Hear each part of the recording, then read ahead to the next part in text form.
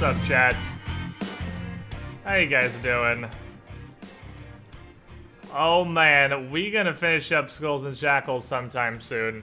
And by sometime soon, I mean probably next week. Possibly the week after that. That's probably the latest amount of weeks it could possibly take, and my body is ready. I don't know about you guys, but my body... It's entirely possible it could end today. Like, it's... what I would say unlikely, but it's actually conceivably possible we could finish this right the fuck now. That excites me. I mean, we're not going to. And I really, really hope we don't, because there's like 2 encounters near the end I'm not really ready to run, but we'll, worst case scenario, wing the fuck out of it and see how it goes. Callan! Numbers. You with the shiniest squidling. Welcome. I believe that's a welcome back to the Squiddy Pool. Thank you for your support. Glad you're enjoying the content. So, we gonna play this shit for a few hours, and then we gonna play Paragon with some viewers, because that's what we do. Squid the Respawn, anyone would live in Ustalav as they're unable to leave. I mean, okay, yeah, fair enough. I mean, Galarian's is kind of a pretty shitty place as a whole, isn't it? I mean, who outside of, like... Actually, there's plenty of places you can live in Galarian that don't suck. Most of them suck intermittently, but, like, most of the river kingdoms are fine. That's not a big deal. Most of Arisia is probably mostly okay. Rahadum's a pretty chill place to live. If you live in Numeria, that's pretty dope. I mean, honestly, just living in the Shackles probably isn't that bad. Because you're immune to the pirates by proximity. You just become the pirates, and then the rest of the pirates don't raid you. Hello. How are we doing, team? Hello. So, we have, as is becoming more and more common here, Shamu and the Chas. This Hi. seems to be our consistent group here. Is We can tell Shamu and time. the Chas. I think there's a little more to it than that. I But, did too. I was just being really nice. No, I get you. I get you. So, we got Shamu and the Chas. You guys want to do this the same way we did before? How did we split this up before? I know Gellius played Samael and I played Volsung. Is that what we did? Yeah. You were Okay. sniping bitches with balls. We'll just do the same shit. I'm going to hope that Larkin leveled his character sheet up to 14. He did not. That's fine. Whatever. Give me a chance to bet on that one. I was gonna go the over/under, and I was definitely gonna take the under. Well, that's all right. I will just run him, and then I, foreseeing this situation, gave you guys Sandara. So I will just run 2 level 13 characters, which will add up to 1 level 14 character. Because you guys, I'm assuming, we're going to agree to take Sandara with you. Because I have earthly idea why you would not do that when given the option to take Sandara with you. Yeah, we don't either. No girls allowed. Squid Kappa. Pepperidge Farm 1429 donates $5. Remembers. Remember when Shenmue streamed or played Destiny? Yeah, we don't either. Thank you No, you for the $5 link. I appreciate your donation. I played it for a long time. In fact, I even had things about how I hated how they called it a sun singer because I literally threw suns at people. Why is it not called a sun slinger? I actually always thought it was Sunslinger. It's not. It wasn't. I actually didn't even realize that. I thought it was Sunslinger. That was the main reason I stopped playing. Just saying. That L. Yeah, we played. We streamed Destiny all day yesterday with the new content that's out. Rise of Iron's pretty neat. It's I bet it is, but the grind way back hurt my soul deeply. Well, I mean, I don't know how the grind for Rise of Iron is, because we haven't gotten to the grindy part yet, we've just been doing the missions, but when you get Rise of Iron, you get a spark that instantly levels a character to 40, so you can immediately do Rise of Iron, which is pretty cool. So, you skip all of the previous grinds and go directly to Rise of Iron.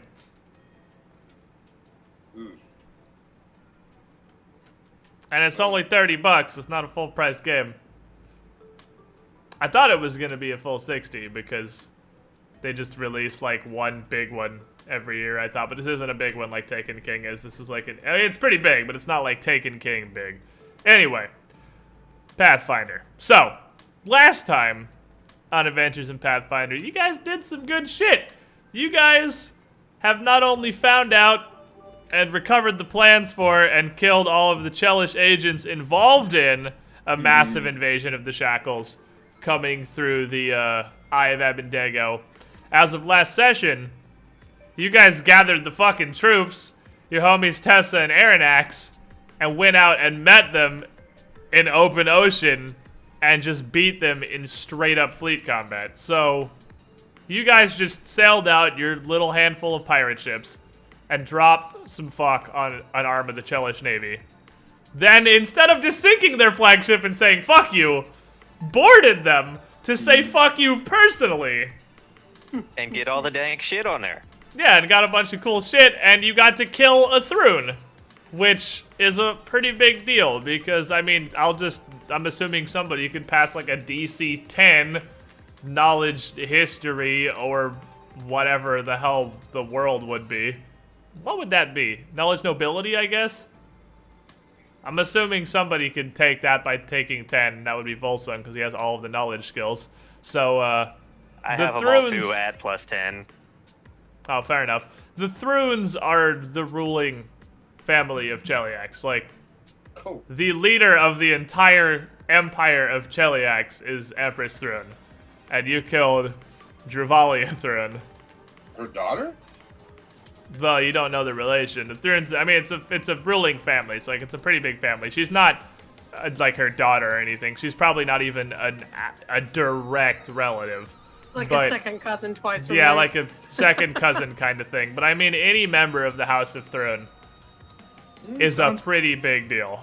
Sounds like killing her caused a little bit of chaos. I'm pretty sure Dagon would be pleased. Yeah, especially considering that she was a major naval admiral of Cheliax. And the point is, you little shitty pirates gathered up enough ships to fuck up Dravalia Thrune, fuck up her entire navy, without the help of Kerdek Vonefist.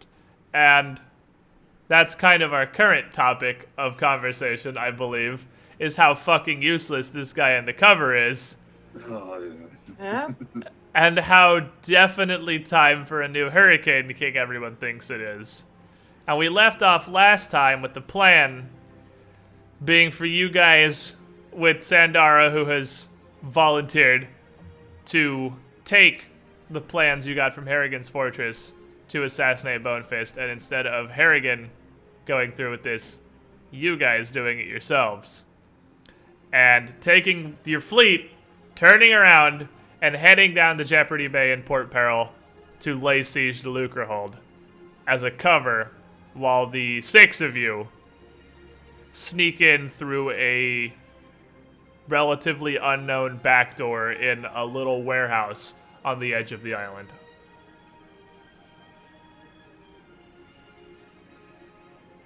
So we doing that thing? Yeah, we're doing that thing. I'm kind of thinking for a second though, like, is it a good idea to start the big naval battle?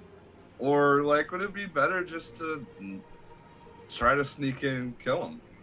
And he wouldn't be alerted to anything at the time. So you guys are still, at the moment where we left off, you're still in the room with Tessa, Aranax, and Sandara. So Aranax replies, well, the problem is if he does know. This is limited information. What we've got on these plans here is a route, but nothing about guard or defenses. And if Bonefist has all of his troops and crews available, and he does realize you're coming in the back door, there's no way you're going to get in there to put him down. The point of the siege of Port Peril is to draw out as many of his forces as possible. It's to show of force, basically, to make him worry about us and not have anyone left to be responding to the back door. I mean, it's possible sneaking in could work. Exactly, it's a distraction fleet. I mean, you see our ships, what's left. We're in no state to actually fight him, but we're not planning on fighting him up front. We're just planning on drawing him out. It's possible sneaking in could work, but it's a risk. I mean, both ways are risks, honestly.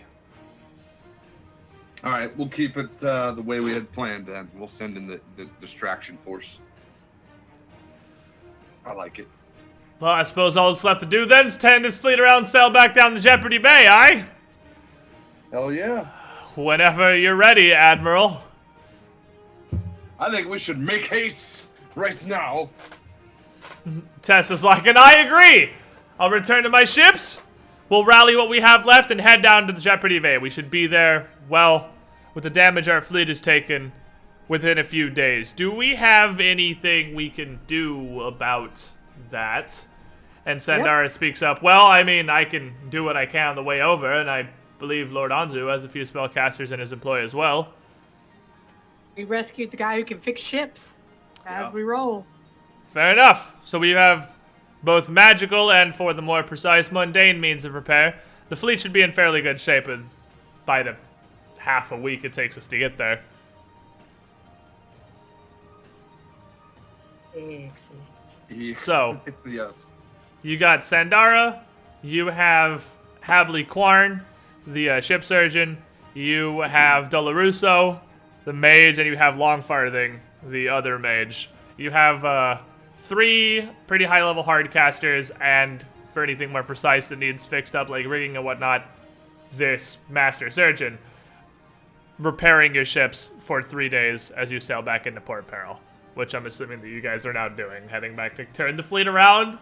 Victory fleet's coming home, but it's for a second battle here, not for the drinking and the celebrating quite yet. So, as you guys get over there, as you guys near Port Peril, you had what? I had one question. Finding out if an item is cursed is just the spellcraft check when you identify it, right? Yes. And a 36 didn't bring up anything on that robe? No, why? Are you wondering because I'm now? paranoid about it. It's an evil robe of the Archmagi. Yeah, after I realized I could use it, I'm like, I'm worried about this before I want to check and make sure before I stick it on. No, it would just be the spellcraft check when you identified it, and it's just a black evil robe of the Archmagi. All right. So you guys get within a day of. Are you putting it on then? Are you? How does it work with your? Oh, you don't wear armor, do you? Because you're a magus. You don't. Do you wear armor at all? I don't wear armor. No, this is just. I think Is it chest or body? I know I put it down. Pretty sure it's body, because it's like an armor replacement, basically. Yeah, it's body. Yeah, chest is like Quick Runner's shirt or whatever. That's the only chest item I know about is Quick Runner's shirt. What a coincidence. I have one of those. Yeah, it's the only chest item worth buying in like the entire game, because Quick Runner's shirt is amazing. It's like, sure, it's once a day, but it's fucking amazing once a day. But, So, I'll be wearing it. I don't think this is gonna come up, but I won't be sleeping in it like we always joke about the stuff you have to wear for 24 hours. Oh yeah, it's not one of those, I don't think. It's not like, because it doesn't have an actual stat bonus. I have to make the check every hour to keep emulating. So I don't want to wake up with negative levels every day. So I'm just saying that. Yeah, that'd be super annoying. I get you. So I don't think we're gonna be attacked while we're sleeping or anything, but if we are, I'm not wearing it. Alright, well. This is funny to me, because it totally is cursed. So you put the robe of the Archmagi on, and immediately feel weakened, like severely weakened. And not only weakened, but retarded. Oh no! And this reduces your strength and your intelligence by 10. Instead of what you thought the robe of the Archmagi was going to do. Because it turns out this is a robe of powerlessness. So, did she just... Why didn't... So, did she have that 36 didn't appraise that as that? No, because a robe of the Archmagi takes a 32 or something. Let me pull it back up. Robe of the Archmagi, it was in the 10 range, because it's 15 plus caster level, which was like 28 or something. And then, yeah, it is 28 because it's CL 13 Robe of Powerlessness. So 15 plus 13 is 28. So to identify it as 28, to identify that it's cursed is 38 because it's 10 higher. Oh, did we have Sandara even try to look at it, or did you just put it on?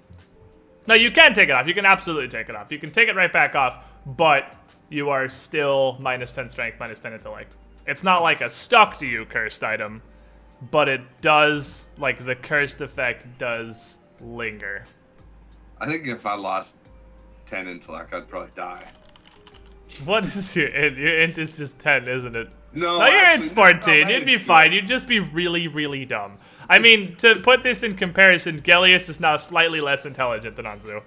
However, at 0 strength, he is incapable of removing the cloak because he is effectively paralyzed. So we have to take it off for him. So he puts on... I think they'd notice. Yeah, they would probably notice somewhere around you're like, alright, dank fucking cape. You put it on and just eat shit on the deck immediately. Because you can no longer... You literally can't stand up or move because you have 0 strength. So, they pull the robe off of you, and you are still just laying on the deck. Because that doesn't reverse the effects. And, well, this is gonna put a kink in our plans. Shit. This is the problem. Because no, he's not dead. It wasn't con, it's strength. You're not dead at 0 strength, you just can't move.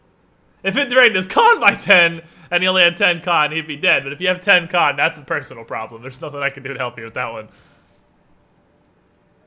Well, I mean, I'm assuming they'd grab Sandara for this. Well, I mean, you can't talk because you have 0 strength. Yeah, we're gonna say...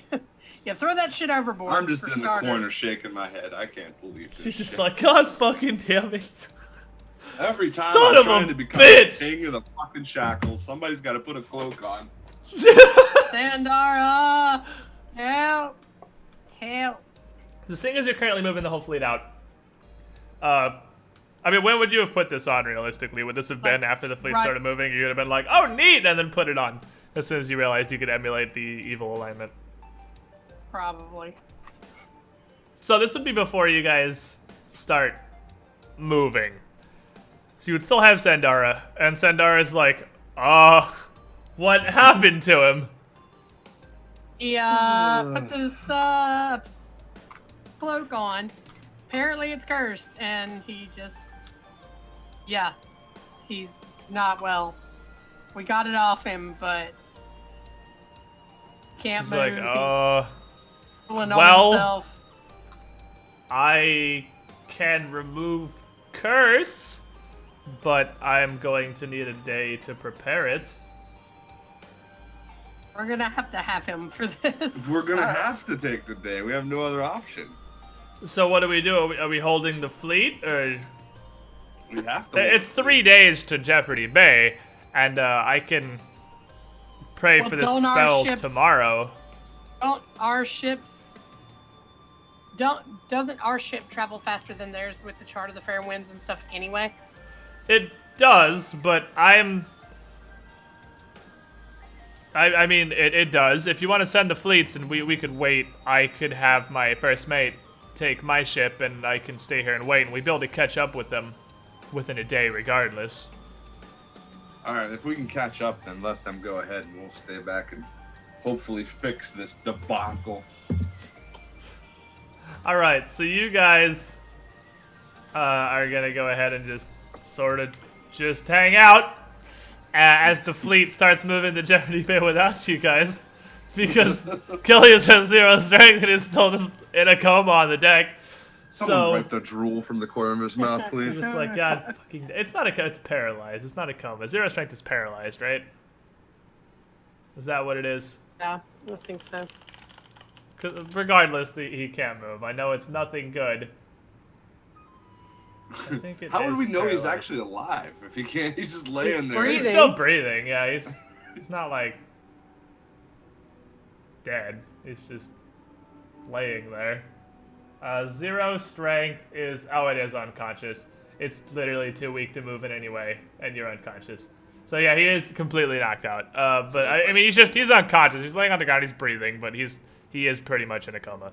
So as the fleet starts to move, do you guys just kind of hang out in the waters outside Dredgeport, waiting for the next day? You guys sleep. You wake up the next day. Master of Gales would be going back to Dredgeport to continue doing what he do, as although he hasn't really voiced an opinion one way or the other on the whole hurricane thing, he isn't going to come with your fleet to siege the capital of his own country. So he's going to go back to Dredgeport and do Dredgeport things. I'm glad he's keeping his fucking nose out of it then. That's fine. Sandara, the next day, wakes up, preps remove curse. Cast remove curse on Gellius. Hot fucking roll. So she casts remove curse on Gellius. And Gellius is still laying there like an unconscious noodle. So she just kind of pokes him with Cure Light Wounds real quick, like, to see if that helps. And he's still unconscious. Oh, balls. Okay, why didn't that work? Do we have any idea? Well, I mean, it could be a particularly powerful curse. The removal, I don't know what the curse is the difficulty. I have no ability myself to assess magical items and artifacts. Can any of you try again with the robe to try and see if we can suss out what the curse might be? Well, you want one of us to put it on. Well, no, I want one of you a to spellcraft check. Exactly. Oh, okay. That's got to be Volsung or. Well, let's see what Volsung's got. Volsung I have a 6. Samael got nothing. Volsung does not have spellcraft. And okay. Samael with a 23 doesn't, yeah, he can't even successfully identify as the robe of the Archmagi. So, I need a hot 20. she's like, well, do you have spellcraft? I do. She's like, hold on. Okay. Let me see if I can help with this. Because I believe, since she hasn't prepped any other skills yet, she can totally prep Identify. Which technically I don't think would transfer over to Anzu. But she is going to do it anyway. Isn't there a higher level version of Identify? I know there's like greater detect magic, and there's analyze something. I know there is definitely a higher tier that she would prepare. It's not called Analyze. Detect Magic. Detect Magic Greater. What's Detect Magic Greater do?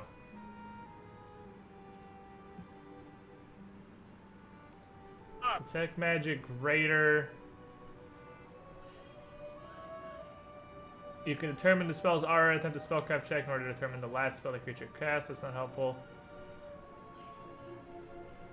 That's more for identifying like other casters and shit. I don't think this does much to identify items. Yeah, Analyze Member is arcane only. Yeah, this looks like it's... that's the one I was thinking of. Yeah, Greater Detect Magic is really just for identifying spells and whatnot as they're cast. It actually lets you identify the last spell somebody cast, which is kind of neat. I didn't know about that. Oh, and it gives you the ability to, like, straight up auto-detect spells that are being cast. Alright, that's kind of cool. So, she's got Identify. And she doesn't have the skill, so she can't aid another. But Identify is going to give you a plus 10 on this, Anzu. Okay. Well, let's see what we can do. Does Larkin really not have any spellcraft? He does not. He has no I got rank 2 limit. better! You did do a little bit better, but it's 28 to even identify the Robe of the Archmagi, so you have no idea. And she's like, well, shit. Maybe we're looking at this the wrong way. Maybe,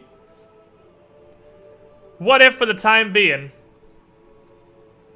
in order just to get us down to Port Peril, possibly it's something we can address the symptoms rather than the actual cause itself here. If you get my meaning. And she is going to roll a hot cleric heal check of 32 and realize that he has had his fucking strength drained like a motherfucker. So then she is going to cast Lesser Restoration, which she normally has how many casts of automatically? She knows she actually doesn't bring any of those by default. She has those in... She has a scroll of restoration. Yeah, she's got a scroll of restoration. So she realizes that Gellius has just literally 0 strength is the reason he's unconscious. With a 32 heal check. And she is going to pull out her scroll. And she is, it's like a 3-round cast. So over the course of like 18 seconds, read the spell off of this scroll. And cast it on Gellius. And that is going to restore his strength to 10. And he's up. Actually, I believe regular restoration would restore his strength and his intelligence, wouldn't it? Or is that greater that does 2 different stats? I think one of them does all stat damage. It's the difference between damage and drain. It's just damage. Yep, it's just damage on this one. So that would restore all your strength and your intelligence. It can restore drain from 1 stat or all damage, and you have 10 damage to your strength and intellect. So you are back to normal. Well, you're awake, but you're back to normal for now. So you feel like you have been returned. I mean, you're conscious, so you feel like you have had your strength and you don't feel retarded anymore. Which, to be fair, you never felt retarded because you immediately passed out as soon as you started feeling retarded. So you never got the opportunity to feel retarded. I also still would have had 13 intelligence. Yeah, I mean, I guess it's not, well, it's retarded compared to what you're used to, I suppose. You dropped up from Magus intellect to Anzu intellect. Hey, less than Anzu. Slightly less than odds of intellect. So yes, No, you are. Just gonna be like, don't put it back on. Don't touch Throw it. that shit over. Don't look touch at it. Don't think about it. We should seriously keep that shit, and maybe we can troll somebody with it. Wondering Like, hey, if look- hypothetically, maybe, I don't know, that was Thruin's plan for capturing the Master of Gales, mayhaps. Oh, wow. That's dirty. So what you're saying is, I need to stealth holding it, and I need to go up behind Bone Fist and put it on him You would need to, like, Dude, that would grapple him. and grapple him. Yeah, that's He not would, gonna or happen. he'd need to be helpless. He'd need to be helpless, pinned, or willing for you to put the cloak Maybe on it was him. better to be like, we've brought you a gift, Your Majesty. Put on this dank robe! Look at this fucking robe I got from a throne, Your Majesty.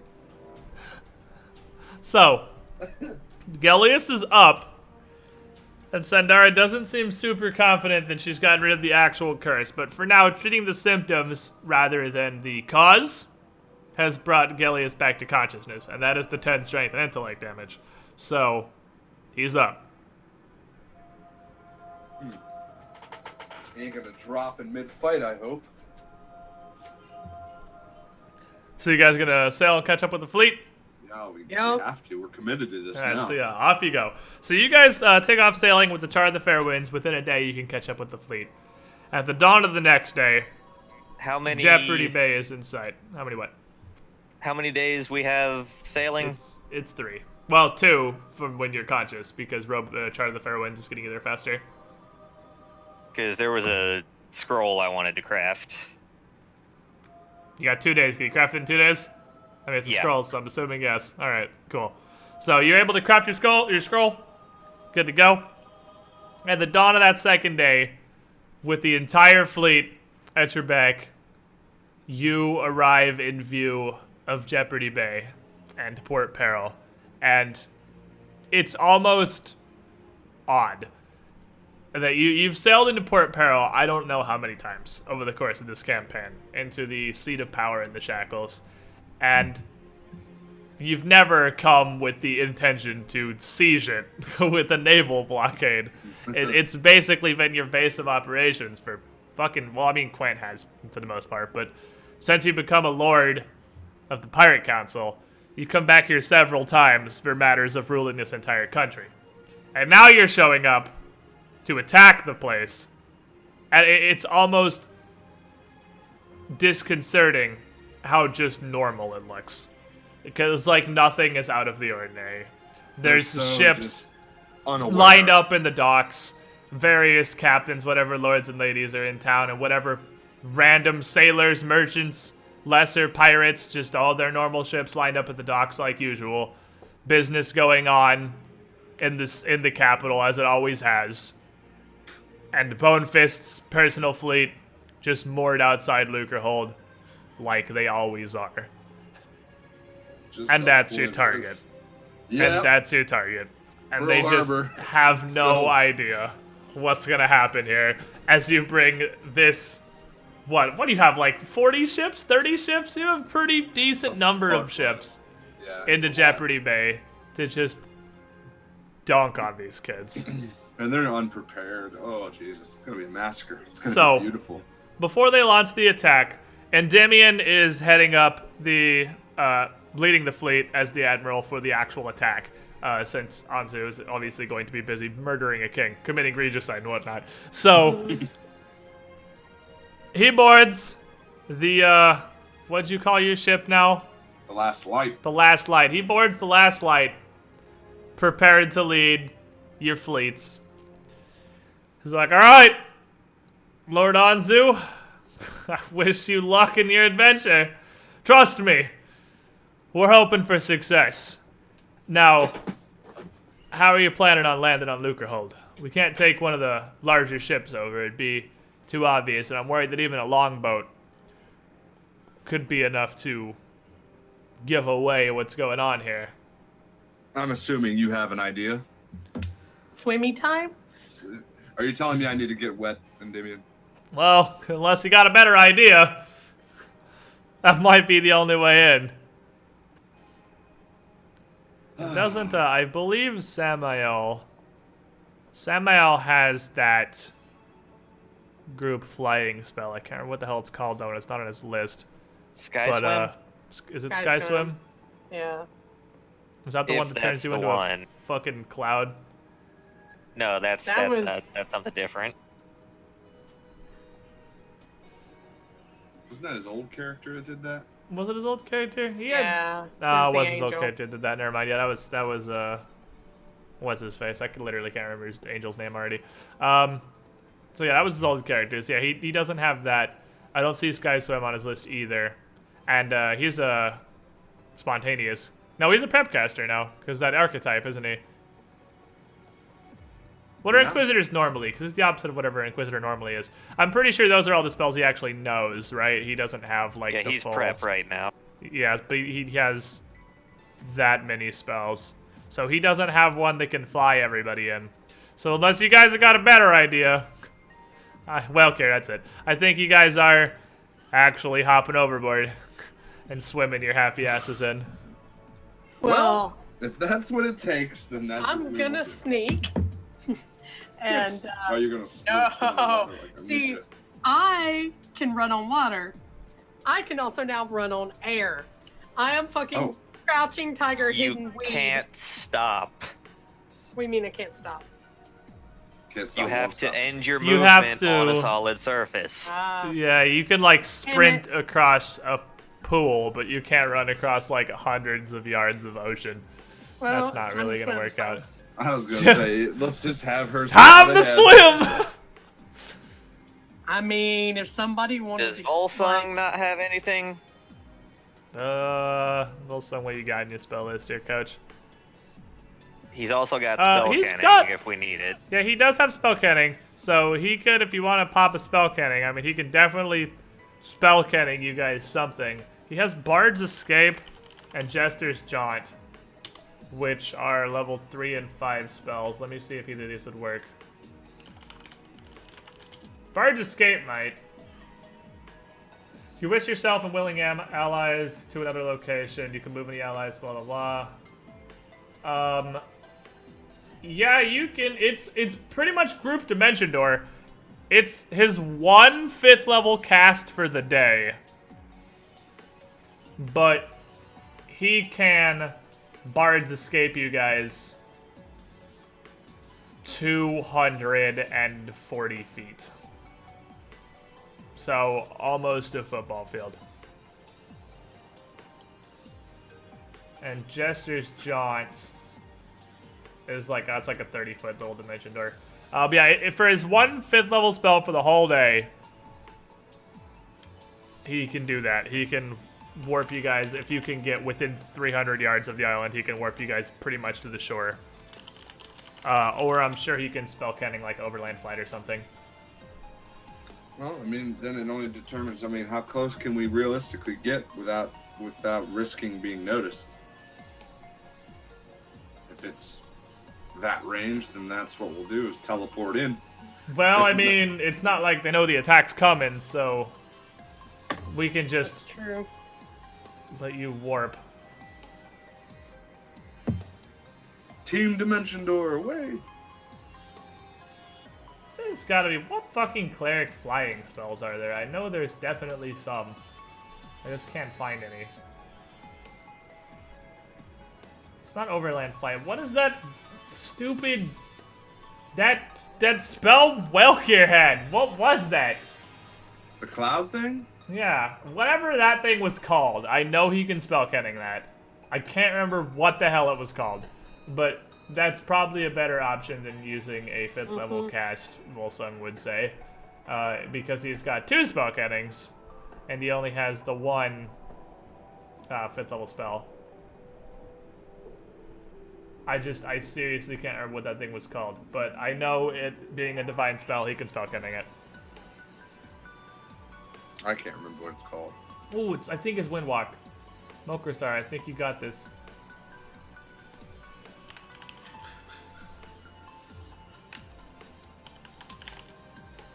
Windwalk.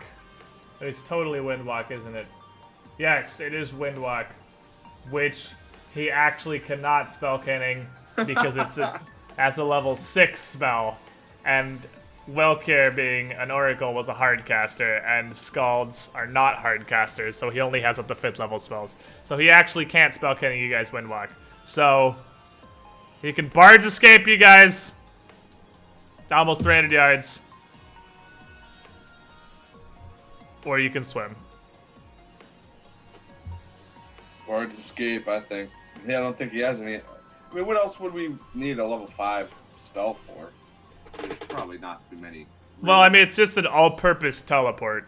It's like we might need it to. That's like, I mean, that's how he killed Dravalia. He Bard's escaped him and Samael right next to Dravalia, and then Samael just dumped the full attack interface. Oh, that was the spell he used. Yeah, that was the spell he used. Was Bard's Escape to get him over there. All right, we're swimming then. Fine. I mean, it's just an all-purpose teleport. It's for whatever purposes you would want to teleport for. And getting into Lucrehold is a purpose you might want to teleport for. There might be other purposes you want to teleport for.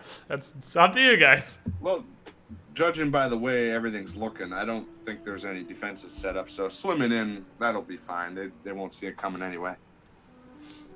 Hopefully. All right. In you go, kiddos. I mean, I can go and scout ahead. That would be great. Yes. I mean, all your swim checks fucking suck, but are any of them so bad? Looking at Anzu's spell sheet that he is gonna literally have trouble just swimming through a calm ocean because it looks like that's Anzu in a nutshell right there. I have a 7. I see 5. Damn it! Why is your shit's all messed up? Yeah, let me refresh this. I'm not seeing your new ability score modifier. There it is. Now it's showing a 7. Oh. I just refreshed it. I refreshed it. Now it's fine. I don't know what's up with that. So yeah, you have 7 swim. Since you're not in combat or anything right now, you can take 10. So you guys, taking 10, you'll be fine. She can scout ahead and make sure there's. I mean, she's a lot more stealthy than us to make sure the path is clear. So Aranak says, "All right, that's a hell of a swim. So we'll give you a few minutes before we start our attack on Bonefist's fleet. Obviously, we don't want to engage in an extended battle here. We just want to draw them out. So we'll fire a few volleys just to get them to scramble, and then pull them back further into the bay. Sound good? Sounds like a plan. Good. All right, go get them, Coach. It's all you. You too, buddy. So. Too bad we don't know the layout of Lucrehold, because we could just get onto land and then sneak in and then like teleport up. Well, we know what their plan was to sneak in and get. We have that. Do we have a map? We've got that map. You have like a general map. Let me draw you what you guys have got, because actually I might be able to show you a little bit here. It is this one. Yes. Let me give you guys a little thing here so I can just throw a light.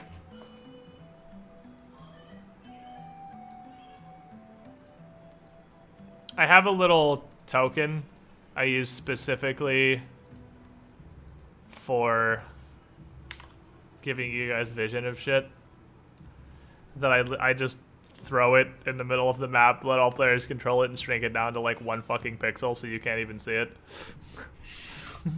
That's pretty much how it works.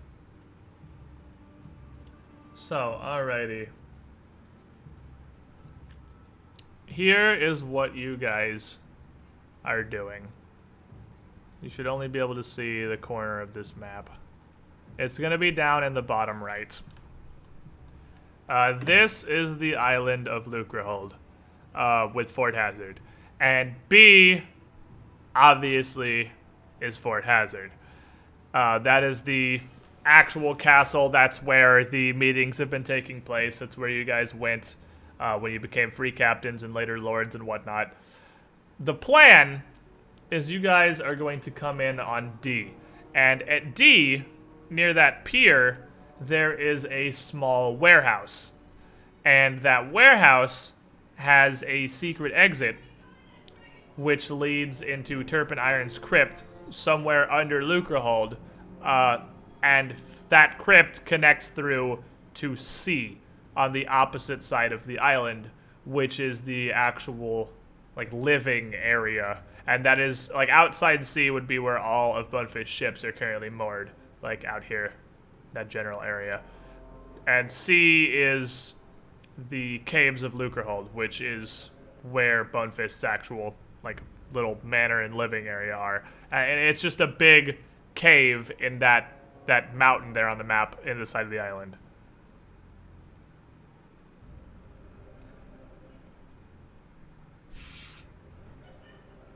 So the plan is you're literally hitting the opposite side of the island.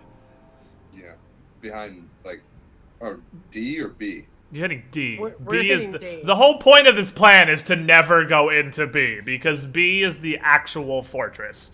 And you are using the secret path through D to circumvent the actual fortress. Underground from here to there. Perfect.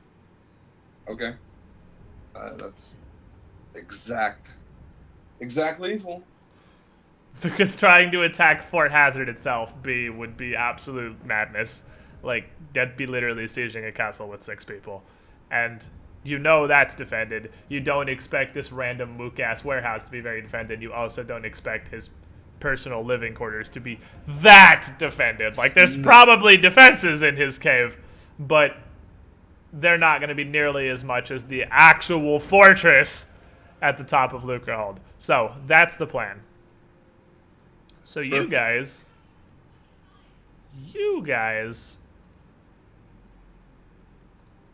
are going to show up at this random little warehouse. And as you swim your happy asses over,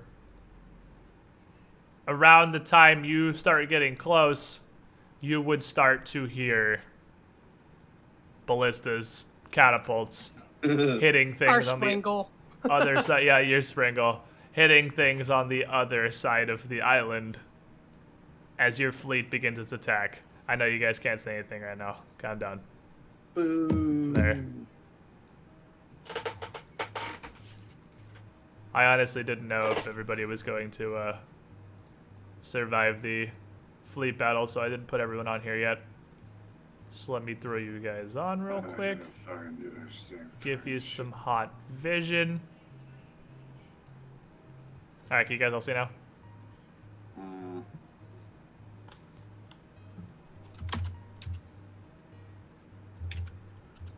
Bonzo?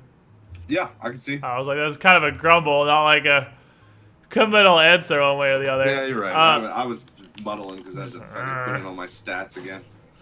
Boop. Sandara. I need controlling. Not on the pointer. You need to not be on the ruler. Herpaderp. That's very, very wrong. Alright, let me see. So she has got 84 HP and she has 7 channels. Do I have any more key since I leveled up, Ryan, or not? Increase or no? I put how many you should have on your sheet. Talking, I can't hear him. Why? Why would Discord not what work? is your Discord problem? Nobody has Discord issues but you. And you have them every single week. I don't understand. I just don't. I don't know. Speak, Ryan. I put your key on your character sheet. Is that a confirmation of hearing? Jesus, take the fucking wheel. Jesus, take the wheel. No? Yes? Hello, yes. Can you Yes. hear him? Okay. I can hear. Okay, Yeah. cool. All right, so as you guys would climb up from the shore, just kind of swimming up, and the few people just kind of scattered around the Lucrehold doing their work would kind of eyeball you like, what the fuck is this guy doing? And most of them at this point would probably recognize you, so they'd give you kind of a weird look. But being a Lord of the Pirate Council, none of them are going to address you or anything. They're just kind of like, why is Anzu and his officers climbing out of the water on Lucrehold? Like, did he get marooned? What the fuck happened? Anyway, back to work. No one is going to actually make any contact with you at all. God Now, this warehouse is not terribly large. You can see the entire front side of it here. It's not a very big warehouse. It has two means of entrance that you can see from here. It has a large double door that is right in front of you that is pretty big, and this clearly looks like it is a way for them to bring in shipments and crates and whatnot, and a smaller service door over to the side. And the path leads either way.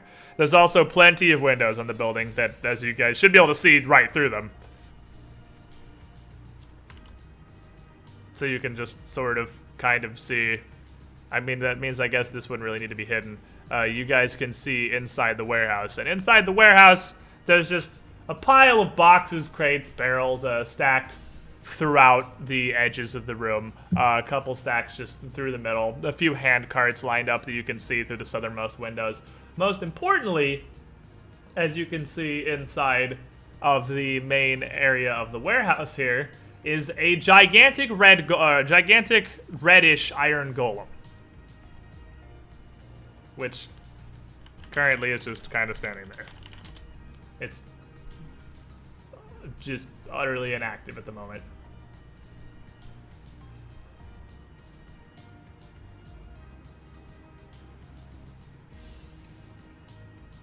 Oh, Tim? Hello? Hello. Oh, hello. What you guys doing? That's a scary golem. It's just kind of standing against, standing near the back wall of the warehouse, just standing upright, completely Do we want motionless. to guess where the trap door probably is to get underneath? You have basic blueprints to this warehouse, and you know that you would know the trapdoor is in the liquid storage in the back of the warehouse. Oh, great. Okay. It's not in the main warehouse floor. So it's not in this warehouse, or is in this warehouse? It's in the warehouse, but it's in the liquid storage in the back. You guys are seeing into like the main warehouse floor here. Oh, wait. Well, let's like move up to like here or something, and then maybe we can go around the back. People. The Sandar is just gonna kind of Scouts. follow up the trail I here. need Oh to- god, I'm playing lots of people. All right.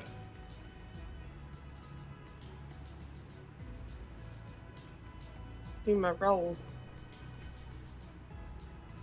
See if you can like. There's really nothing get out to around. sneak with out here. It's sort of just outside. Like, once you get up to the edge of the building, you can try and hide from everybody inside with that 39. But, like, until you get there, it's sort of just a walkway. There's nothing to hide through, really. I also don't have control of Samael's token. Let me fix that. Samael edit. Controlled by Gilius. There you go. Got him? Sweet. Alright, so you guys walk up the path near the service door that's right next to you guys, and Anzu's just kind of walks up to the wall. Sandara's walking up the trail while trying to not be, conspicuous. As Nawaki runs up to the side of the warehouse, like I imagine Kronk and fucking it's Emperor's just- New Groove, to hide against the wall, and Anzu walks up to the middle of the wall on the right. Sandara just kind of walk up the path like, okay? Damn it! You're right. Let's just act casual. I mean, he just walked up. He just walked up and. Yeah, just walked up to. I know. I'm just giving you shit. Just walked up, and now you're just up against the wall, so walk nobody can around see the you from side inside. of the building, then just. I mean, if it's in the back, we'll just find a door in the back somewhere. Find that little hatch. Hopefully, it's nowhere near Iron Giant. I actually don't really need to hide any of these. These can all be visible because you can see in. All right, so you well, move. Go where you want to go, buddy. Lucky, you're the scout. Come on, just walk casually. Well, she can sneak around the edge and make sure that nobody from the inside can see her without Okay. that 39 perception check. Well, I can also do this too. Yeah, that's There's only hidden to spin people on the inside. Well, I mean, All I right. can sneak past windows and stuff. Yeah. So as you are walking around the side of the building, I mean, you see there's another row of windows on the right side of the building, clearly. Hey, look. Okay. Yeah. Hey, look, fucking. I don't know. It does not compute. Well, look. Hold on. I'm checking. I'm making sure there's. All right, so it's coming around the backside, and the backside of the warehouse appears to have no means of entry, door or otherwise. No windows to break through. It's just a solid brick wall. Son of a bitch. Nothing at all back there. Nope. I just imagine Anzu yelling around this warehouse. What do you see back there? Nawaki will come back and he'll. I let would everybody assume she would come back and just relay the information. No, she would share the information. At the backside of the warehouse is just a brick, and there's no windows or doors. Yeah, and that through the windows on the side here, I did in fact see people in these. Yeah, well, as you were slipping by, you would workers. have seen a few various workers, and these workers don't appear to be armored or wielding any weapons. They're just like warehouse workers. They seem to be in a loose definition of a uniform, but each of them does have a kind of like scarlet red cloth armband on.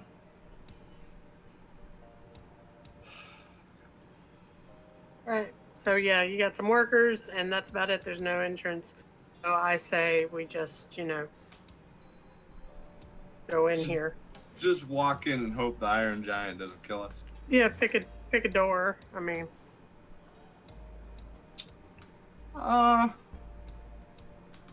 don't think it matters which door. God damn it. Anyone have anything else before I make the decision that kills us all? Any opinions whatsoever? We do have that thing where Sandara can disguise us. You do have veil for Right. about a minute for the whole day. I want to hold on. If you want to to use that here, like she's like, I got it. If you want to do that, but I mean, I wouldn't feel do it like here. I would I wait feel like until- there are going to be much more terrifying and dangerous things to sneak by than a couple of workers clerical workers golem. doing paperwork and shit. Yeah, but I see mean- this actually succeeding and sneaking by, whereas those That's other true. things I don't And see working. She does look in the window, and she's like, "That golem does look a bit threatening." That's what I was saying. But I imagine, seeing as this is just a warehouse, it's probably simply there for loading crates and whatnot. Might not be there to fucking fight. axe in its hand. It doesn't actually have an axe. I'm just using the Dark Souls Iron Golem because it's funny. Fucking rat son of No, a bitch. that's That's it what I'm doesn't. basing my decisions on. It doesn't have an axe. It looks basically like that, but it doesn't have an axe in its hand. I just thought it'd be funny to use the Dark Souls Iron Golem. Is that the dude? I thought he looked familiar. Is that the one that I fought with Iron Man mode? When we Yes. way back? Oh my god, yes it is. It's the Dark Souls So- Iron Golem, yes. We But no, just need to it find pretty the much summon looks like sign that, for Tarkus. but it doesn't have an axe in its hand. So I mean, They already made that in chat. Made that joke in chat. So yeah, it's just a big Iron Golem.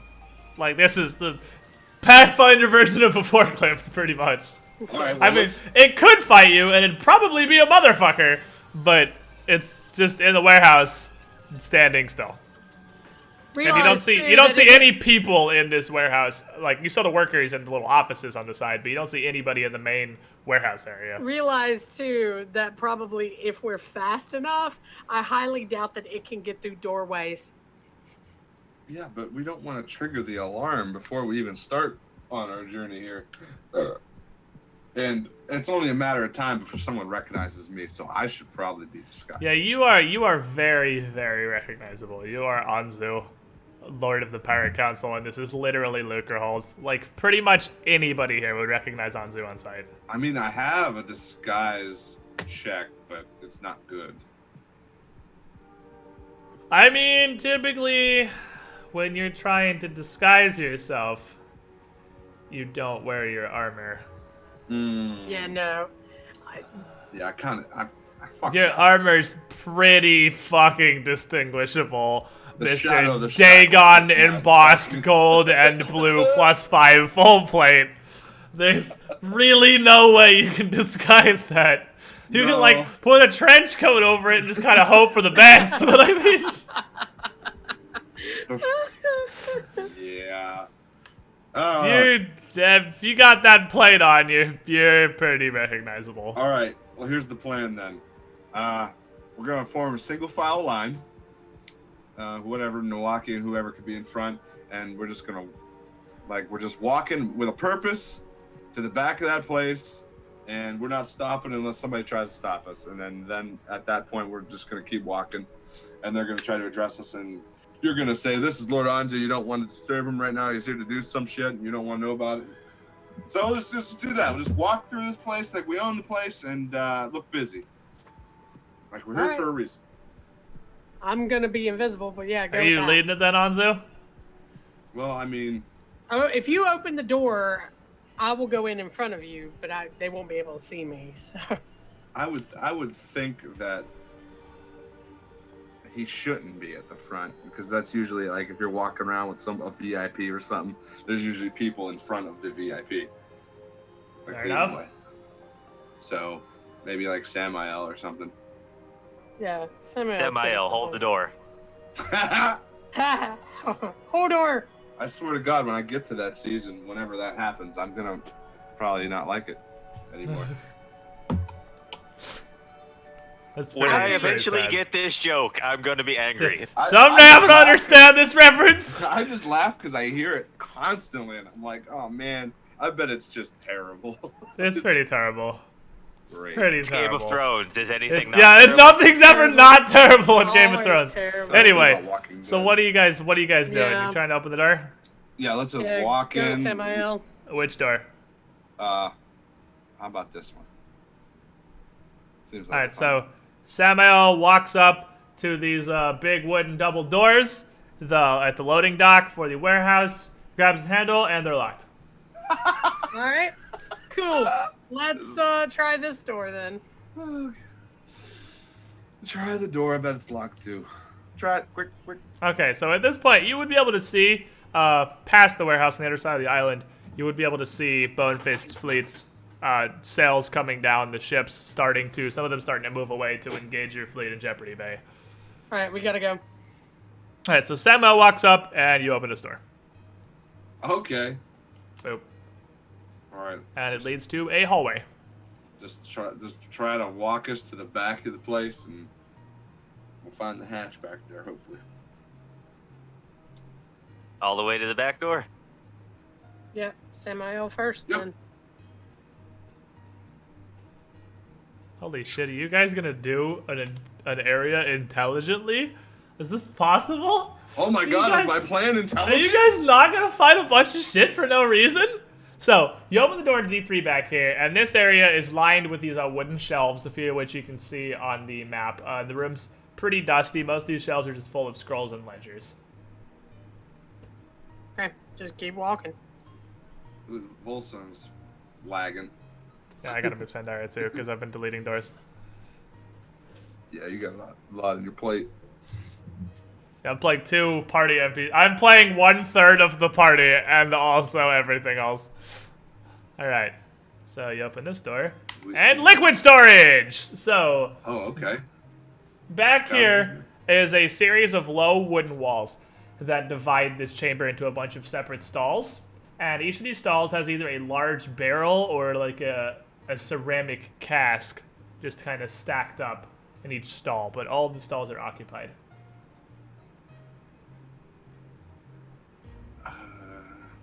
So you know from your plans that the passage should be back here. Someone perceive? So that would the be a good eyes idea. of perception. To have someone perceive. I have no perceptions. My best perception check could be a 19. I believe that is Samael as your current eyeball man. Samael that was has... Gellius's. Oh. Yeah, Gellius got 17, Samael's got 21, Nawaki's got 15. The 23 and the 27 are both enough to know that following your guide, underneath, actually, a huge wooden barrel that looks like it's been there for quite some time. Ah. This one specifically. Hey, right in front of me. Underneath that, there is a large, very ancient trap door. However, this is a ton of rum, and this cask weighs over 2,000 pounds, and is currently sitting on top of the trapdoor. Also has not been moved in years. Okay. We're gonna have to waste good rum, aren't we? I mean, we could start drinking it. Not if we drink fast enough. I meant more like we're gonna have to bust the barrel. No, I bet we can move it. A couple of us, right? Come on. Well, you can drag twice what you can, or 4 times, I think, what you can carry. I got newfound strength in me. And you, with your 24 strength, can carry a lot. You can actually single-handedly drag this with 24 strength. Goddamn, Anzu. Yeah, I was gonna say, did we ever get rid of those muleback cords? Yeah, we got the muleback cords too. It's like fucking your workout for the day, but with 24 strength, you can single-handedly, just to put into perspective how strong Anzu is right now, you can single-handedly drag this 2,000-pound cask of rum. It's not like you're lifting it, it's like you're dragging it across the floor, but you can do that. So, make me a strength check. Okay. You don't technically need to, but just for lulz. Because you always shit the bed on these. I have 1 or 2 ever that were good. This is not one of them. So, you walk up, you're like, alright! Stand aside, I just realized my belt wasn't factored into my strength score, kids! And you grab the edges of the cask, and you just, oh god, my legs. Alright. My back. I can Hold on. stretch properly. Hold on, alright, hold on, I got this. Roll me another one. Let's try that again. This time with feeling. There you go. Alright, so it takes you some effort, but you are able to drag this cask out from its little nook, and you can see now exposed the stone trap door in the floor. Alright, well, I'm gonna check it for traps. You guys actually did the warehouse without fighting everything for no reason. I'm so fucking proud of you. You have no idea. It's the first We can always time come back ever. later. Yeah, I mean, it's not like... This is literally the first time you have done a map in a way that isn't kill everything, Hodor Hodor. I'm so proud of you. We're evolving. Alright, so you don't see any traps. They're locked? Because there's totally a room full of guards that are gonna pour out when the Iron Golem starts pounding on you, and the workers in the offices go call for more reinforcements, and everything just sucks. Nope. We're going around. So, no traps. No traps. Unlocked. Unlocked. Let's go. So you lift this stone trapdoor, and it leads to an iron ladder. Drops into the darkness. Well, it's a good thing I have night vision. How you can see is it's only 25 feet down. 25 feet down, it leads to what looks like a dirt and stone tunnel. Like it almost literally looks like a mine shaft. It's just a rough-hewn tunnel underground. Everyone else that doesn't have night vision is going to need some way to see.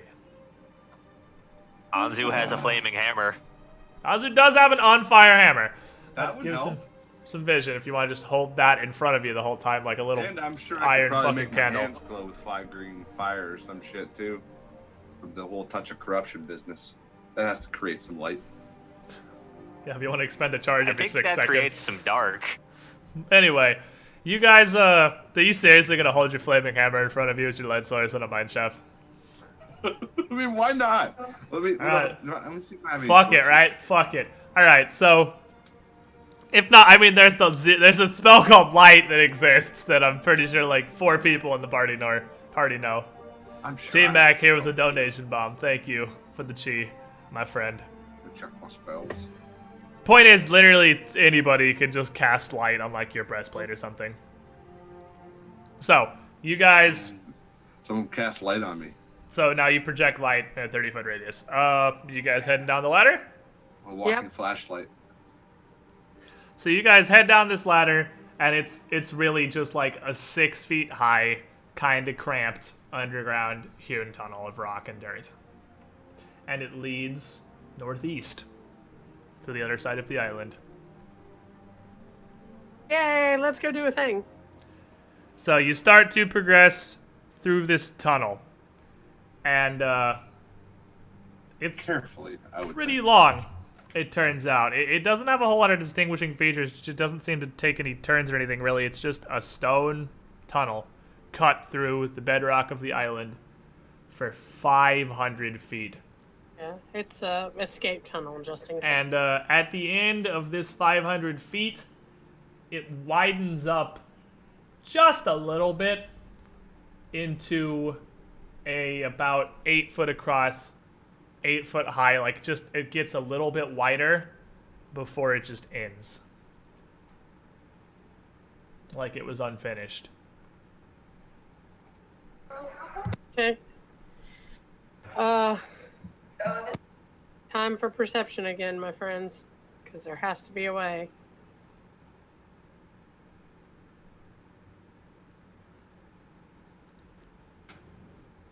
Perceptions.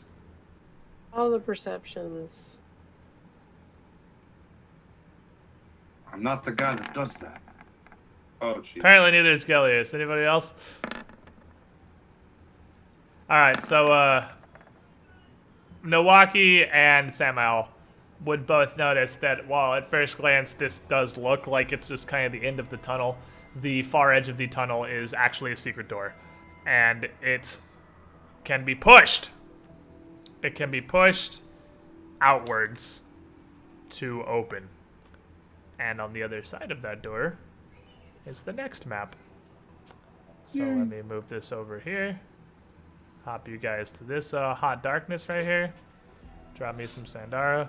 This part's kind of annoying because this little intro tunnel is so fucking narrow. I don't know how to pile you guys in, really. So I'm going to move some of you. I'm going to put some of you in the actual room. But it's fine because nothing in the room is immediately going to attack you. So you guys are... Don't worry about it. You're fine. You're fine. Samael. Volsung. Milwaukee. Hanzu. And Gellius. And I just got to give you guys some hot vision.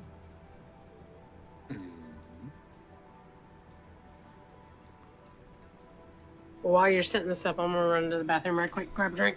Okay, so who... So one of the biggest failings of the system here is that there's no way to represent night vision. Actually, no, there totally is. Milwaukee has night vision. Who else has night vision? Or dark vision, rather. Samael and Gellius both have dark vision. Okay. So Samael... Because he's a Dampier, right? Yes. Gellius has dark vision. And then Anzu has light cast on him. So everybody can see that. So Volsung can see Volsung and Anzu and Sandara are dependent on Anzu's light because none of them have night vision. So you guys open this this wooden door, and it leads you into a room that actually does have a little bit of light in it. The one in this entire map.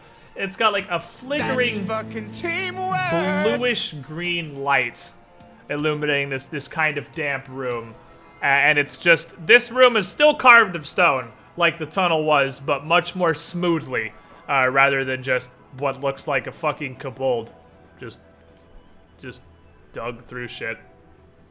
And then an alcove to the south end, you can see that little statue right there, is a likeness of a woman dressed in pirate clothes, complete with an eye patch, that at this point in your pirate careers, literally anybody would be able to. It says DC 15 knowledge religion check. You can suck my asshole. We've been pirate captains for like a fucking year. I think you guys would recognize a statue of Besmara by this point. I don't think you guys would need a knowledge religion check to identify a statue of Besmara. So you would know that this right here is a large stone statue of Besmara with a cutlass in one hand. I recognize it.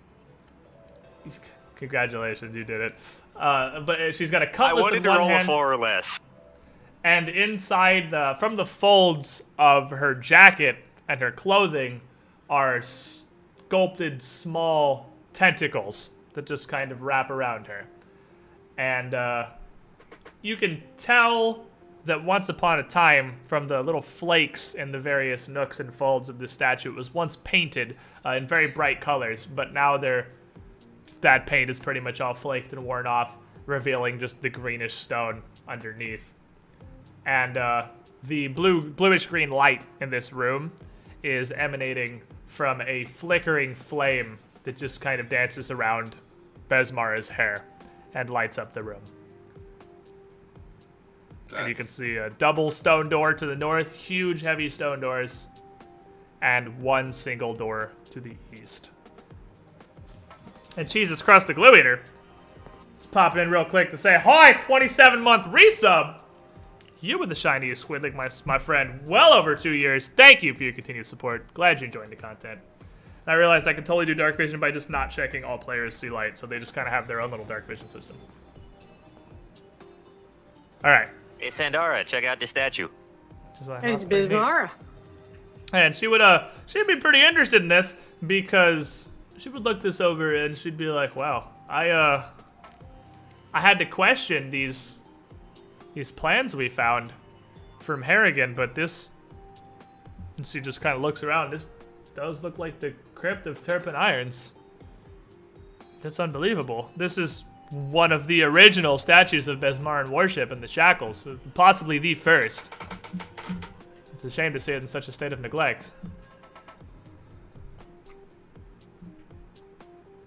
That's fantastic. Hey, which way do you think we should go?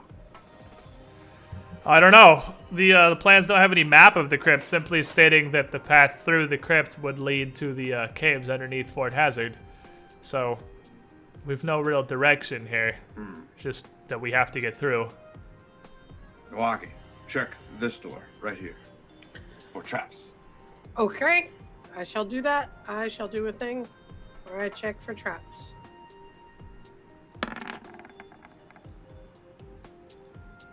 You don't see any traps. Ooh.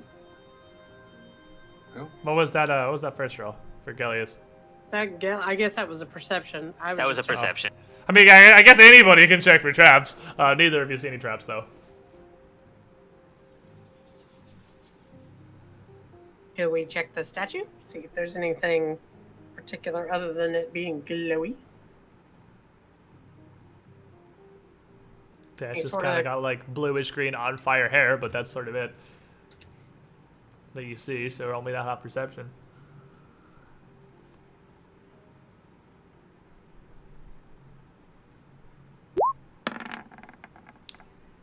With the 31, you don't see anything else particularly interesting about the statue. It's just, I mean, you can tell it's decades old, possibly a century, but that's about it. This statue looks like it's literally as old as the Shackles, which lines up with what Sandara said, that it might literally be as old as the Shackles. All right, side door then? Yeah, try it out. Okay, guess we'll open the side door then. Who's opened the side door? Me. Isn't it always me? All right, yep. Why it's does not this thing keep resetting my health? Because you haven't up every page. Because you're not updating it in the journal where I drag the tokens from? I have 100% updated it into the journal, and it doesn't make a difference. Well, I'm dragged out of the journal, so... I don't know. Yeah, it's correct in the journal, and it's like 3 levels behind when you drag it out. I don't know. That's because your HP bar is just HP, not your HP from the journal. You have to use that little drop-down menu to make it line up with the stuff from the journal. What drop-down menu? You guys not have that?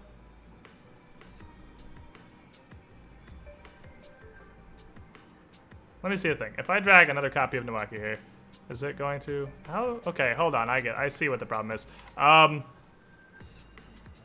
Because it's not automatically assigning this from the journal. I see the problem. I just am not really. I don't know how to fix. Oh no, I know exactly how to fix that. Hold on, give me like 15 seconds, and we'll never have to deal with that again. Okay. Boone touches, and Samael has got. Oh, Samael's already done it.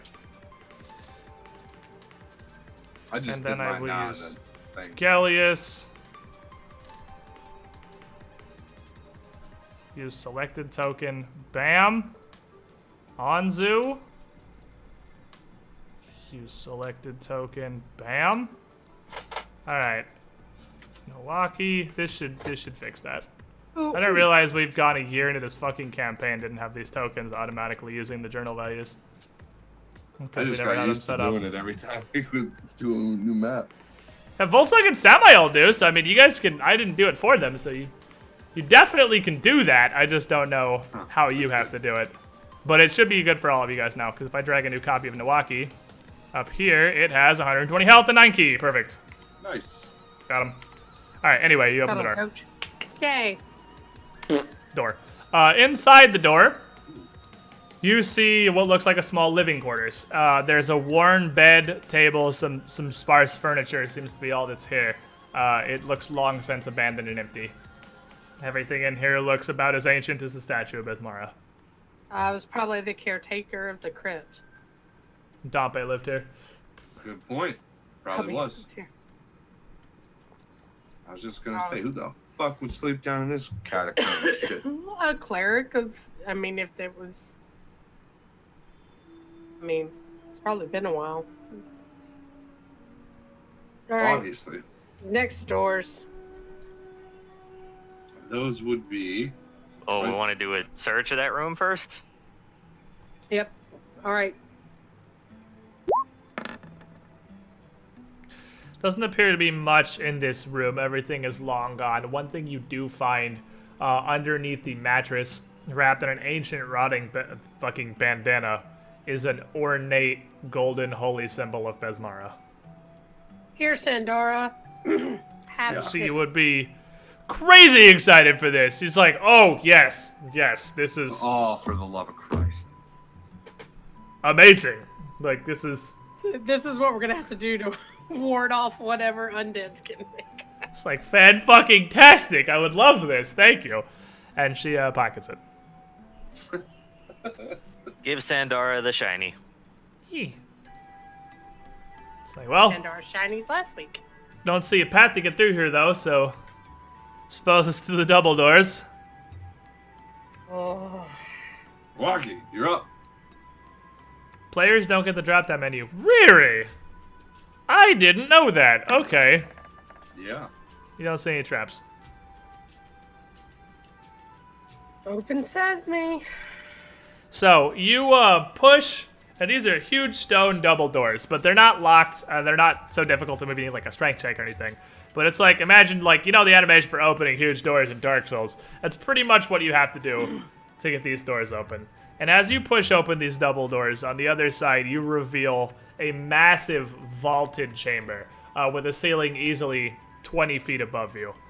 And the room is nearly empty. Like, there's nothing on the walls, no furniture, just a stone chamber with 3 more sets of double doors, each leading in one of the cardinal directions. Ah, Jesus Christ almighty. Anybody have a compass and know which way we started and which way we need? Does anybody have no direction? Because I actually like Paizo for doing this. These maps aren't all aligned with north at the top. Oh, cool. Would that be like knowledge geography? That would be Dungeoneering? I believe it is geography, or survival, but I think you'd be able to see the sky or something. But you might make me a geography, and if you roll dope. There's also a level like 1 or 0 spell just called No Direction. I definitely don't have geography, so somebody with that. Let me check real quick. I had dungeoneering and geography on Mickey, but I don't. I think I had dungeoneering on Artemisia, but that was 10 years ago. Mm-hmm. So it would basically just be to keep track of the, of knowing what direction. Which way we were going. Yeah. None of us brought a fucking compass? We're really bad pirates. You're terrible pirates! Yeah, Hey. knowledge geography definitely does. That would be survival, if anything. Because it wouldn't be a knowledge, because there's nothing here you can use to knowledge out Well, what direction you're facing. I had a great survival check, but then Anzu murderlated me. So yeah, a good survival check will let you just know north. Because it's basically you keep track of it as you're going. Surprisingly, I don't have that either. Does anybody have survival? Sandara has 6 because she's apparently a better pirate than the rest of you. I don't know with a god like Ooh. Samael had that 4. Sandara's got no earthly idea. Everybody. Yes. Did I just crash, or Rock did your everybody body. else just crash? Okay. Wow, Roll20 just kicked you all out and then brought you all back in. Is that your survival, Gallius? Yeah, that was Samael's, the 23. Okay. Sambel's like, you idiots, north is the top of the map, like always. Ooh! Listen. Wow, so we just wasted 5 minutes of our life for no fucking Well, reason metagaming? Okay. Wow. All right. Well, I mean, I had to say it how Samael would say it. Metagaming. Yeah, exactly. That's not wasting time. That's playing correctly. Mm-hmm. Oops. Okay, so we played correctly. Damn it. So, right. you got 3 sets of double doors, Tim. Shit. We're going this way. Excuse me? I think Didn't we we should just say check the north? side doors first. There's other shit down here, though.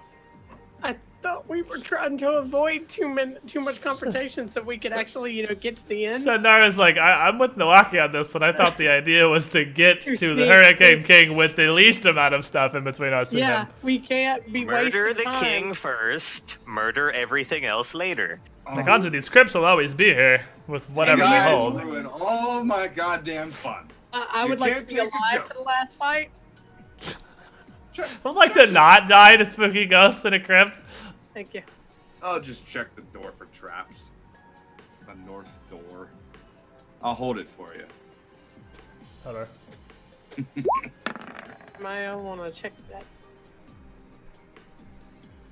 that. You don't see any traps. Are they locked?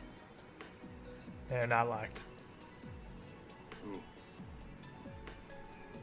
Regret everything. Open the doors. Boop. So you see through this doorway, you see into a, what looks like a partially finished burial crypt.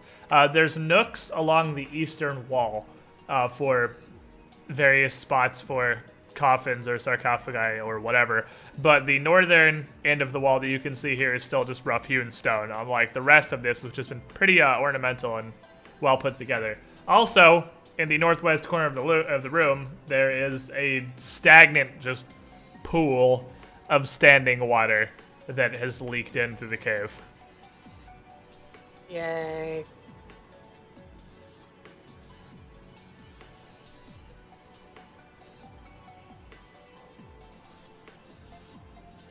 My life. Sneaky snake, time to re-roll that dang snake roll. Hot sneaker, you know. Karina. Maybe. 42. Dank.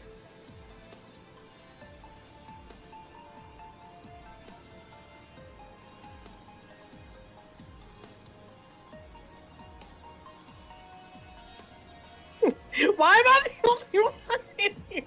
You got this. I'm You're not sneaking, positive. Then why would we? If you're gonna scout ahead, then scout ahead. If you're not gonna scout ahead, then we'll go. Right. You're being a sneaky snake right now. Anzu, There's you come literally in no the room point. because that sort of defeats the purpose of sneaky snaking if you're coming in, Anzu. Alright, so you creep Restaurant into the square. you creep into the crypt here, and you're well, I'm I'll just tell you looking like I'll tell you from about here. You can like peer into the crypt, but if you go in, it's just like an empty cavern, and there's like you can probably do an okay job of staying hidden from anyone that doesn't have dark vision or anything. But Anzu, standing in the doorway, his light is just spilling into this room. So if you go any further than right here, you're not really going to have any way to hide if there is anything in E5. Yeah, you kind of... Cover my boobs! Yeah, Anzu, wherever you can see, light is just pouring wherever you can see. Because that's your vision, is the light from your armor. That's good to know. Okay. Okay, so is It's he actually, out of my... it's 20, not 30. Let me turn this down. You have too much light right now. So Your light is too strong. That's how your light actually is. Alright, can you see me? Nope. Okay. God damn it, I'm trying to figure out... I always get this backwards. There it is. That's your light. That's more appropriate. Oh, that's 20 cool. I feet like of... how it fades out like that. Yeah, that's what I've been trying to get it to do, but I always put it in backwards. Anyway, so you look into the room, Milwaukee, and as you peek your head in, you would see at about the same time that they see you, in this stagnant pool are 4 bodies. And you could probably infer from the way I phrased that, they're super undead. And they are not very happy about people showing up in their crypt. And each of them is sitting or kneeling on the ground. But as they see you, their heads just kind of slowly roll up towards you. And they go to stand. And they each have a huge greatsword either across their back or in their hand on the ground next to them. And that's a thing that's happening. So, Roll that deck initiative. why don't you all roll me that deck initiative?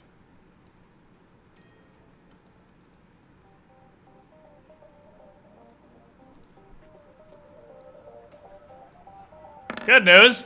Zombies. Initiative not great.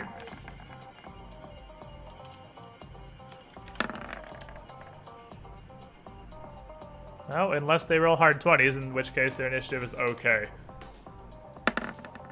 Oops, that's not what I meant to do. Sorry. 11 goes here. Goddamn zombies. Sandara has what, 1? Yeah, Sandara's initiative's potato. Welcome to Hey, I Frank. have a 0, so you go, girl. This is better than you. Wow, And Volsung's is pretty okay, isn't it? Volsung's is 5, because he's a Dex character. I'm playing entirely too many characters. Okay, so we have a surprise round with Nawaki and the Droger, because nobody else knows there's a thing happening right now. Yes. This So, guy is going to move action, before- stand up. That's all he gets. What's up, Gilius? I was wrong about the improved uncanny dodge thing this level. I get an ability that says I can always act during a surprise round. Okay, well, you're in a surprise round too then. So the Drugger captain that reacts first in the back, his move action, stand up. That's all he gets. Then you're up, Gilius. Guess I'm moving into the room then. Should we not lure them back out here? Now your turn! Shut up!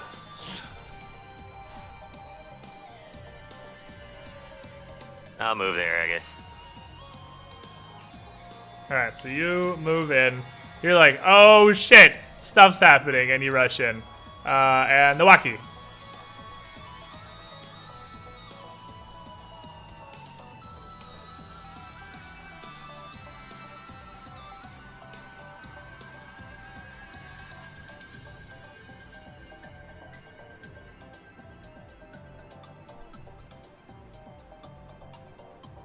Foot step.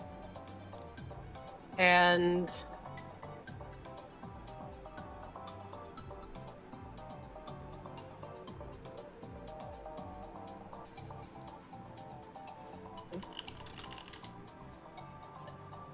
guess just be defensive and hold my action and wait till they get here and smack them No, in the you head. don't get an action. You get one. It's a surprise round. You get one action.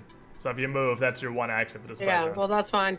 And I mean, just be like, yo, turn around, be like, we got zombies. Undead. There's Undead. some fucking zombies. All right, and the other We got three. zombies. Sandra. The other three are all also going to rise to their feet with their enormous planks of a fucking greatsword.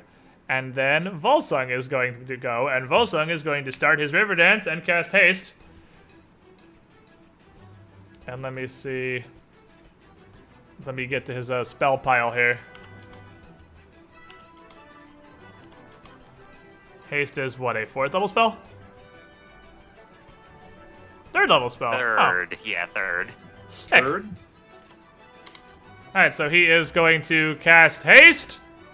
Everybody gets it. Oh, actually. Gellius does not. Gellius is just outside the hot haste range. So everybody else gets haste. Well, actually, it's a swift action to start his dance now, isn't it? So he would move to here before he casts haste. So everyone gets it. So move, start Raging Song, haste. This guy in the back is going to cast everybody's favorite spell ever. Oh no. Obscuring Mist. That's... But first he's going to walk up here. He's going to walk up here and he's going to cast Obscuring Mist. So let me draw the edge of this mist. It's a 20-foot radius from him. So 5, 10, 15, 20. 10, 15. Oh, this is all... Okay. So... everything past that line is now inside Obscuring Mist. Which means guess how far you can see. You guessed 5 feet. 5 feet. You're correct.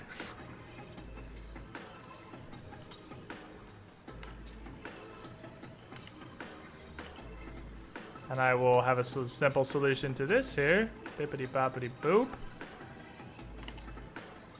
I made that a little bit too small on Gellius. Gellius can see like his fingers maybe. There, that'll do. 3 and 5 seems about right.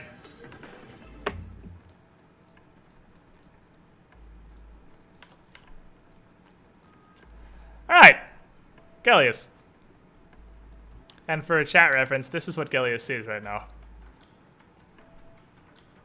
Well, I see that and Samael controlling both, but yeah, that and doesn't both. help They, much. they both see tiny circles because they're both inside the Obscuring Mist.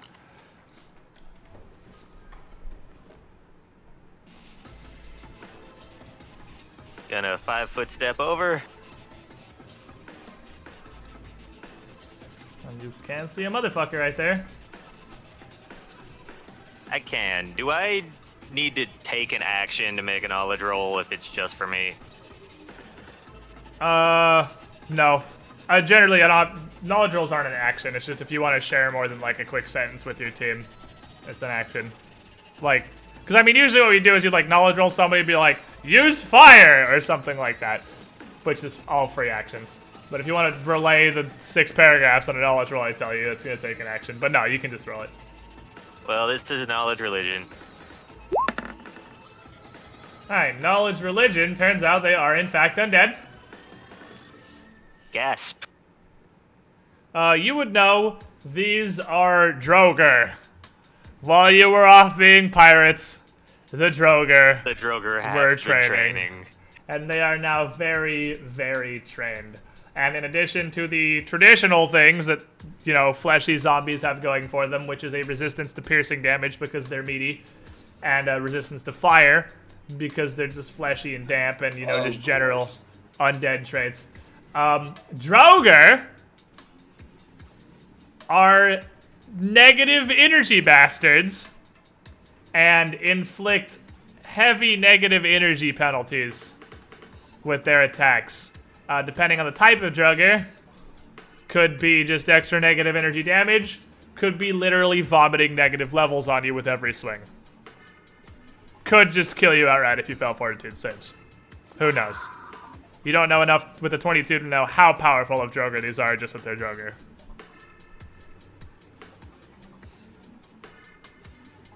Shit sucks. Shit sucks, yo. You also know they have blind fight, so fuck if you missed, right? Alright. Swift action, I'm gonna buff my weapon. Oh, and you are both rapier users, and well, no, you have a Wakizashi now, don't you, Noaki? Yeah. Is Wakizashi slashing? Oh, you're good to go. You're slashing. Gallius is the only one that gets fuckeronied on the piercing damage. Hey, I get +4, buffing now. So I'm gonna make it, Wider? Like... well, no, I'm gonna make it try Shocking Burst and Frost Burst. Solid. Time for crits. Let the energy damage carry us. Yep, and then I'm just gonna attack 3 times.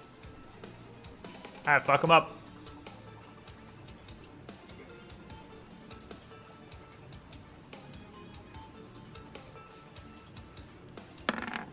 Oh, so close. Hits, though.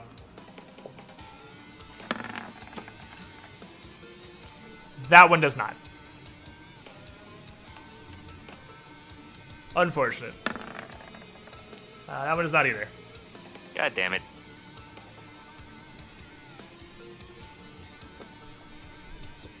You can roll the frost and shock damage, though, because they don't have resistance to that.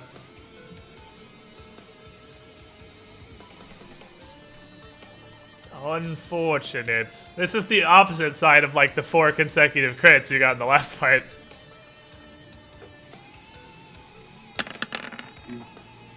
Okay, and obviously, with your knowledge, you would feel like it has DR. Obviously. Sandara doesn't have a ton to answer this current situation. Or does she? Does she? Does she?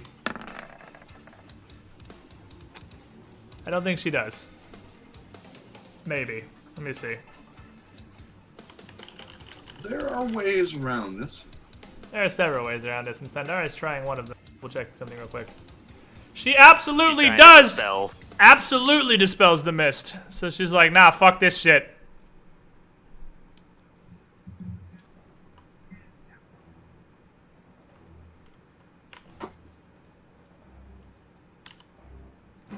I gave you a little dark circle, which is probably more appropriate for what this game is, but let me fix that. There you go. Dispel Aronied.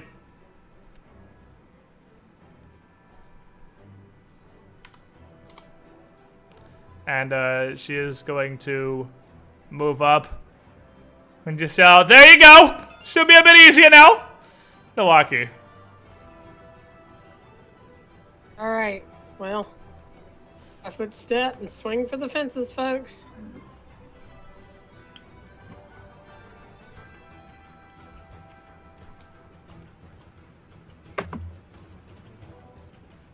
I had to check the Dispel DC. I always figure out what the DC is. That's obviously a hit. Yeah. I'm gonna actually just roll them all. I'm gonna get in the habit of what I'm gonna try and get in the habit of what I'm doing for That's strange a crit ads, threaten. That's why I was. That's what I was. Yeah. Oh yeah. Okay. Yeah. Go for it. Her first one's keen now. Yeah, my first one's keen. Ad confirms. So Got him. One crit.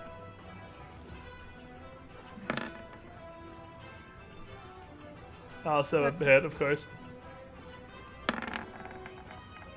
And also a crit threatened. Is it not? Yeah, well, the first one was a crit threaten because it's a 15. Yeah, this is a 19. Is this not also? Oh, yeah, those are both of your first weapon. Oh yeah, so you confirm both crits. That's right, because you're haste. You have 2 with the first hand. Yeah. Then, so I get 3 with the first hand then. Yeah, but 2 without the penalty. Yeah. Right. Then 1 at -5. Yeah. 12. That hits.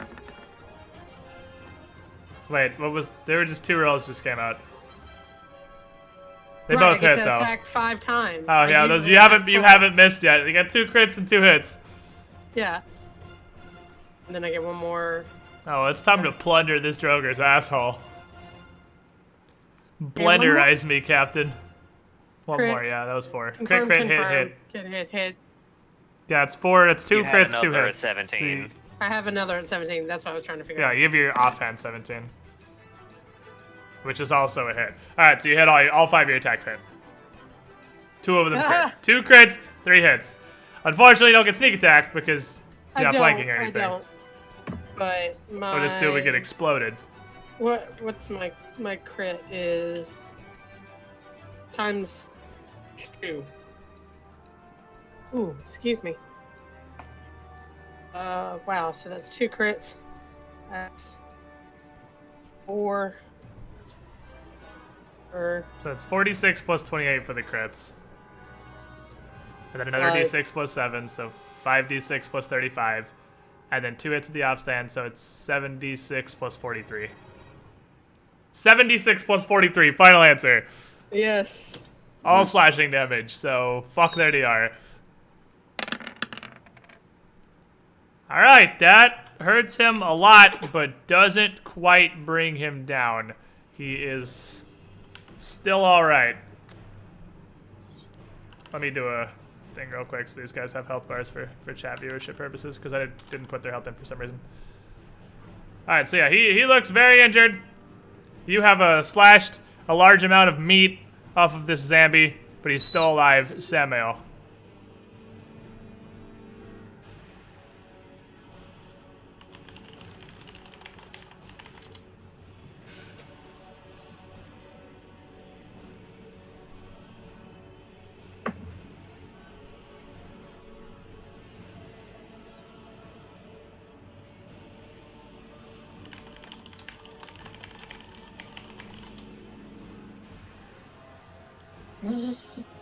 That's ManCha, right? Yeah, I was measuring where he could move Fair enough. to get around all this. So he's Okay. gonna move up there Say and your start. dog, Samuel. Yeah. Is he being salty? Yeah. He's being very salty at the moment. Love me, M-Dog! Alright, continue.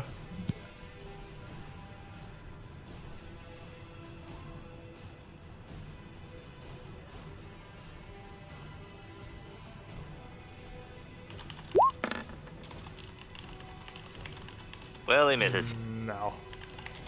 That's a negative Ghost Rider, unfortunate. I don't know what is wrong with his laptop that it always wants to separate tabs into separate windows while nothing is going on.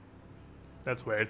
Alright, well, Welcome you to want to Windows take 10. a wild fucking guess what the next jogger on the line's gonna do. If you guessed recast Obscuring Mist, you're correct. Congratulations.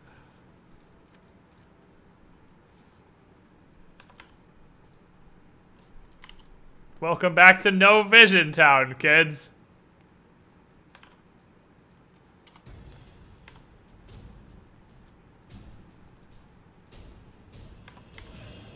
Boop. Alright, back to your little circles. So he is going to recast Obscuring Mist. And the next 2 Droger are right next to Samael. So this one's going to 5-foot step to here. And they are just going to swing away with their greatswords. And,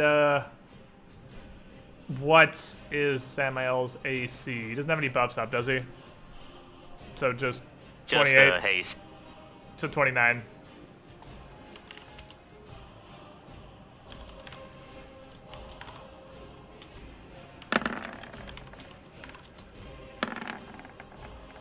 Alright, so with the, they each swing twice with their greatswords, and they land 1 hit apiece.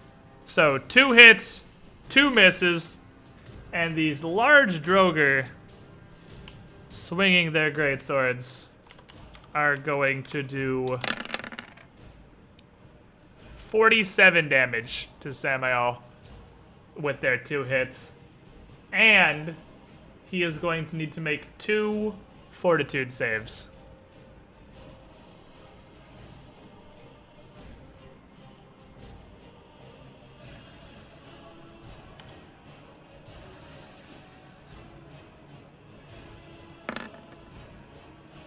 Dank.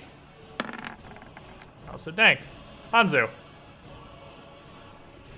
You see, you have seen Obscuring Mist show up, get dispelled, and show up again. That's pretty much all you've seen happen. And Volsung gave out haste and started his little rage dance thingy. I wish everybody wouldn't have dove into that room. We're gonna draw him out. Can't really see what's going on there, can you? No. That's actually perfect, because I was worried you'd be able to see perfectly fine, but no, you've only got the 20 foot and then 20 foot of dim light, so you really can't see shit in there regardless. And once you get in there, that's gonna get even worse because of Obscuring Mist. Actually, his Semi might have taken less than that. I need to stop forgetting this. No, he didn't, because 20% concealment from the mist. Okay. But they both got past that. I mean...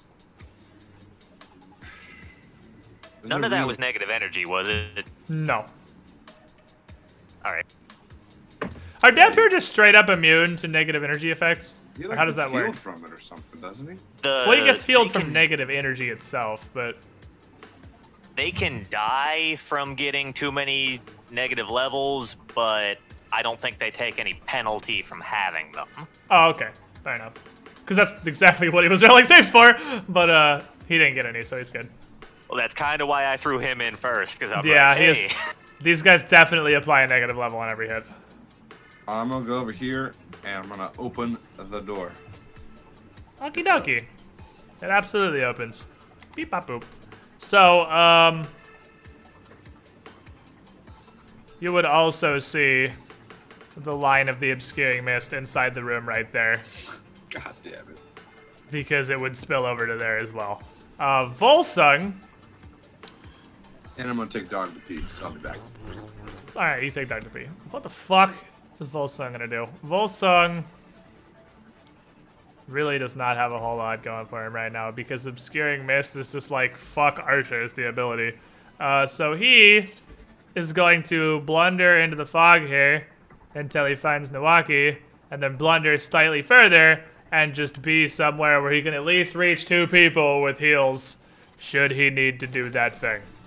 And seeing as it's the Stroker Captain's turn, he may need to do that thing. So gonna swing twice at Nawaki. What's your AC? 29. Wait, do we get one for haste? Yep, 30? 30! Hot. Oh, I totally did that wrong.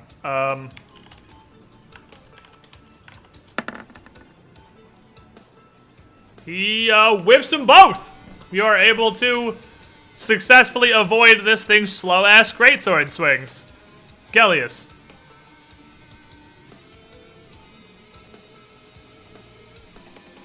Let me do this. Let me pop this out into a separate window and take the spreadsheet somewhere else. The spreadsheets are gonna come over here. Gonna stab at the guy there and hope that, well, if at any point I kill him, I'm gonna 5-foot step so I can continue. Okay.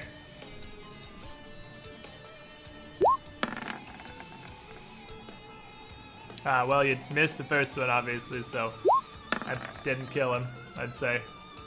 That one hits. Your rolls are hot today. Real hot.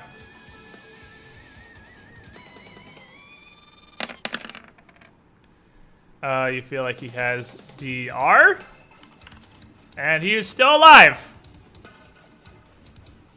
Well, as alive as he was previously, anyway. Because he's a zombie. Zombie.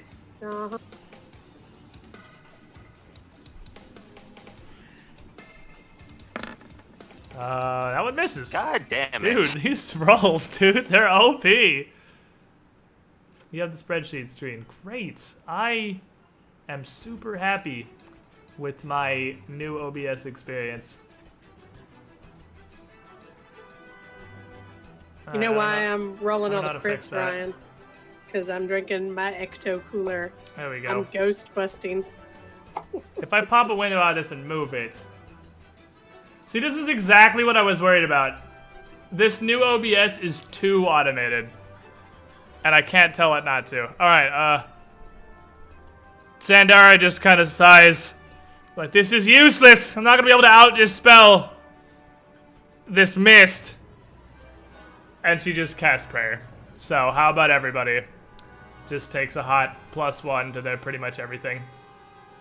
And all of the enemies take a hot -1 to their pretty much everything. I'll take it. Nawaki. Do we get +1 to our damage? +1 to a hit?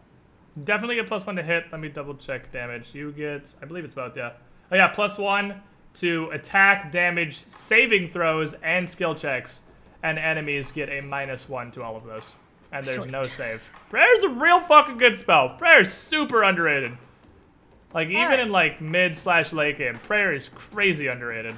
And we get a +1 to hit from haste, right? Yes. You get +1 to hit from haste, +1 hit from Prayer. I didn't even figure in my +1 from haste last time. It's time attack. to touch. And don't forget, you can 5-foot step in the middle of a full attack. Yeah, so if you kill him, you can 5-foot step and try to find another target. Okay. Cool. All right, here's the first one. Hits. Here's the second one. Crit threatens. Confirm that. Confirms. Nice. All right. And now. Hits. Hits. Or confirms, rather. Or is that still your keen weapon? That's still your keen weapon, right? That's my offhand. Alright, well, it hits and hits then. Then the last one. Hits. Alright, so roll the damage starting from the first attack. Because if you kill this guy, you can 5-foot step and keep going. Okay. So if you can reach somebody.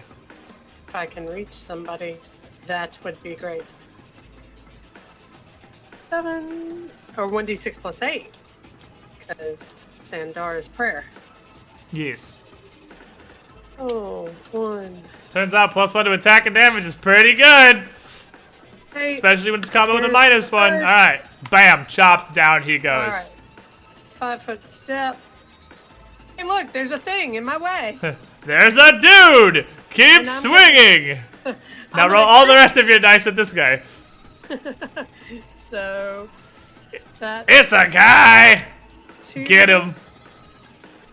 3, 4, 5. 5d. Yeah, because that's 2. Yeah. 5d6. Seems John's been saving up for RNG all campaign long. I have all campaign long. To never just for miss a this swing shit. on these Droger. I ain't taking no negative levels, fuckers! So, 16. No, go away. I don't want to. I don't want to answer you. 16. Then one more 7 is 23. And then 8 is 31. Alright, drop Wait, math on I'm this sorry. guy. It's probably close enough, just roll it. Yeah. 35, actually.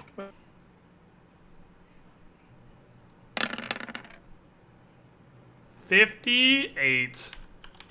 Chopping through this dude. So you come in right up to this guy that's dueling with Samael and just lop a huge amount of meat off of him. And now it's Samael's turn. It turns out Pirate Ninja greater than zombies. Who knew? You shitty fucking zombies. Gonna Fury of the Abyss and attack the one that Nawaki's been hitting. Okie dokie. Oh, actually, Nawaki, roll me 5 D100s. Oh, shit. This is definitely concealment. I need to stop forgetting obscuring mist concealment. You hit that first one though, Gilius, but we'll get that in a second. Because the second one was the crit, so let me see. Let me math this out. You only missed the last one, which was a 4 plus 5, so he has 9 more health than that. Because you missed the last one and you swung at him because concealment. Alright, anyway, continue, Gilius. That one hits. That one misses, obviously. Have you rolled above a 9 yet in this combat? Also misses. Is that with prayer and mine last week? Is that prayer and haste included in that? That is prayer and haste included. Damn it! Yes. I was like, that's one off lethal if you forgot either prayer or haste, but no. All right, wait. He's singing, right? Yes. I'm assuming Samo would take the rage, probably. Yes. All right, there you go. That's a hit then. What's great? This is the hard one roll. So that's 2 hits. So that's 2 hits, 1 miss. So roll me 2 D100s.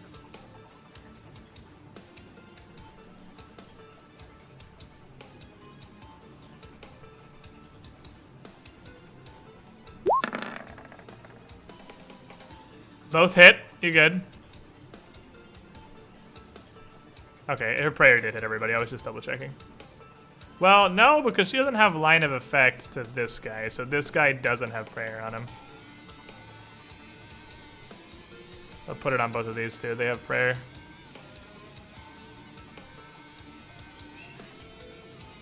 And this is on the damaged guy, I'm assuming? Yes.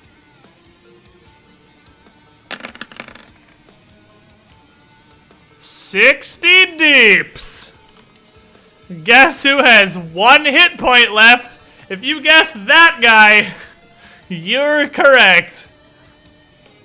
Was that with prayer? That's with prayer, yes. Is that with the rage from Volsung? No, I keep forgetting the friggin' rage. Alright, he's dead. There you go. I was like, did he forget anything? Because he literally had 61 health. Alright, cool. So this dude is going to... The rage doesn't help Gilius at all because he can't cast spells and he doesn't go off his strength, so I always forget about it. So one of them is going to full attack Samael, and one of them is going to full attack Nawaki. The one attacking Samael has prayer on, the one attacking Nawaki does not, because Sandar didn't have line of effect. So Samael has 29 AC, and his attack is 1 lower than it was previously. So it's this many. I'll just roll these all individually. He misses the first swing. Misses the second swing. Oh, baby. These Droger just shitting their pants right now. And then at Nawaki, first swing hits on Nawaki. Well, maybe concealment. First swing hits on Nawaki. Second swing also hits on Nawaki. Concealment chances. Blind fight lets him reroll the miss. He hits them both. So Nawaki. That's what we. Do we get a AC from Sandara? One from haste. Prayer doesn't give you AC, but you get 1 from haste. You're at 30, right? Right. Yeah, he hits you with both. He hits you with both swings, both through concealment. So you are going to take roll 4d6 plus this guy does not have prayer. So the full damage. Oh, wait. Oh, wait. It's worse. No, it's not. He didn't confirm. He absolutely crits on 17s, but he didn't confirm it, so you're cool. I was like, oh no, great sword that crits on 17s. Are you fucking shitting me? You have crit focus, you absolute bastards. They totally do. Alright, you take this many damage. 49, and maybe 2 fortitude saves. Remember, you have a +1 from prayer. Okay. That Droger rolled some fire. Hit an AC 30 twice, and then rolled 4, 4, 5, 6. Will his fire continue in the Nawaki's fortitude saves? Negative level. Roll another one. Okay, you have 1 negative level. Oh, Jesus Christ. Anzu. That's barbaric. Okay. Droger are disgusting. Disgusting bastards. Before I go charging into combat around this corner here, hopefully getting their flank, I'm gonna ask Sandara if she could maybe get rid of that mist again. That'd be really fancy, because that seems to be their tactic, whatever that is over there that we're dealing with. And then I have haste, so I can move how much further? A lot further, I'm thinking. It's like plus 30. Are you going into the mist? Yeah, I'm gonna have to. Hey, here's Shinmi. God damn! This is the moment I get into the mist. So do I just go like square by square? Yes. You still have your full movement speed, but you can go square by square as far as you want. He's zigzagging down the hall trying to find a motherfucker! I think this is a motherfucker. Pretty sure this is a motherfucker right here. That's a motherfucker. I don't know why you have a darkness donut around you. Oh, it's because your aura. It's your aura, that's what it is. Oh, No, on my screen, because I can see what you see, plus I can see your aura, so it looks like you just have a donut of darkness around you. And I was like, what My the aura shit? should be, like, way bigger than that. Though. No, it is. That's why it's a donut, because your vision is the hole in the middle of it. And I was like, why does Anzu have a donut? Oh. It's because his aura I combined see with the his vision. donut. I see the edge of the donut over me. It's pretty derp. It's a pretty derpy little donut. Okay, so I get to this motherfucker. You know what negative level does, right, by the way? Oh, huh? You know what negative level does, right? It reduces a Minus bunch one of- on everything. Minus pretty one much. on everything, except damage, Yeah. actually. It also does 5 damage to you immediately, and lowers your max health by 5. But minus 1 to attack, So it does saves, an skill extra checks. 10. Well, it reduces your max health by 5 and your current So- health by 5. So it just takes the chunk that you have as much damage as you had, but your max health goes down. So, and you have a minus. It basically counters prayer. So another -5. Yeah. All right. So you get up to this guy. You're Alright. flanking too. You are absolutely flanking. Oh. Well, do you get flanking if you can't see the person you're flanking with? Because I don't actually know. Because Well, you're I in a mean, flanking it's not- position. It's not necessary. I mean, it's the disadvantage of the person you're attacking. isn't That's it? true. Yeah, it's the fact That's that he's what trying to makes it defend flanking. himself from 2 people From on 2 opposite sides. sides. So yeah, it doesn't actually matter if you can see him, because the point is he's being attacked from 2 directions at once. So yeah, you're absolutely flanking. Technically, 3 So directions. give yourself a +2, because you are totally flanking with Samael right now. So you're I at know you don't know +4. that, but you are. And you have Alright. +1 from haste, haste. +1 from prayer. Are you So taking that's Volsung's +4. song? Jesus Christ, that's 2 more +1s? Yeah, you have Okay. you have +1 from haste, +1 from prayer. Are you taking Yeah. Volsung's song? Yeah. +2 from Volsung's song, +2 from flanking. So you have a +6 on your attack. Jesus Christ. Okay. Welcome to late game. Buffs, Give him buffs, the buffs, fuck. buffs, buffs. Alright, I'm gonna make sure this is right first. Your damage also has a plus a lot. We'll figure it out in a second. 4. I think it's 4 total. That. Smash! Smashed successfully. Roll me a D100. Ah, balls. Because you're in mist, which gives them concealment.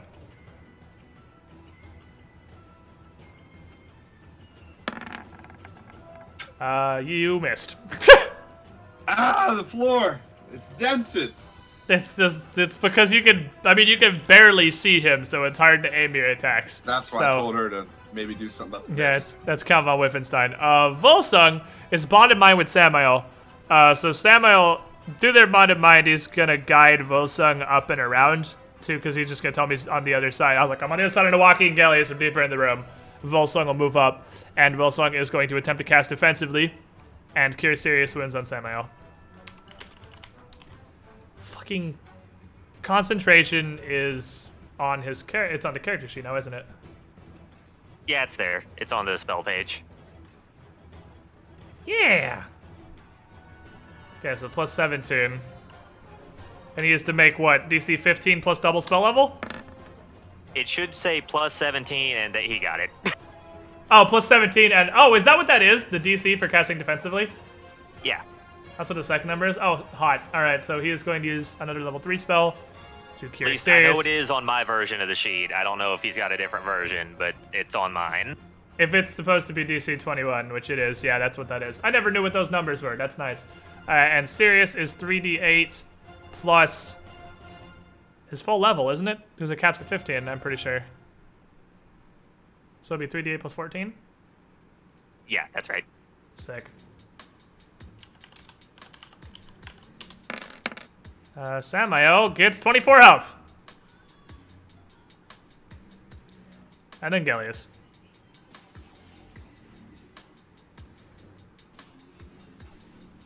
He has to be able to see Samuel to use Bond of Mind. He has to have line of effect to Samuel to use Bond of Mind. I'm pretty sure, which he does. He just can't actually see him because of Obscuring Mist. Balls, Chevy 2016. Alright, Gellius, you can't see shit. Where you going, coach? If I was an asshole, I'd make him roll concealment to hit Samuel with Cure Serious Wounds. Fucking 5 years now, and I still wonder how people miss N in Shenmue consistently. Shemu. Shemu. Always Shemu. Always Shemu. Hey, look, you found a peasant. Down. I did. Well, see if you can get a crit while you have Frost Burst and Shocking Burst on your weapon. That'd be cool. I mean, you have a 25% chance on every swing. I guess I have a 30% chance on every swing. Oh yeah, because it's 15 plus, huh? Well, I mean, statistically, swing, buddy.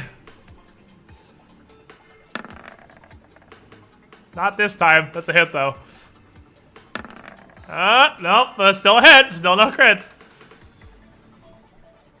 There's the crit threaten. There we go. You done it. You crit him. You did it, Gellius. You're the best. So now you get that hot burst, frost and shock damage. Something very dirty sounding about a hot burst. Shut your mouth. Also, Volsung would have seen it because Samael ran in while the mist was down after Sandara dispelled it. So Volsung would know about where Samael is and be able to just move square by square until he ran into him. Because Samael hasn't moved since the mist went back up.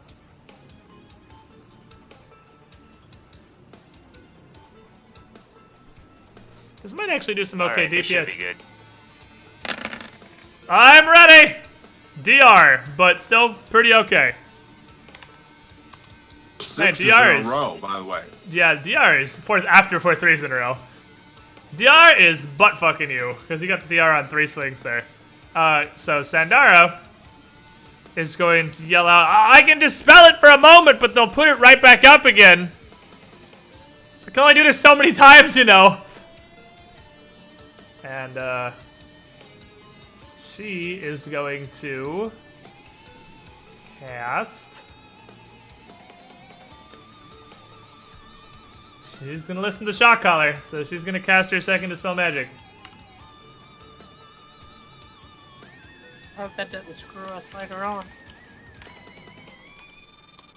Bam! I've got a couple too, so. Alright, I mean, dispelled. do you want to fight Misses. these guys in the fucking dark, or do No, you want I to see? mean- Oh, hey, it? Gellius! Roll me 3 D100s. Because that's why we're swinging and missing, because we can't Well, see them. it's more if she's using it You to had them awfully cast. good. I was sincerely hoping you would hit all of those, so I didn't have to go try and figure out what fucking damage you didn't do. Alright, she dispels it. All right. I'm not gonna bother fixing it on Samael, because you can just use Gellius' vision for Samael. Nawaki, you're up. Alright. I can see! I can fight! Thank you. Now you So- can't miss. Well, Unless you roll a hard one. okay, so I have -1, but I have the +1 from haste still. So Yeah, you're just 1 lower from everything than you were last so time. I just take the prayer off. Yeah, pretty much. There's the first one. And you still get prayer's damage. You don't lose damage for a negative level. Right. There's the first one. Here's the second one. So far, so good. Is the third one. So what we're gonna do from now on is just roll dice. If you roll a critical threaten, roll to confirm it anyway. And then I will tell you when you're done rolling all the dice what all hits. Because that way it's gonna be harder for you guys to just like metagaming know their AC.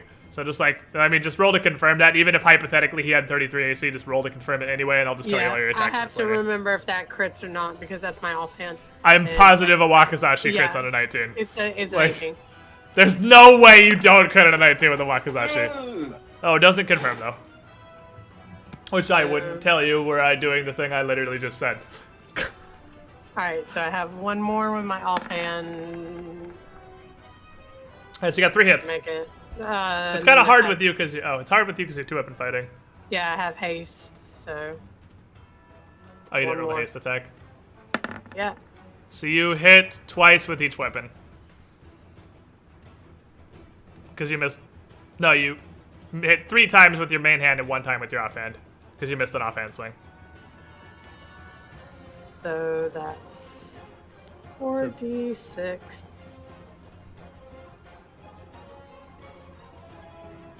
Holy shit, I hate 2-weapon fighting. Yeah, well, I don't want to. No, because it's like, I always thought you were just crazy slow, but now I realize it's just, it takes forever to add up all this 2-weapon fighting shit. Because you're hitting him like 6 different times with 2 weapons that do different amounts of damage. That's it. So. Like, fuck, it takes forever to add up 2-weapon fighting damage. And then. Okay, the 17. Plus Yeah. 10. Divide by the Okay. curvature of the moon. It's like, So I. I always thought this was your fault, but fuck, 2-weapon fighting just takes forever. I hit him 4 times, alright? Yeah, yep. Because I'm adding up myself, and I'm like, wait, and then you hit 3 times with 1 weapon, and then you had like the 4. I and... get confused when I hit multiple hits with my one hammer. Yeah. 4d6 plus 34.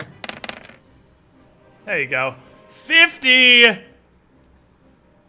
Roll me 4d100s. Huh? She Oh no, the just Mistress guy. dispelled it. Yeah, just kidding. Lol. Aha, see? The one time I remember, it's not there. Samuel, you're up. I'm gonna 5-foot step back. Enjoy No, those- I'll be next to this those guy. hits. Samael gonna do some smash on the guy above him.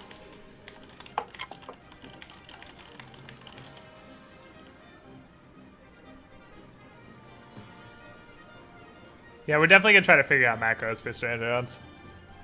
What kind of fucking macros Yeah. work with this? You can Macro is a program button it. you just hit and it automatically rolls like your default attack or damage, and then you can just add 1 or 2 or whatever to that based on buffs. That'd be pretty cool. And I'm not not opposed to gonna. doing it the same way though, because I'm getting used to this way. It's up to you. But I mean, just for like, it really helped Cha because 2-weapon fighting. Well, I mean, I'm not gonna do weapon fight next. Yeah, I would imagine 2 hits, 1 miss. I'm done with that now. So the one behind Samael looks really wounded. Like, last leg's wounded if you want to just spread an attack over there. But it's up to you. Can you 5-foot step after you do 5 attacks? Yes. You have 1 5-foot step per turn. You can use pretty much whenever you want. You can absolutely do a full attack and then 5-foot step back. Something doesn't get taken advantage of a whole lot, but yeah, it's an option. It's a good one because then you can take a step back and somebody else can jump Yeah, in. and then theoretically he'll stop hitting her is also the goal. That's it's just- also the goal, but it was so that Gellius could get in there. No, that's good to know, actually. Alright, so what are you doing, ManCha? I'm trying to add up all his different dice of damage that he has because Are they're you just different dice. fuck bashing the guy in front of you? Yeah. Okay. The roll 20 character sheets, we tried them. They're awful. I mean, they're great if you don't use 3D dice. If you use 3D dice, they're garbage. Alright, none of that's fire damage, right? I don't think so. I think he does every other type of damage No, in the not world. dead. Alright, so pretty good chunk of damage. He's not dead. Who wants to guess what this guy's gonna do? If you guessed Recast Obscuring Mist, you win! Well, I knew it would come back, but at least we got some hits on it. Yeah, I mean, it actually does work because it stops one guy from full attacking. And gave 2 people a round of not having to deal with it. And then let one guy, stole one guy's turn, basically.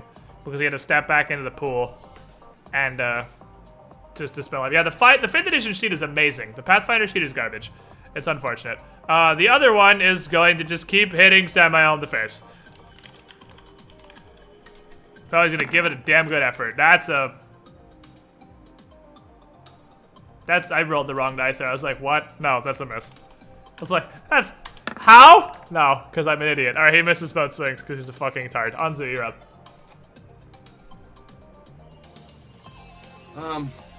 Would I be able to tell how deep this water is?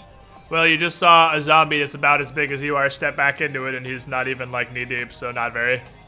Ah, well, that's good. All right. 5-foot step. It's just like a stagnant pool of leakage. It's not like a pond, it's like a puddle. Oh, well, you make it sound so romantic. How can I resist? Beat his ass, save ass. Okay. Plus the 1 from haste. Volson's song gives me something too. Gives you +2. And then +1 from prayer. So you're a total of +4. Jesus fucking Christ. Alright. Smash! Party buffs! You hit him! Holy shit, okay. This is why buffs are great. You literally need hard ones to miss. One of the hard ones that Gellius rolled earlier was literally high enough to hit. It's just a 1, so an auto miss. Which, by the way, how do you guys feel about taking out the 1's auto miss roll? Because I feel like if a 1 plus your attack modifier is enough to hit, you should just hit. I mean, when a 20 is a crit anything, a 1 should be a miss everything. Which is the theory. That's how the game is actually built. So, I mean, fair enough. I just feel like it's... There's also the fact that if that were the case, I would be exploiting combat casting True Strike a lot more. Fair enough. Okay, we'll keep it how it is. I was just curious. All right, anyway, you hit that, keep rolling. Campaign, but... Haste, same roll. Or actually, they're immune to fear. I would know that, right? They're zombies. Yeah. I mean, you would roll it. You don't automatically know they're immune to fear. You can roll it if you want to roll it. I'm gonna roll it then. Fuck it. Yeah. Fuck you, zombie! Intimidate your bitch ass. Fear me. Ah. They're absolutely not immune to fear. Oh wow. Okay. Nope, they're intelligent. Mindless undead are immune to fear. I thought a zombie was a mindless undead. Droger, mindless. Droger. He's not a zombie, he's the Droger. So, I mean, he looks like a zombie, but Droger are intelligent undead, and being intelligent, fully capable of feeling fear. So he is shaken. That makes my job a lot easier. I mean, I'm going to ruin your dreams and say there's literally no way that hit didn't kill him, but go ahead and roll the rest if you want to. Fuck. Because this fucker has 11 HP. Alright. Oh. If you want to just bash him... Well, make a will save, because you're taking Volsung's rage. Oh, yeah. That was swing 2. Because you're going ham on him regardless if you fail the will save. You have a +1 from prayer. Sweet. Prayer's so good, dude. Prayer's amazing. Prayer is good. You pass. Sweet. So, I mean, this dude is feared into dead, so... Great success. Okay. Yeah, he's dead. Alright, Volsung is gonna step here. And Nowaki doesn't have a ton of HP, so he's gonna... What does he have on him? Doesn't he have a wand of something? Yeah, there was a wand of cure He has something wounds. A wand of Curious. Wands of Curious wounds. Which he is gonna go ahead and move action, draw, standard action, use on you. Which... The wand version is a level 5? That's when you get their level spells as a cleric, 5? Yeah. Yeah. Yeah. So you heal for this many, Nowaki. Hot roll, 22. Yay. Ragnarok, 28 months in a row. I'll put on a hat because this isn't a super important fight right now. These Droger are getting fuck stomped. You are the shiniest Squidling. Thank you for your continued support. Wiggles at the screen indeed. Alright, you get some health back. Gellius.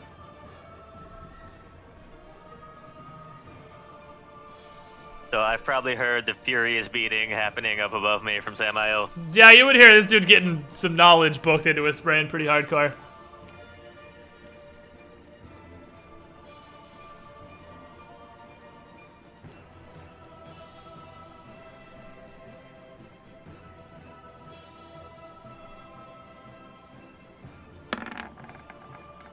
Success. You finally are getting your crits. Roll me a D100. Which I totally forgot about with Samael and Anzu. No, Samael didn't have it. I forgot with Anzu, but he had a full attack to kill him with. You're good. And the question is, do I want to fuck him up really badly just to and waste some resources? He's pretty injured. He looks pretty hurt.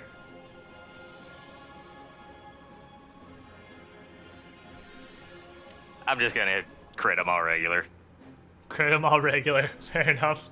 Crit him all regular, Gellius. Well, I can spend 2 points from my arcane pool and make the crit a triple instead of a double, but I don't think I should. Up to you, coach.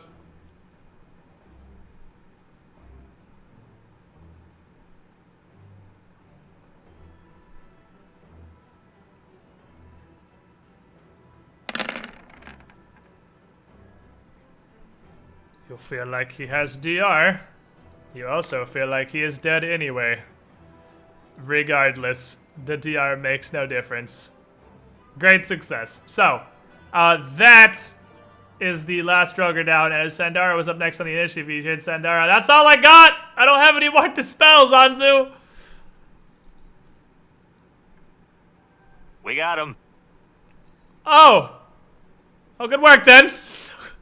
And after a few Somebody seconds... open a window. Somebody open up a window. That's right. Did I do that backwards? No, I did it right. All right. And then after that, you would, after another few rounds, the fog would dissipate. And you are good to go. And you have El Dark Vision, so you can have that. You have El Dark Vision, so you can have that. He needs all players see light. He has that. Nawaki has El Dark Vision, so you can have that.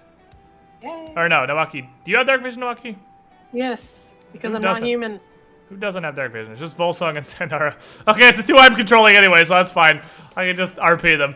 I don't have to worry about it. All right, let's take a break real quick with the Droger's dead before we continue onward, because I kind of got to pee, and I imagine there's at least a couple other people that probably got to pee.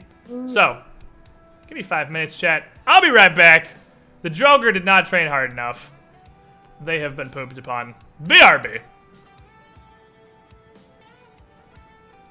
I think my estimate for number of sessions remaining in Skull and Shackles was pretty on point.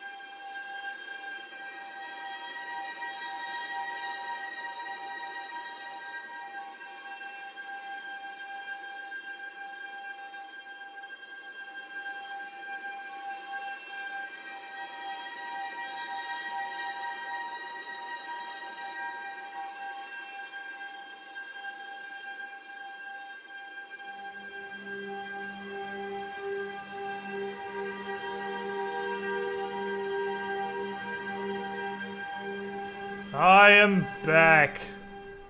Welcome back, chat. Commercials should be over for everyone. So let's unmute Discord. Hello. Hello. Who we got? Samuel? Oh. Solid. Chicha? She is microwaving Catching cheese up sauce. on the VOD to avoid spoilers. Fair enough. Kudos to you on the Robin Williams reference. Don't touch it. Chips Don't and look cheese, at man. it. Hell Don't yeah. even think about it. Necessara with the $5 donation. What did I say that about? I can't remember. Was that today's VOD? Necessary? I'm not sure. But regardless, glad you appreciate the On Point reference game. Thank you for your donation. Very much appreciated. What did I say that to? I feel like that was today. What was Did I it? say something? Don't touch it, don't look at it, don't even think about it. Did I say that about something today? I don't remember. But Who's I've that? been drinking, so. Was that the golem? Was it the golem? Don't touch it, don't look at it, don't even think about it.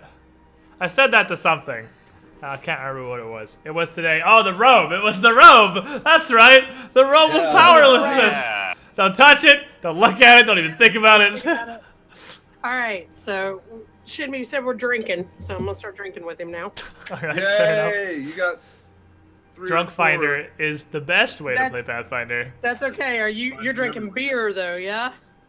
Yeah, well, I'm drinking Okay. black IPAs and double IPAs, so that's Okay, pretty good well stuff. that's me.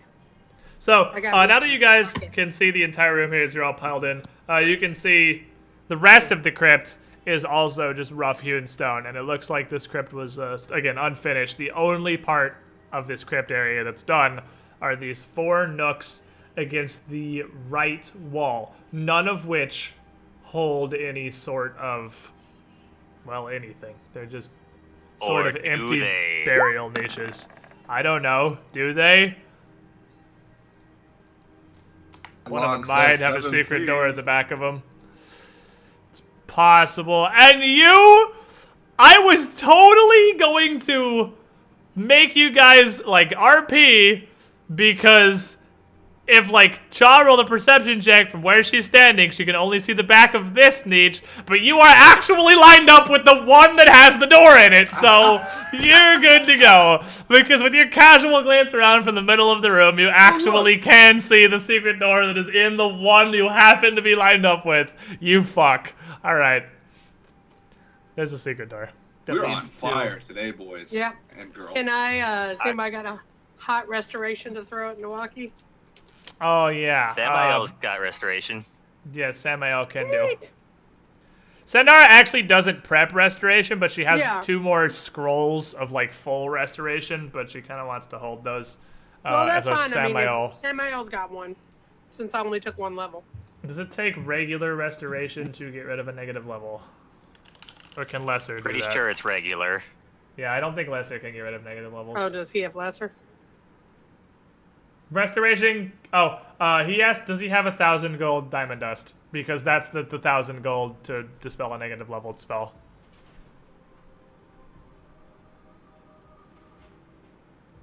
That's why resing is 7k and not 5k. Because it's 5k plus 1k for each negative level. I think... He's got 2k diamond dust on him right now. Solid. So rip 1k for probably exactly this reason. So yeah, throw out 1k diamond dust, and Well, I he can't edit his sheet. Yeah, I so can do that. That's right. I'll do that. So he's got 1k diamond dust left. This is on living Grimwire. 2k diamond dust becomes 1k diamond dust, and your negative level is restored. Woo woo! Now, if you get another negative He level, also has scrolls of heal, which I also appreciate. do that. Heal does that too, doesn't it? Doesn't heal remove? If not, Scrolls of Heal is still super dank.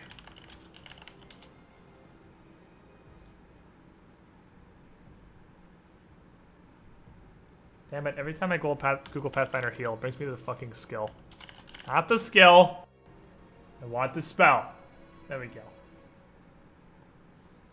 Oh, heal does not remove negative level or drain. It restores ability score. Does damage, not drain. Yeah, it does damage, not drain. It doesn't do negative level. And it also Cures: blinded, confused, dazed, dazzled, deafened, diseased, exhausted, fatigued, feeble-minded, insane, nauseated, poisoned, sickened, and stunned. So you can use it to get rid of any of those as well, should you so need. I didn't actually know that heal instantly cured disease and poison. That's good to know. There's no roll or anything. It just happens. Wow.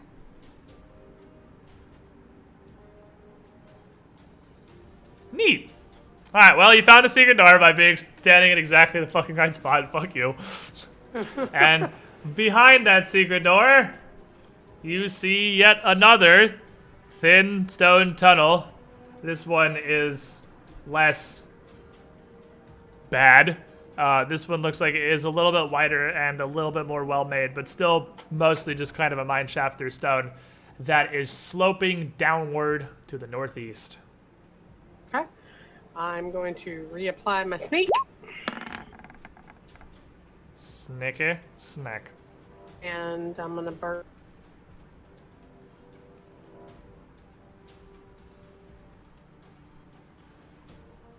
And what are you guys heading on this tunnel? Oh, I'm going to check this door. Somebody want to check it for traps? I guess you haven't. There's no traps on the door. The door's open. I totally didn't realize that looking at the door doesn't open it. But no, there's nothing in the door. You're fine. Open the door. It was a Let's magic go. door. Render, It was please. Schrodinger's door. Oh my God, render. Sorry. Map, why you do this? Oh, roll 20 is pooping. Hold on. Uh-oh. There we go. Please render! There we go. Okay. Jesus. So it was just my map was like 9 pixels. It was really, really bad. And then it finally rendered. Y'all got any more of them pixels? You got any more? Please. Please, I need pixels. Give me pixels. That was an awful movie. No one needs that movie. Oh, I'll tell you why it was awful. Because fucking Adam Sandler. That's. I mean, you're not wrong. Is there... Seriously, name the last good movie with him in it. Yeah, that's Happy literally Gilmore? that's what I was gonna say. Like, I was literally gonna say post Happy Gilmore. What the fuck has Adam Sandler done that wasn't awful? Right? For real, Yeah. though. Like, no joke. He just phones it in and makes millions. Mm-hmm. Well, does it? And it didn't help too that their like advertising campaign for that entire movie was to like pay for advertising on YouTube in front of famous gamers' videos, and then address them like that the gamers themselves backed the movie. They did it to Yogscast and Captain Sparkles, Game Grumps, and a couple others. They used whatever they call their fans, except they got all the British stuff wrong, which was really funny. So, you guys proceed down this tunnel, and this one leads like gently sloping downward. Like it's not like it's difficult to walk down. You can barely tell it's sloping downward, but it is just a little. Another about 400 feet before it takes this winding turn right down here and ends up in sort of similar to the previous tunnel, just kind of a dead end.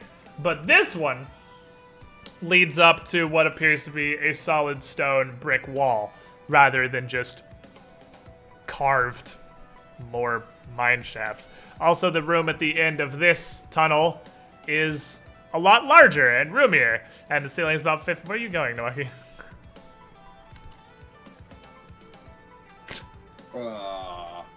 Anyway, this bulb at the end of the tunnel is much larger. It's about 15 feet high and about 12 feet across, as you can see. So you can, not comfortably, but you can fit all of you in the end of this tunnel.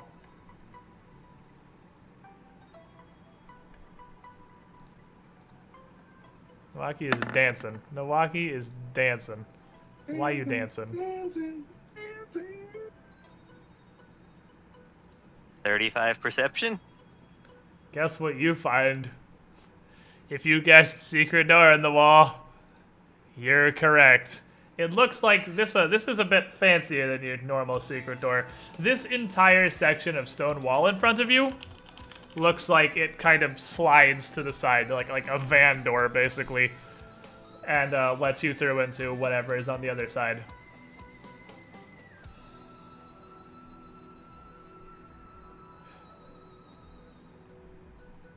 what are we pinging? Did Shaw fall out of Discord or like? She's just like. Hey. Oh, there you are. Hello. You hear me? Like you just. Okay. Yeah, you just jump into walking all over the place and ping and stuff, and I didn't hear anything. I said, was like, you didn't hear anything. Oh, I had it muted because I was eating a potato chip, and I know how Shenmue hates that. Sorry. I muted myself. I was trying to be crazy polite. how often Sorry. I come. Dude, I play with a group of people in Overwatch too, and I've already cussed out like 4 people. Yeah. Just like yesterday. It's okay. So I buy anyway, Gardetto's ride chip specifically to piss you off. What I was saying was. Squid has started the whole fucking. You're OCD talking shit. about the sliding door being this one down here, right? No, babe, this one right in front of you. Yeah. Ah! Oh, that's where we came from. Yeah. Oh, E5 is okay, where I'm you came from. backwards. E5 was. I was like, why are you going back down the I'm tunnel? backwards. Like, yeah, I'm E5 backwards. was the crypt. I just put you all up at the She's end like, of the fuck tunnel. this shit, I'm out. Yeah. See you later. Run, son. I've decided this isn't really worth my time anymore. Bye. Guess she doesn't want her own island. So I'm king. You get an island, and you get an island, and you get an island. I want to be Lord of Alo. I want to take the werewolves. Hey, I'm telling you, Position. like, who's gonna stop us? That when we get to that point. There we Well, go. I mean, he's sort of dead, so Alo's not really spoken for. We did kill Zornash, so I'll take Milwaukee his shit. wants it. Who killed Sornash? You Who killed Zornash. I still want a shit. You know what? Gallius has a point. If he wants it, maybe I'll make you guys fight to the death. Let's just. Nah. I mean, No? I'm good to share. I don't care. I just like money. Well, we'll have a lot of that if we get this job done. So, where's the secret door? I'm feeling around here.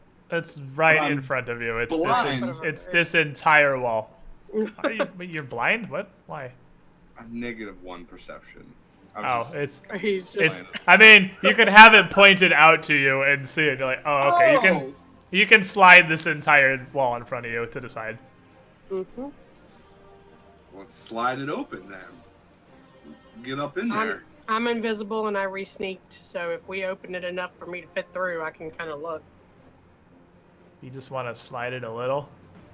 Yeah, that's probably a better idea. That's not a bad idea. So you grab the wall and just try to slide it a little bit, but as soon as you start moving it, it's already in motion on its own. It goes. And it slides all the way out. And Anzu has seen what's in this next room before. Oh no. But I don't believe any other current members of the party have. Oh, the dream. You remember the cannon golem? Hell yeah. Oh, the one that I'm the blanking. one that Monkey was in love with. That's the cannon golem. Roll initiative. Oh shit. She has a cannon for an arm. Is she a fucking mech? A walking mech? It's a giant. It's a robot. It's a construct. It's Hannah from Overwatch. Who the fuck is Hannah? Diva. Diva. Yeah. It's literally a construct. There's not a person in there. It's like a 15-foot tall, huge robot. So somebody has to be controlling it. Boy, my fucking initiative's great. Magic is. Yeah, like you have zero knowledge engineering arcana. This is Pathfinder. These things are animated via magic. Yeah, come on. Can't we just spell magic on it and just die? I mean, you can sure give it a shot. That would I be don't awesome. expect that to happen, but you can try, buddy. Ooh! Oh, wow. That's Volsung's initiative. So that's dope. Well, get them 20s out of your system before we have to fight this thing. All right. So as you open the door into this room, you not only see this massive cannon golem, but this room is very well lit. There's evenly spaced torches just all around the edges of this what looks like a cavern warehouse. And there's a lot of doors. You see the cannon golem standing in front of double doors that head to the east because they actually did rotate this, and north is to the right. So, right? Let me double check that. This one pisses me off because I'm going to say the wrong directions over and over. North is right. Yes, you're exiting from the south. So the eastern side of the room is the door behind the cannon golem. At the far end of the room, you see another door here. Well, Two maybe we more don't need to go that doors. way. Two more doors up on the west side. So there's a lot of doors that lead into this big vaulted subterranean hall. And a humongous robot with a cannon who is ready to do bad stuff to you. Volsung is going to...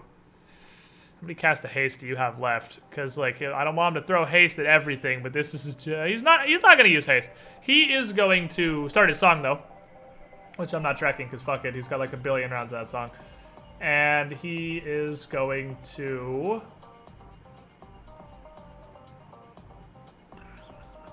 probably cast Shocking Image. Sounds like a good idea.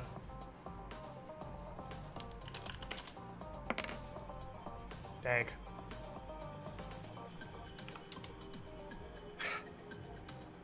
Alright. Gellius. Knowledge engineering. Roll it, coach. Mm.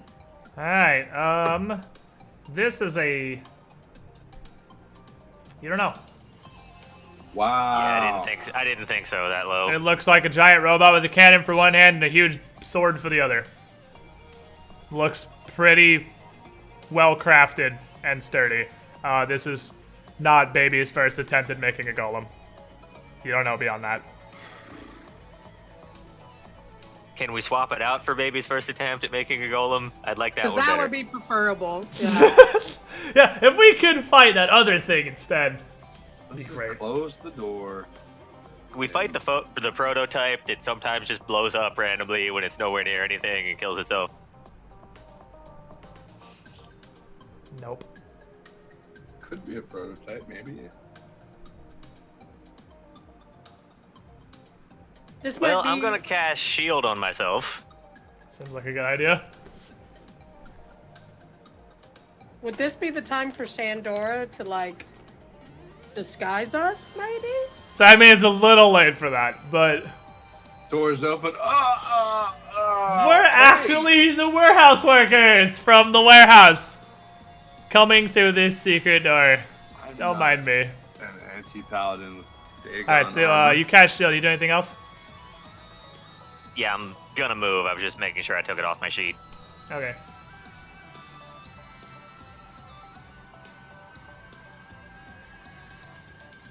Hide in the corner. Hide in the corner.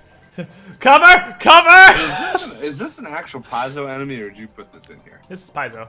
Really? I just by the look of it, I thought you added it. Nope, that's the actual Paizo on the bestiary entry for a cannon golem. That's the picture. On the PFSRD. It looks like it's kind of out of place, which is in a good way, though. Alright, so it is going to raise its cannon and shoot at Shenmue. No!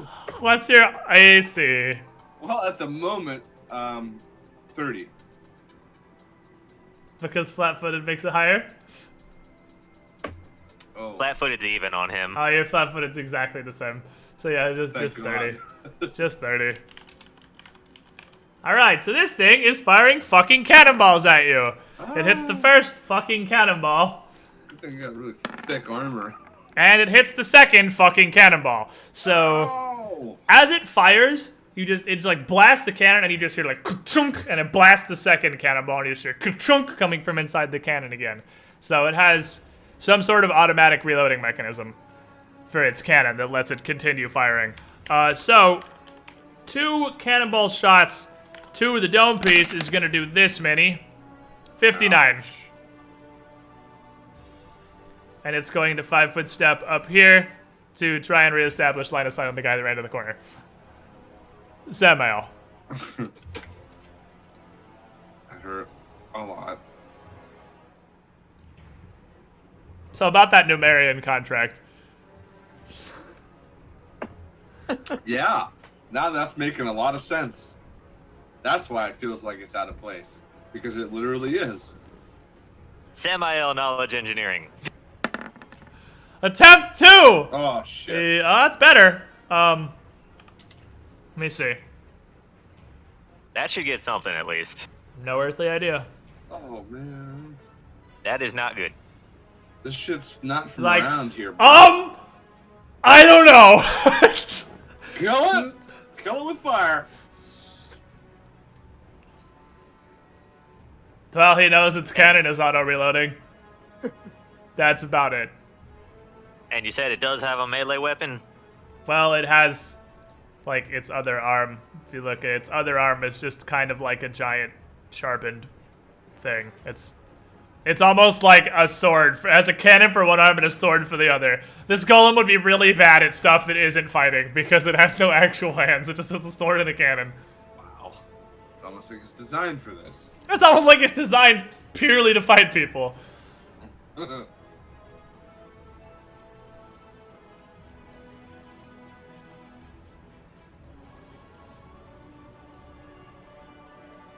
what are you gonna do, Samo?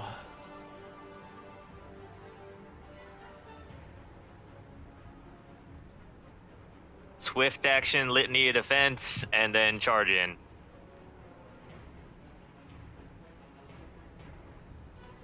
I mean, you know, right about here, stuff's gonna happen to you. That's why litany of defense. Yep, what's that put your AC to? 32. Oh, that's adorable. Alright, so he smashes you with the sword. Oh my god. That's what I figured. And it's as you run in, it's kind of just its head turns to face Samael, and this sword arm just sweeps around and slams him for 25 damage. But you do get to continue. You do get to finish your charge.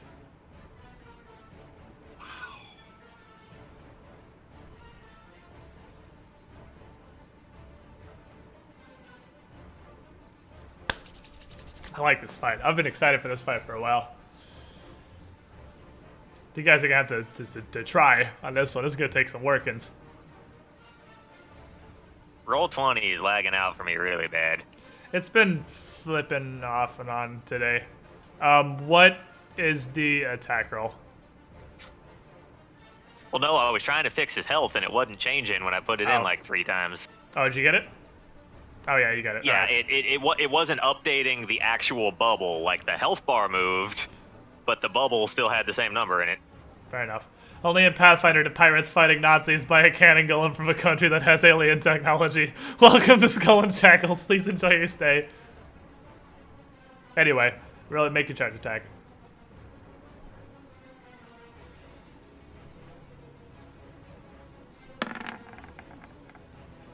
So, he rushes up and smashes his book into the leg of this cannon golem. And...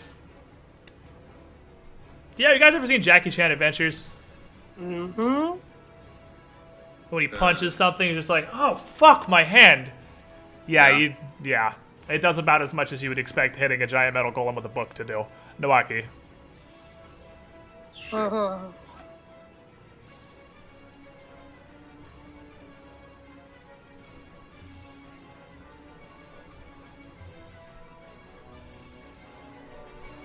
Pincer attack.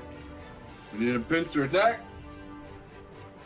We're gonna hope that he can't see me because I have both my magical and my other up. So. I hope you can, because then you No, I mean, fire away there's... from me. yeah, fair enough. All right, so you walk into the room.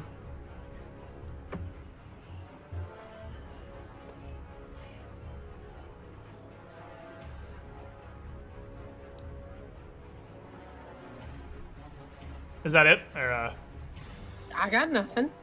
You got Chinese stars that were always really fucking good.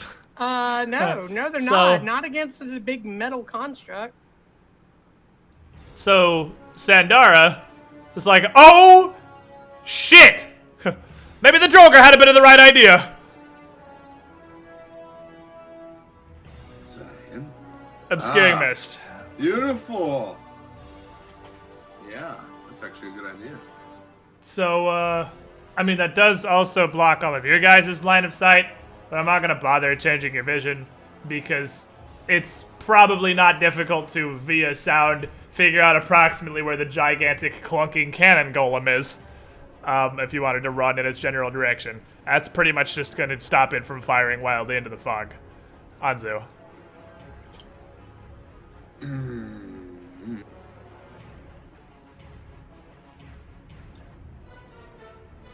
I can definitely charge him, can I? Yeah, I can. Straight line. Totally can. Straightforward.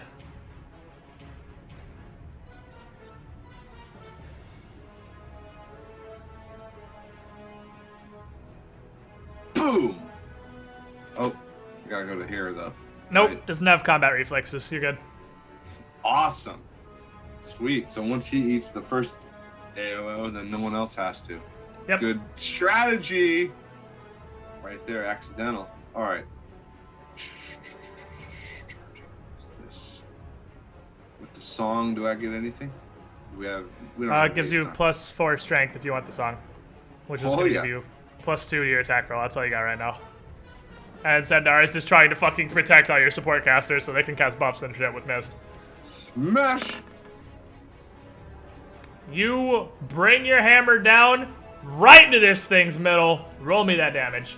Yeah!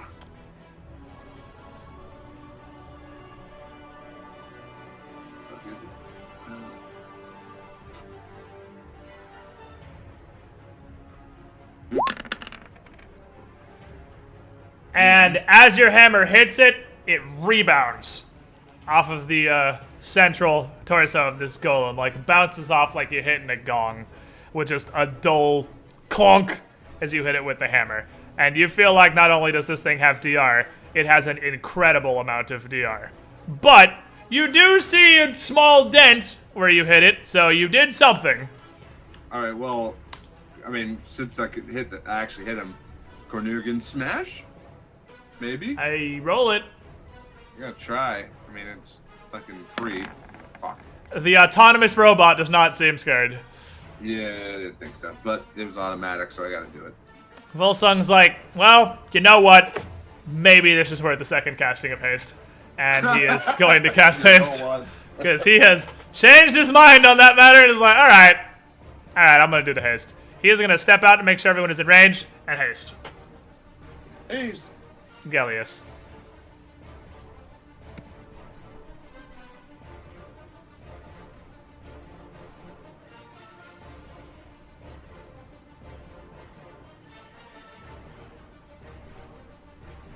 So with haste, I can move all the way around him, right? Yes. Definitely gonna provoke at some point, obviously, but what's your AC? He can take another attack of opportunity? Oh, he hasn't gone yet. Never mind. My bad. I was thinking ahead. You're good. I was thinking because he was up next. I'm thinking ahead.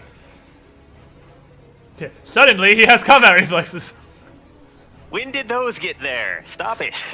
All right, get him.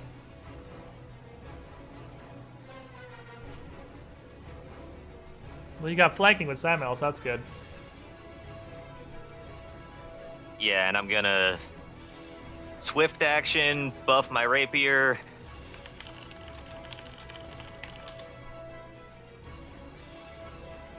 I guess I'll just take it to 5.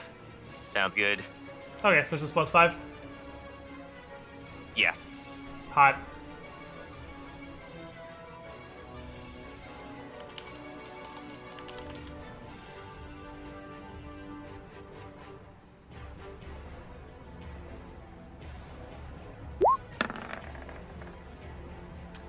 That's crit threaten.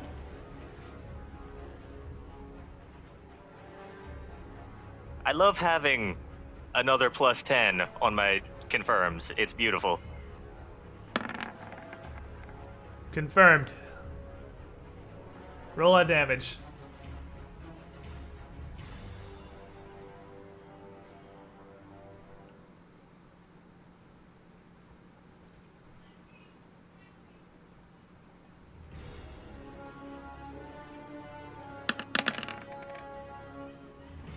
All right, and you slip behind it, and you realize you have a rapier against the giant metal robot.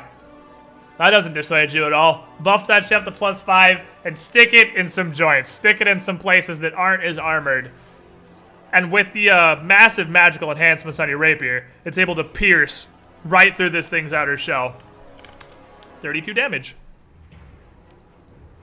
All right, Golem is going to 5-foot step back up here, and looking at the two of you regret guys. every decision I've made in my life.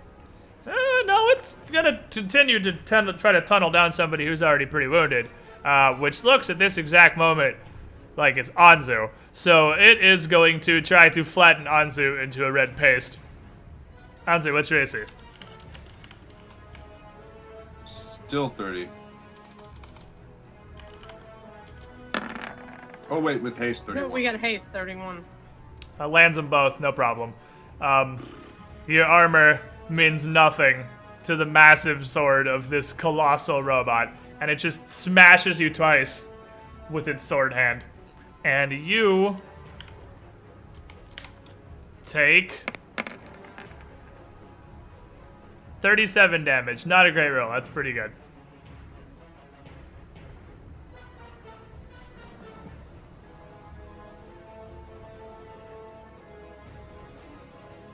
Samuel.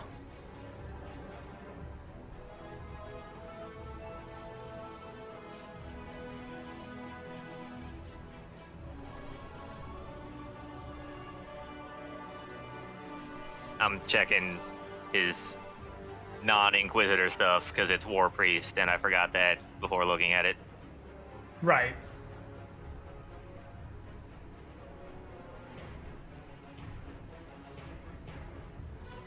Because I don't know how much he can buff his weapon.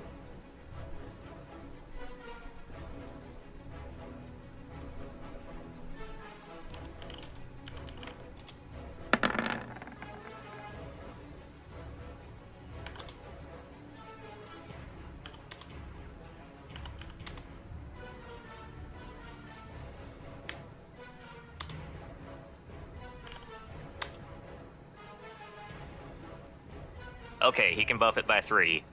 That's good.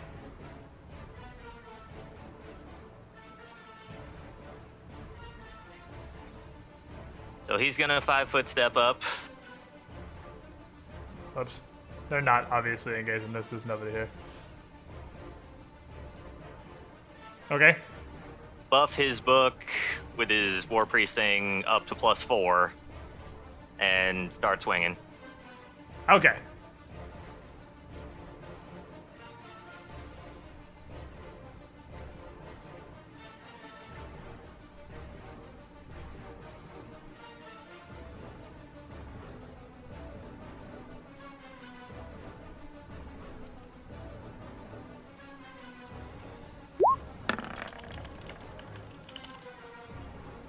Oh, that's a hit. That's the miss. That's a miss. 1 hit.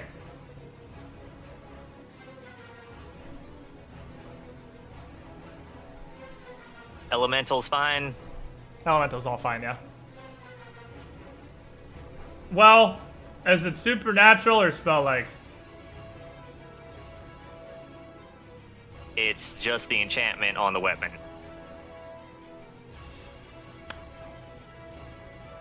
I'll allow it.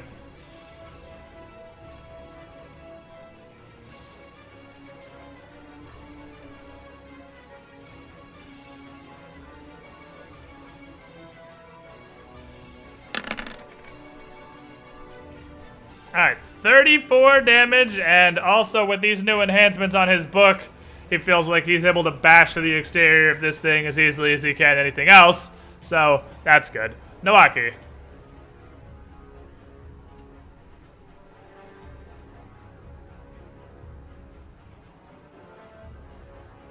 We're gonna keep being a sneaky snake. Sneaky. And that we're Sneaky, sneaky, sneaky. hoping that we're still sneaky enough.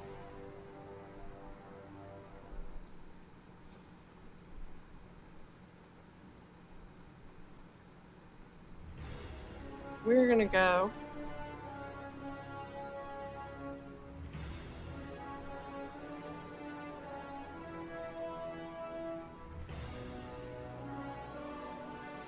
Sneaky. Does here put me flanking with here? You need to be here to be flanking. Okay. So go here to finish the move.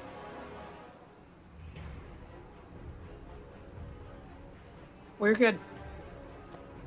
Okie dokie. Sandara. In the middle of this obscuring mist, last thing she saw was a giant robot just fucking crazy bashing on people. You know what? I mean, prayer went pretty well last time. But I just want to waste any more spells. She is going to... What are you going to do, Senda? Senda's going to poke her head up to the edge of the mist. She's still got concealment, just kind of peek out, and she sees this thing's actually getting damaged pretty heavily by Samael and Gellius. And just kind of hold off on casting more spells right now. But she is going to move up to... Well, she has to heal, not any more like offensive spells. She's going to move up to here, and she is going to use... What level of heal do you probably need?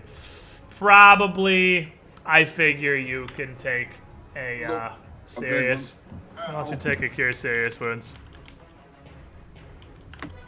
Why don't you take this, Minnie? 25. Okay. You're up. Okay. Add that in. Fortunately, a giant robot's probably not intelligent enough to focus the healer.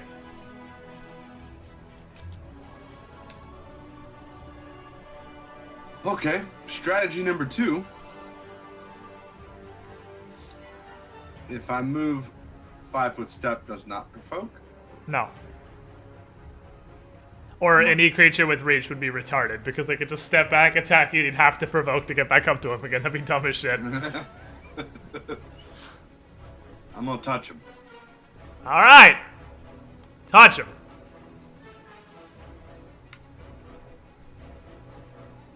Does the buffs from everybody count towards my touch attack? I mean, Yeah, it's an attack roll. okay. What are you touching him with?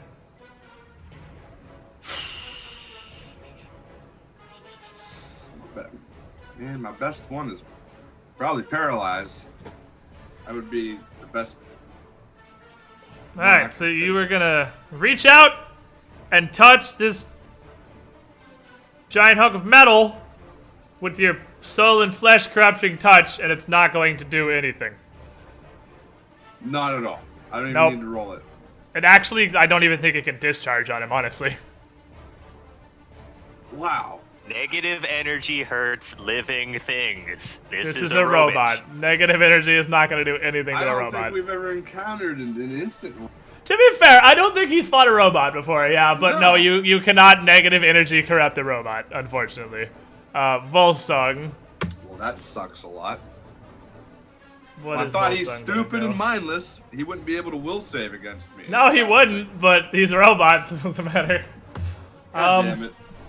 He's gonna continue doing his raging song, and I don't really know. He's gonna stay back in the obscuring mist actually to keep his raging song going and keep the buffs up on you guys and not get annihilated with the cannon. Gellius. Yeah, you also can only paralyze living things as well. Most non-living things are immune to paralyze. Even if it wasn't a negative energy source. Like, you can't even paralyze undead, I'm pretty sure. Most of them are immune to it. Well, I know not to fuck with undead, but I've never... Yeah, negative energy is like living things killer, so it doesn't really work on robots. Alright. I didn't want to blow this early, but I think this is going to be the best situation to use it in. Also, this cannon goal is pretty fucking angry. So, I mean... Gonna 5-foot step for the flank again. Swift action cast Dimension Blade on my rapier. Oh, baby. And attack. Because I don't think I can not hit him other than That's the touch hard AC, ones. right? Is this the thing where Oh, yeah. you're gonna... Oh, Jesus, I hope this works. I mean, his touch AC is pretty fucking low, so roll me those dice to see basically if they're crits or ones.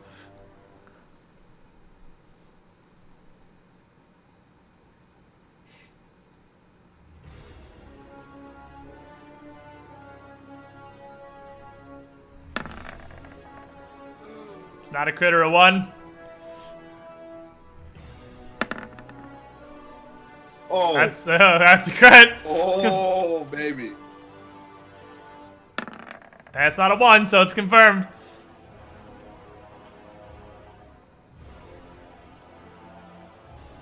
Critical dimension. That's not a crit or a 1. So, hit 2 hits and a crit.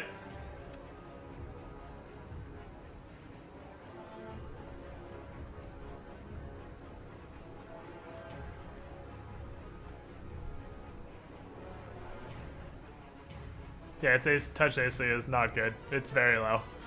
Turns out the giant adamantium robot kind of relies on the being a giant adamantium robot to take hits, and not so much the dodging. I am going to up one of those crits to a triple. Alright. Well, the crit, yeah. Ellis is pissed about putting on that dark magic cloak. He's super fucking over this giant murder bot. When cowards fight with rope. Ooh. Pretty fucking dank! So, you slash your dimensional blade through this thing and manage to pretty much entirely separate one of its legs. And it just kind of clunks down. And, like, mechanically kind of jerks back upward. Because robots do not know pain or fear. And swings its sword at Anzu. Why me? Why always me? You son of a bitch. And Anzu takes 42 damage.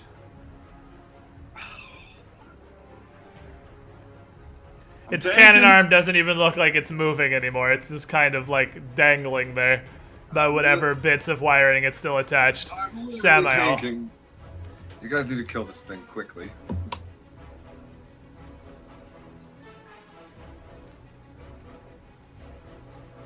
Samael's gonna continuing with the weapon being buffed to +4. Because if it's still going, it doesn't take the action to activate it, right? No, I don't think so. Okay, keep that going and also add Fury of the Abyss. Get him, coach.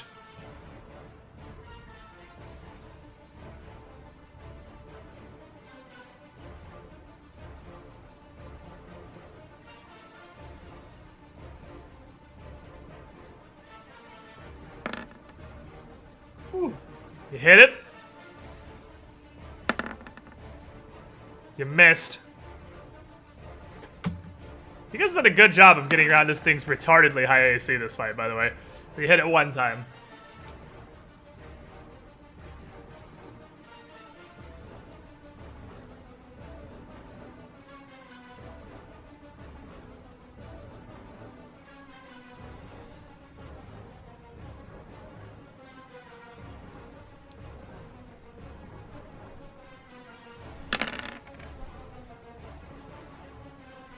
You hit it with the book. You hit it with the book, and that damaged leg from the dimensional blade just kind of buckles in, and the whole thing just collapses over onto the ground, and is super duper dead. And the oh, he's dead. A cannonball just kind of rolls out of the end of the cannon onto the floor as this thing falls over. Nawaki. Now is your moment, Nawaki. Do what? He's dead. Make sure he's dead. Jesus Christ. Just beat it over the head with the Wakizashi, just to be sure. You want Assassinate. You want me to coup de grace it while it's down? Yeah. You want me to...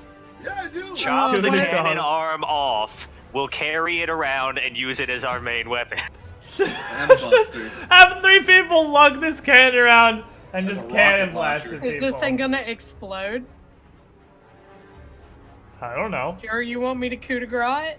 Cause thinking that might be a bad idea. It is a giant cannon robot with an auto-loading exploding cannon. I mean, what are you doing, Nawaki? Just roll out onto the floor.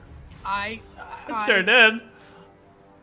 Fuck! I'm not gonna be... It's your turn! I'm fucking out, dude. Nawaki runs as far as possible from this giant robot. That's just gonna explode, and I'm gonna be over here. So Darja's like, oh shit, and steps back into the mist. She's like, don't know a lot about robots, but I'm gonna back up. Anzu. Oh, withdraw! I'm out. So you guys fall back into the mist here.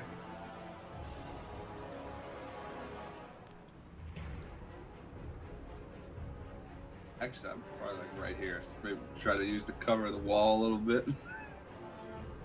That's I'm why hurt. I'm bleeding out of my ears and shit. I'm fucked up, man.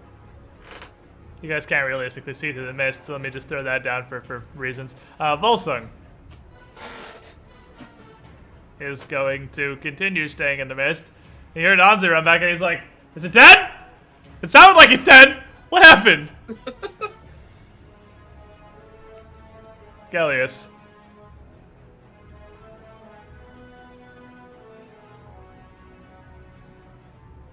I'll go hang out with Nowaki, I guess. To the corner of Nope. Off we go. The cannon golem, deactivated, continues to lay motionless in the middle of the floor. Okay. Samael. Samael's gonna be like, the hell's you guys' problems? Is he just gonna stand next to it and not give a shit? Just like, Take its head off.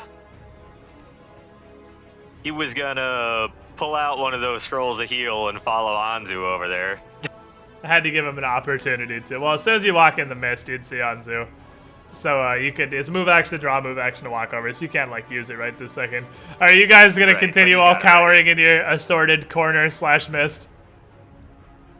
Or are you guys coming back out? You just sort of give it a second. Well, I mean, give it a second. Well, on Volsung's initiative, he's like, because he's bottom out with Samuel, he's like, God damn it, nothing's gonna fucking happen, the thing's dead. And he is going to walk up out of the mist. Okay. This lady is gonna open the door. This lady's gonna open the door. Like, oh shit.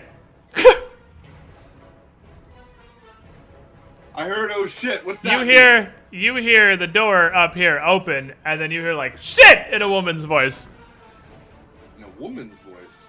Gellius. Not a woman I recognize, like, we don't have a woman. Not Xandara. She's right next to me, damn.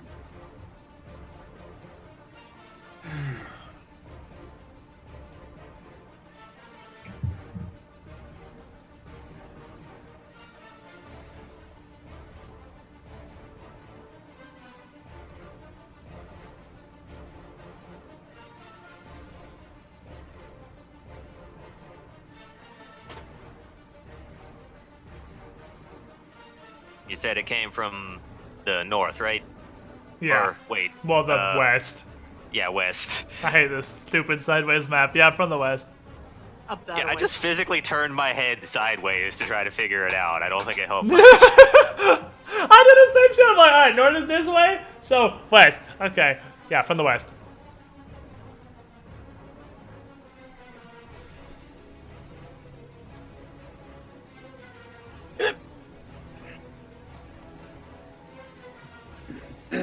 The golem is still there. It's a giant block. You can... I mean, it'd be like difficult terrain to climb over the golem, basically.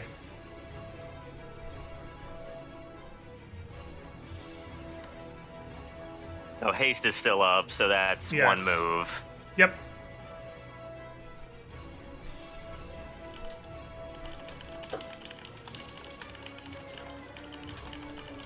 They'd have cover from this angle if I tried to shoot anything at them, right? Yes. From the doorway. And I'm gonna ready a Scorching Ray if anyone comes out of that doorway. Sounds good to me. Anyone who can see this chick, she is going to pull a potion off her belt and drink it. Samael.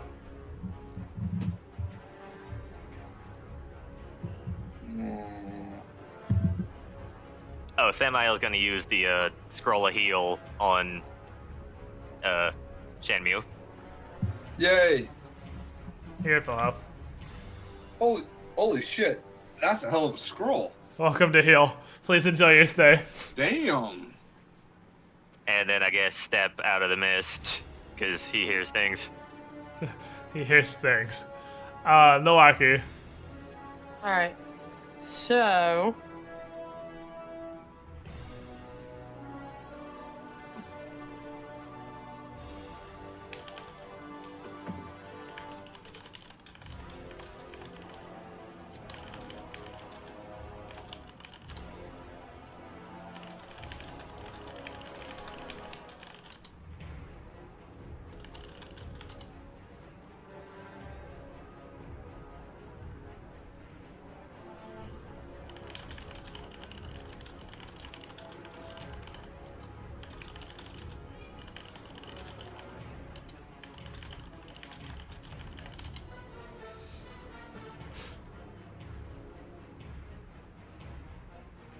So... That's it. That's all I Okay. got. I'm not double moving. I'm waiting for them to come fair out. enough. This chick is also going to pull out and drink a potion. Don't let her drink potion.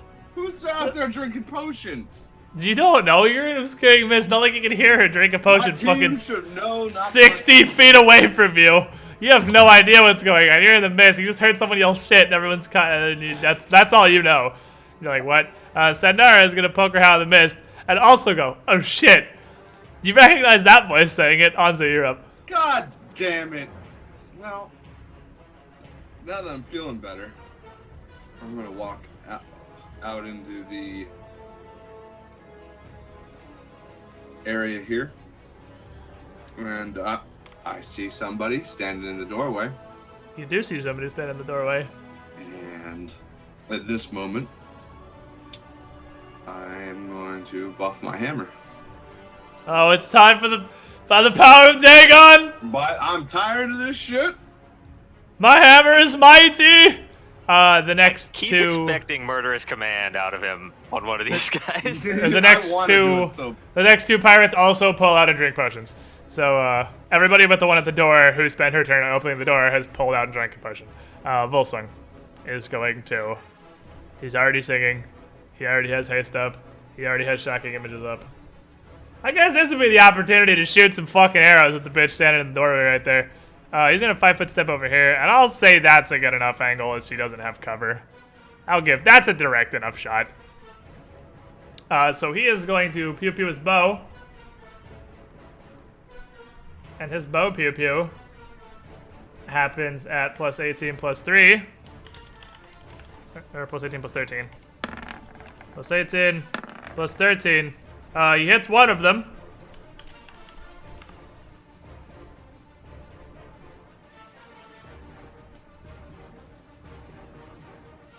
And he is going to put an arrow in her for 12 damahage. No, I'm just kidding. Hold on. It might actually be less than that. Oh, no, never mind. I thought his bow was different for some reason. Nope, 12 damage. Arrow. This bitch is gonna 5-foot step back and join the potion drinking club. Gellius. That's not good.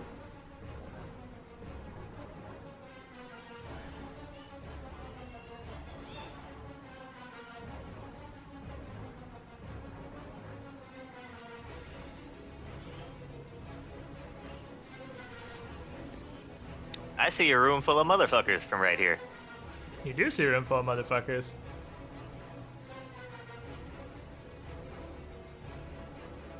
You know what I think those motherfuckers need in their life? What do they need? Fire.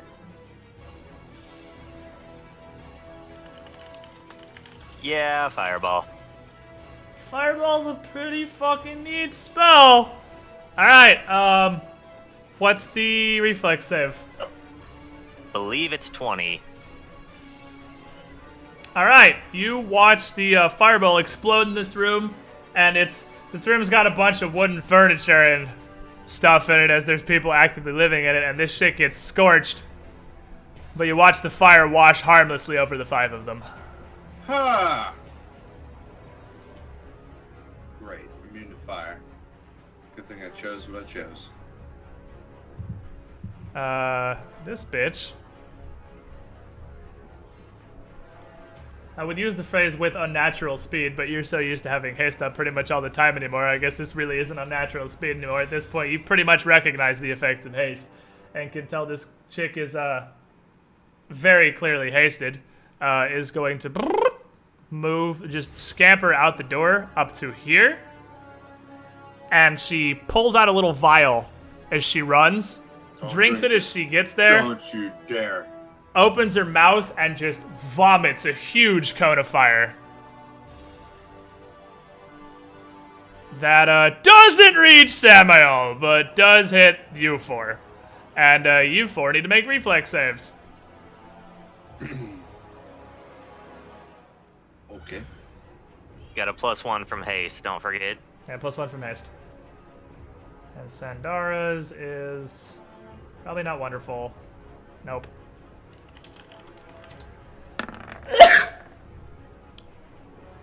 Okay, Sandara fails. Hanzu fails.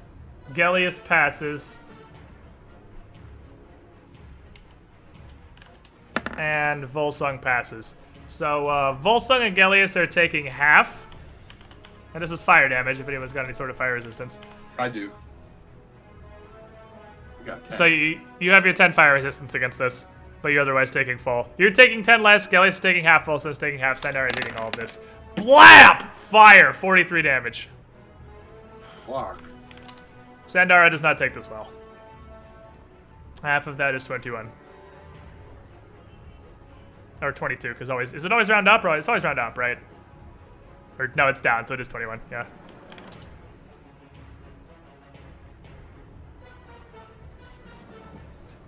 This is absolutely a squad of alchemists. Prepare your anus. And your touch AC. That's not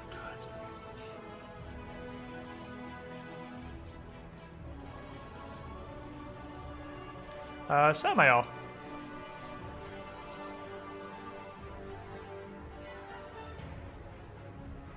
Sandara is in a direct straight line from this. She's not around the corner or anything. Here's line of effect.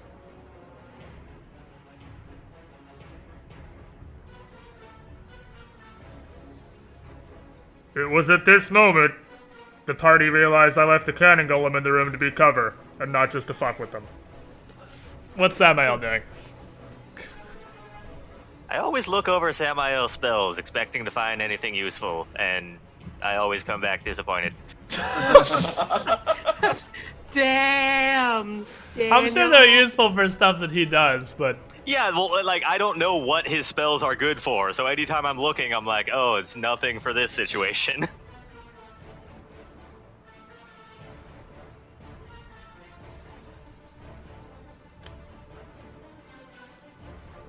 We got a whole squad of hasted. When everyone's hasted, nobody is. Then everyone's hasted. So it's pretty even.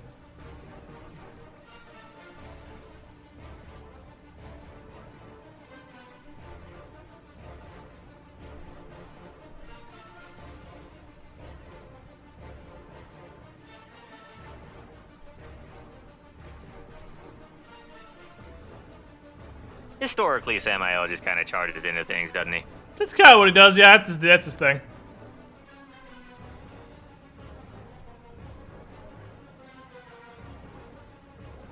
I'll move to there and attack. So there is, okay.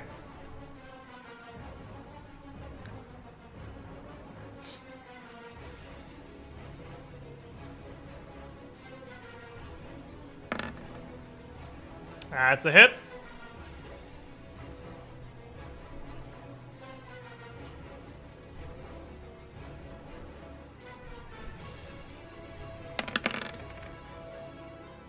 Hot. Alright, 19 damage. She looks pretty alright. Nowaki. Starting to halfway remember his roles now. I'm getting there. Hey, look who can get it.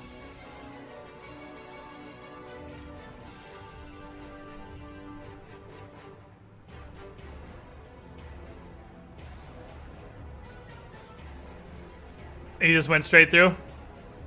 Oh, is there something blocking? No, it's an AOO. Because she definitely sees you. She sees me through both? Yep.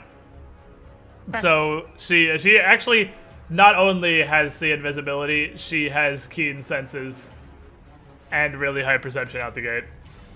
Because alchemist her wisdom. So yeah, she absolutely does see you through both. And she is going to backhand you with the spiked gauntlet, oh no, on the hand that isn't being used to drink potions and shit. So you better prepare your heinous for some spiked gauntlet action. That's actually one higher. Well, she hits you. You take 3 damage. Oh. Make a fortitude save. Uh-oh. Yeah, I figured.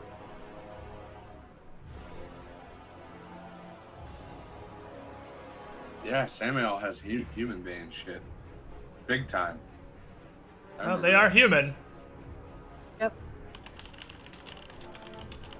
I also don't know if he actually understands how that works, but you can't pick different buffs the different times you do it in a day. And I've already used +4 to go over.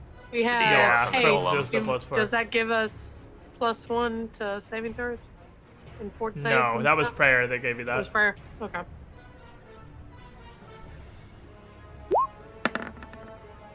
You saved. You're fine.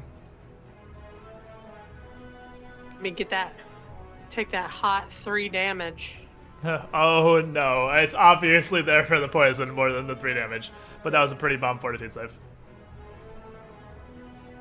Poison falls off so hard, like, but like the highest DC poison shit in the game is like 20. Unless you get into the crazy, weird monster shit. There's purple worm poison. Yeah, That's what, which 22? I have. Guess what we're gonna use next round? Where the hell did you get purple worm poison? I bought it way Oh back. yeah, no, you got that way back in the day, yeah. So you've had that forever, holy shit. I've had it forever. Anyway. And it's in the Why is their int so injector in fucking my low? Oh, their int and wisdom is the same, actually. They're weirdly statted. They're 18-18. Anyway. Oh, it's because it's the buffs that make her wisdom so high. I see. I see.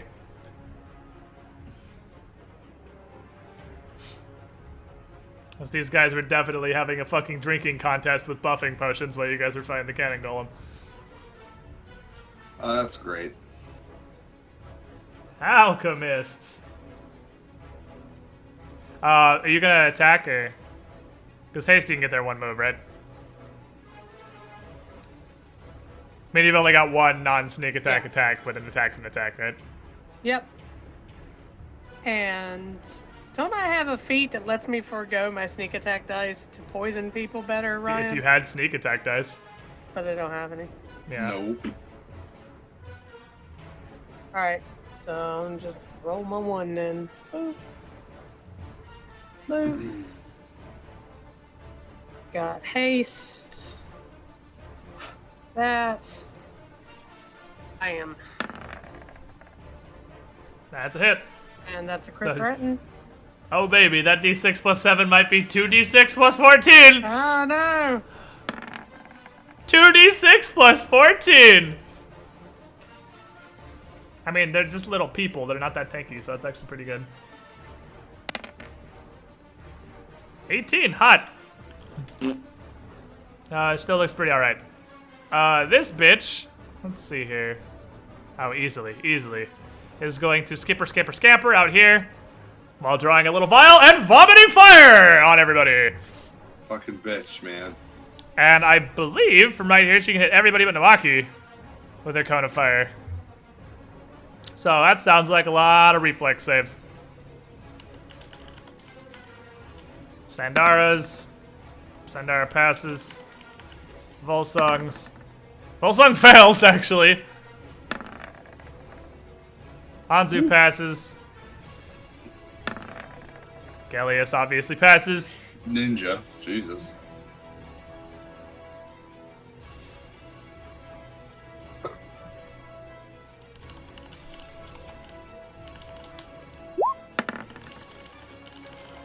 And Samael fails.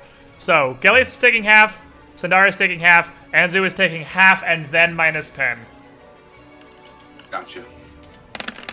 Of this many. Of 34. Half is 17.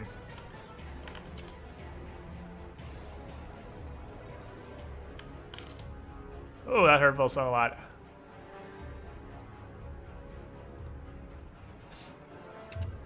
So Sandara is going to try to 5-foot step to make you guys less of a giant. Please keep AoEing me, Cone. Now that she realizes we're fighting hordes of alchemists. And, she's going to shout out, I can put the mist back up, but I think it's going to hurt us as much as it does them. And heal herself, because she is like 10 HP from dying. So, healing seems like a good idea. Actually, she's going to channel. Everyone's pretty hurt. Yeah. Yeah, everyone's pretty hurt. It's definitely channel positive energy time. Excluding the one wounded bomber. Everybody gets 24 health. Okay. I fucked that up. What? Oh god. Slug's at 289 health right now because I fucked up. He's probably somewhere in the general region of that many. I don't know, that seems about right to me.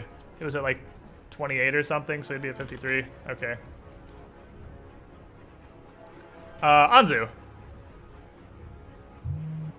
I'm gonna tell her put it up, and then I'm gonna 5-foot step. There's this bitch that fucked up getting too close to me, and I'm gonna start swinging on her.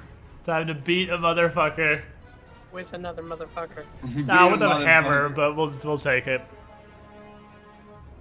Let me see here. We do have the haste, which is great. And yeah, haste is good. You get a lot of attacks. That it? gives a +1. Yep, just haste. +1 and a bonus attack. Sandara's been having to fucking heal like crazy. She hasn't got a lot of buffs up right now. Boom. Well, that's a hit. Cornugan. Well, that was the weirdest die roll I've ever seen. I don't know why. It's DC. What's the DC for fair? I have it. 10 plus HD, hit dice, plus wisdom modifier. They're pretty fucking smart, so it might be hard. No, she's still pretty scared. Okay, that's good. She is terrified. I'm gonna switch this guy's icon to... How about just dead? How about just every skull-related icon? This is a husk. We all know the cannon golem is a husk by now. Oh yeah, she's scared. Alright. Flat-footed AC's pretty potato. Second swing on power. Smash. Hits. Okay. Now I gotta look and see what the fuck the other ones are. 8. Just take 5. Just take 5 off each one. That's how it works. That's true. You're right.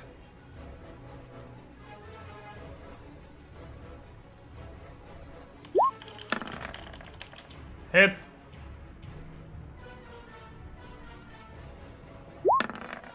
Oh fuck. Well, it's time to crit, baby. Alright.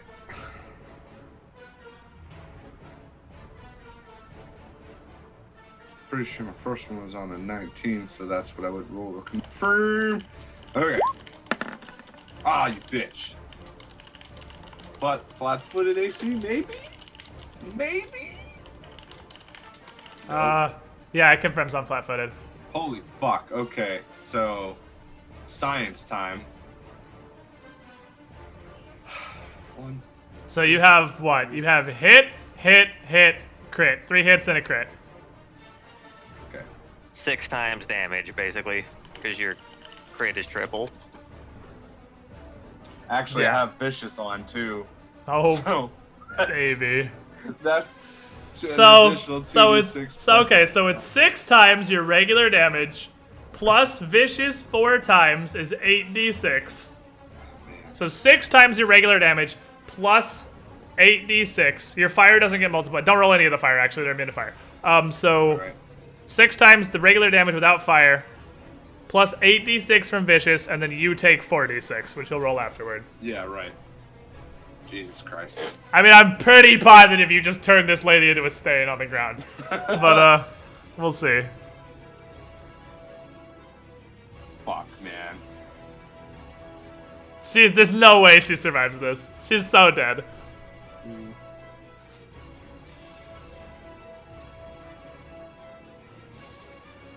The number is so ridiculous. Like, man. I'm pretty sure just the plus you have on there kills her outright, but we'll see. I just. Doesn't help when you're fucking in the tank here, too. Alright. So.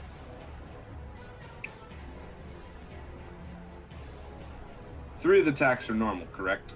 So that's Yes, show me. 3 to 6 plus that. Okay, now we have to worry about the crit, which is 3 times.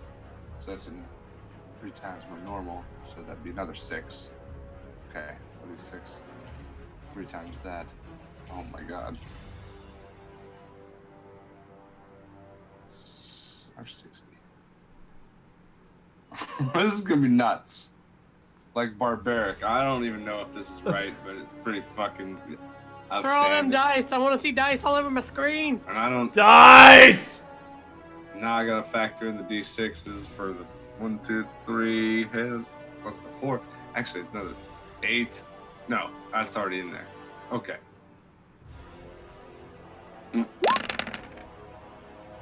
Yeah, she is like double dead. She's like dead times 2. She is the deadest motherfucker there has ever been. That's Alright, this pretty bitch close. is going to 5-foot step to the door, and with her hasted speed, in 6 seconds, who wants to guess how many bombs this bitch can throw at Samael? If you guessed an egregious amount of bombs, you're correct. So, what's Samael's touch AC? Oh no. That's what I did to myself. You take 12. Ow. I'm sure his touch AC is not spectacular. I'm sure his touch AC is don't roll a 1. Yeah, well, their attack roll's not that high. Is it that bad? It is 11.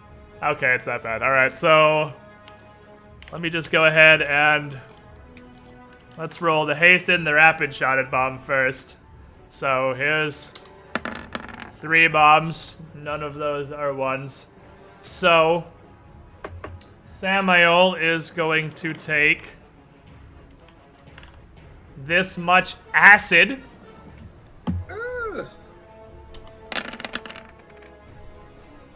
Samael is unconscious at -5.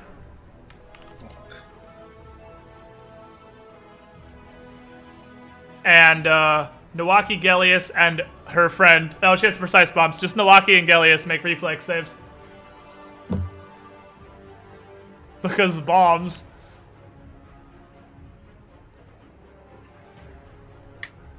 Anything for haste? +1.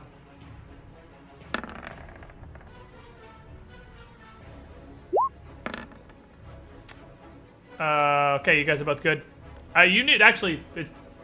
Okay, I'm gonna ask you guys, for simplicity's sake, do you want to roll a reflex save for every bomb, or do you want to roll a reflex save for the bombs for this person for the turn? Because it's technically 3 reflex saves because she threw 3 bombs. It should be... damn it. You asking us this because... Just because you're gonna roll a whole lot of... Well, because there's 4 people throwing 4 bombs a turn. And I guess just roll 2 more reflex saves each. Like, when we get into bomb machine gun, it's a lot of bombs. Okay, so I'm just gonna tell you, it's DC 19. Any DC 19 reflex save you fail, you take 9 damage, 9 acid damage. So, each of you make 1 more reflex save. If any time you miss DC 19, you take 5 acid damage. Or 9 acid damage. And she is going to throw the last bomb at Gellius, because she just fountained 3 into Samael. Samael down, she's gonna throw the 4th at Gellius. What's your touch AC? She's gonna have a bad time, I think. Yeah, yours is gonna be pretty tough, I think. Is your touch? She rolled a hard one. Don't worry about it. Scatter time. 1 is up. 1, 2, 3. That is toward Anzu. The bomb lands in Anzu's square. Anzu and Gellius make reflex saves. If you fail, you take 9 acid damage. You fucking rat son of a bitch. Throwing your gimmicks at me? I think it's time to channel negative energy on some bitches. It's got a lot of friends to exclude right now. Yeah, there's a lot of people. Well, I mean, if he moves not close like enough it. to him. I guess. He knows he doesn't have to exclude Samael now. Alright, so you take 9 acid damage, and then Gellius... Well, you both have... Oh, that was it. You take 9 acid damage. This pirate bomber is going to hold her turn until after the 24 pirate bomber, because she's sort of stuck in the room. Volsung, what the fuck is Volsung gonna do? There are just fire and explosions of acid everywhere. I'm, you know, I feel the same about Volsung's spell list. But like, they're like, none of this helps me. I think he's gonna cast Soundburst, actually.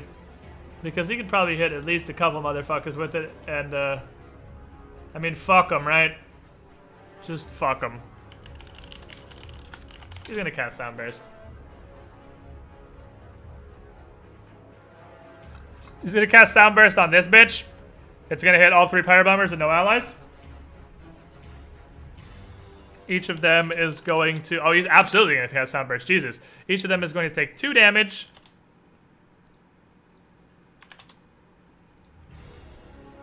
And they're all going to make fortitude saves or be stunned.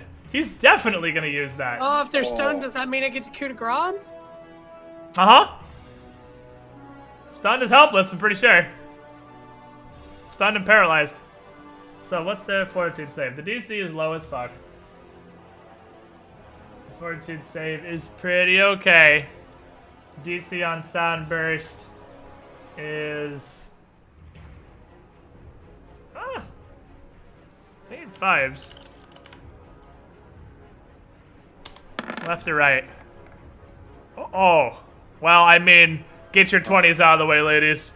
So this chick is going to come out of the room to right here and drink a small vial as she moves. And as she gets to this square, guess what she's gonna do? Guess. You're supposed to guess. Guess what she's gonna do. I'm just gonna get my reflex ready. That's all. It's actually not what you think it is. It's She's not going. cone? No. She is gonna vomit a swarm of bees. Oh, even better. She is going to vomit a swarm of bees into these squares in front of her. Fucking AMC, and you get bees, and you get bees.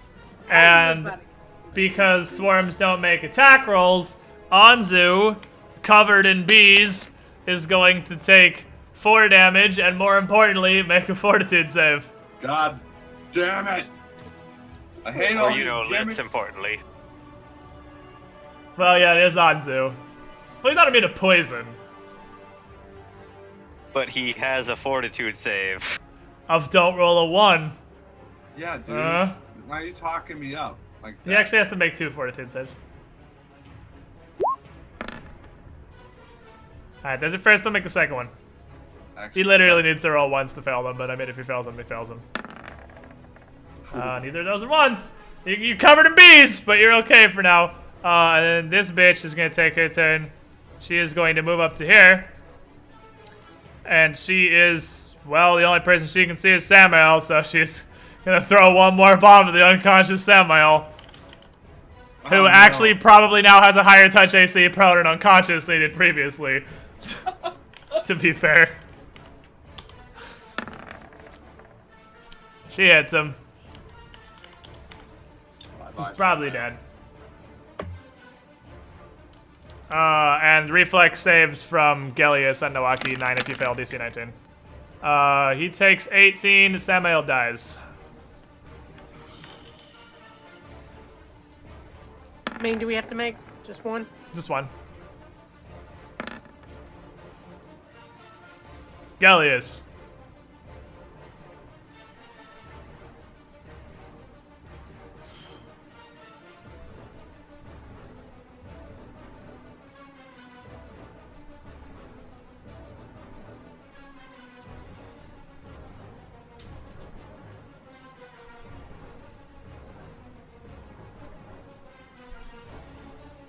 Going to cast Bladed Dash. Because you don't want to stand in bees. Alright, fair enough. And the bomber at the top is the only injured one, right? This bomber has taken a tiny amount of damage from something, but she's looks totally arrows. fine.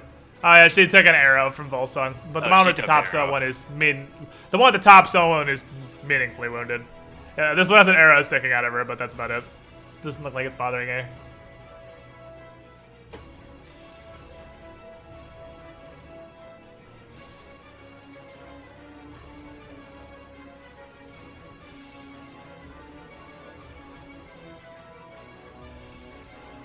Does door open out or in? Can we slam it in their It faces? opens out. You can close it, yeah. So you can use a move action to close the door. Slam it in their They would have to use a face. move action to open the door again. Slam it in their faces and barricade. Push against it. Fucking hold it. I'll post strength checks. Oh no! Oh, door. Alright, you hit her. Whoever you're hitting, you hit. That's the one up top, and that's a crit threaten. I kind of figured. Alright. Smash. Slice and dice.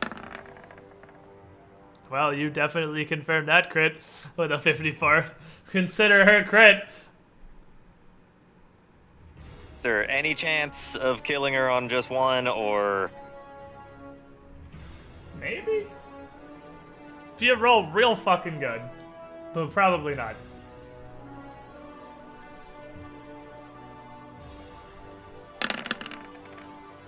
No, she's alright. I mean, she's very desperately wounded, but she's not dead. Give her another one. Realized those attack rolls should have been a little bit lower, but I don't think it matters. No, I'm pretty sure that you hit her regardless. Make a heal check later. Right now I'm vomiting spiders, so I hit her again. I don't think you can... If you confirm this, a crit can't not kill her. I confirm on a plus 29 on that one. Don't roll a 1. Okay, you're good. Dick. You tried. He tried. I want you all to know she's that. dead. She's penetrated. You have cleared out 40% of the alchemists. I'll go for the one below me now. Poker. Jesus. Oh my. Another crit threat. Here we go. Here's the crit machine. 3 hits, 3 crits. Don't roll a 1. Oh. Alright, 3 crits. Crit. And my last attack still. Oh my god, you have 4. Fuck me. It's fucking Alright. haste. With Oh, haste yeah. and Bladed Dash gives me the 1, and then I get to Oh yeah, make Bladed my Dash other- gives you 1. That's right, from spell combat. Yep, alright, get the 4th one. Can you go 4 for 4 on critical hits? No, you cannot. Also, that misses. Well, it's another crit at least.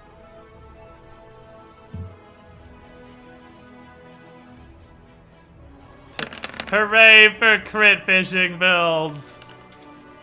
Oh, that hurts. Samael. Never mind. Milwaukee. What are you? Oh man. 5 foot step. I meant The corpse to call on the something floor. out to Milwaukee, but I forgot to, so I guess Well, she's you probably gonna gotta- forget it now. Well, Okay, swift action. Ka-chink my poison blade. This bitch is gonna eat some purple worm. oh baby.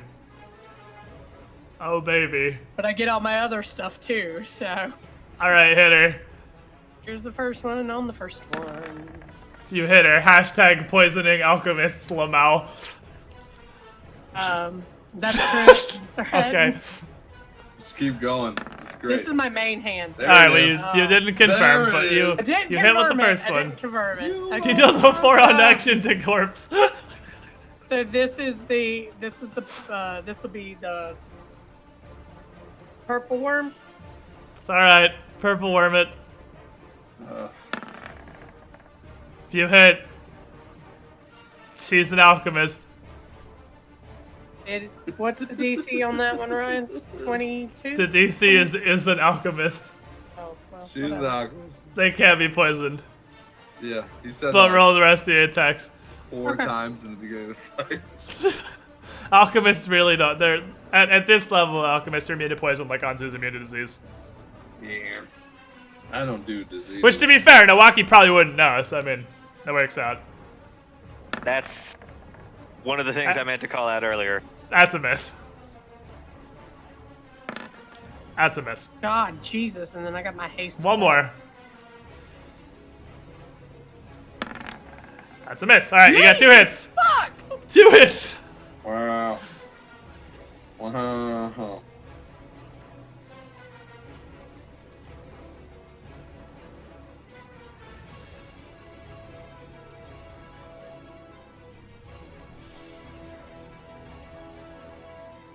He got all the rolls that ManCha didn't get with his 3 crits. Hey, we traded earlier. You did. 15 damage. Neat. Alright, so you hit 15. Sandara, like, if you're sure, Anzu, and cast the spell. It's like, I don't know. I don't know about Obscuring Mist. She's gonna overrule you on that one. Because this seems like was like 10 minutes ago. yeah, this now Yeah. seems like a terrible decision. Heal. She is gonna channel again. and exclude pirate people. Well, enemy pirate people. 23 to everybody. Is that a health? Yes, that is health. Enjoy your health. Yes. I mean, Samael's still dead, but whatever. Anzu! You're standing in bees. That's one less guy I have to exclude on my channel negative energy. So that worked out great for me. Channeling negative heals him. Yeah, he doesn't need to know exclude that him now. regardless. He's a dad bear. But he's dead. Like, Yeah, but you don't need to exclude him. Negative energy doesn't hurt him. Negative energy damage heals him. Well, too bad he's dead then. How about that? Who are you excluding? You can exclude, what, 3 people? Sandara. So who are you hitting is the question. No, everybody else but the people I'm excluding. I don't want to hit Sandara. God, I don't want to hit Volsung. I mean, I'm just like, which of the 4 party members are you hitting? You're obviously Didn't hitting you fucking move first bombers. to get out of range of hitting them at all? It's like 30 feet, unless he wants to go, like, past both of them into the room. If I walk through the bees, does it, He like, literally has to be, like, on the table in F4 to get out of range. I can't even get there. Like, I could get to, like, here. It's like 5 feet. 5 foot step through bees. 5 foot step through bees is the best I can do for you. There. But Still definitely in range. He would have to be here, at which point he wouldn't hit these 2. Because he doesn't have line of effect. Okay, How can he not do it through walls? But earlier in the campaign, he could sit at because- the bottom of a fucking Because ship. that was hilarious, Ship so I and allowed move it via GM fiat, but you that's definitely bullshit, need line of Squid. effect. Because it was hilarious! But no, you definitely need line of effect to use well, I channel have line of energy. effect. changing the Sort of. dynamics in the middle of the game. I mean, if I could have not let him hit on the Sahuagin through the boat, but I thought that was funny as hell, so I let him get away with it. It was amazing. Also, I didn't know that you needed line of effect for AoEs at the time. I'll exclude Milwaukee. Okay, so Gellius, you eating this. Sorry, good. Gallius. You know I love you, baby. What's the DC? I got a decent will save. What's the DC? They don't! Alchemists have fucking horrible will saves! Do it! Really? I thought that high int or wisdom was the reason. Yeah, I that's all they have is from their wisdom. Their class will saves are garbage. Alchemists are really high fort saves because they drink 90 potions a day. Gotcha. Well, I failed it, whatever it is. It's like 21, 22? 20, but in the aura, I think it's 22. It cannot be 20. There's no way it's 20. Well, I don't know. It says 20. I gotta look it up then. Just. I think it's half your level plus your modifier, so that sounds about right. Which Is it modifier? really? Your charisma. Charisma. Well, 7. Half my level is 7. Remember 3, so that's 10. Half your level, you're Well, plus 14, so 7 plus your charisma modifier is 4? 3. Oh, it is 20, I guess. Damn, it's only 20. Wow, okay. But yeah, they have a -2 because they're in the aura. Okay, so it's 10 plus that, so it's actually right. 10.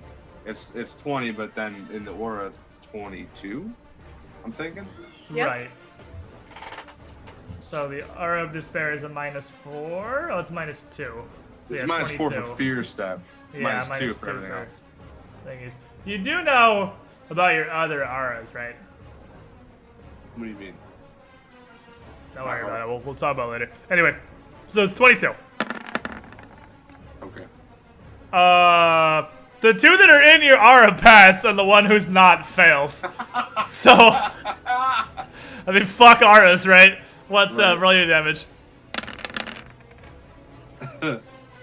Jesus. 10. 10. I did it to Gellius on accident. I noticed, I saw it. That was only half, though. And then she takes the full 20. That actually almost kills the bitch right next to you. Does it kill the swarm? It does- should. Maybe. That was kind of what I was hoping for. One of the It does dudes- not. The Oh my swarm god. is still alive. It does not kill the swarm. You want to know why? Because with half again, on a failed will save, that does 30, and Wasp Swarms have 31 HP, so fuck you. It doesn't kill a swarm. Cock sucker. How about that? That's what I say. She is gonna hold her turn until she's back where she started in the initiative because she needs everybody to move. Volsung is gonna take the opportunity to try desperately Hold to on. kill. Look at Volsung's gloves. Was he a What's bee in his catcher? hands? Bee catcher gloves? Does he have the first aid gloves? He does have the first aid gloves. He could cast Breath of Life on Samael. Yeah, he can. It's cast. a little late for that. Didn't he die? No, that was this round, wasn't it? No, he totally can. It's That the was same still round. this round. Yep, alright, That was he is. the thing I would. Yeah, you were trying to I tell didn't know- me. Didn't realize he had that. I forgot about my first aid gloves. Hot. Alright, so he is going to use his first aid gloves to expend 5 of his 10 sapphires to cast Breath of Life on Samael. Which is going to, as a 9th level caster, 5d8 plus 9. Which he would know that he has.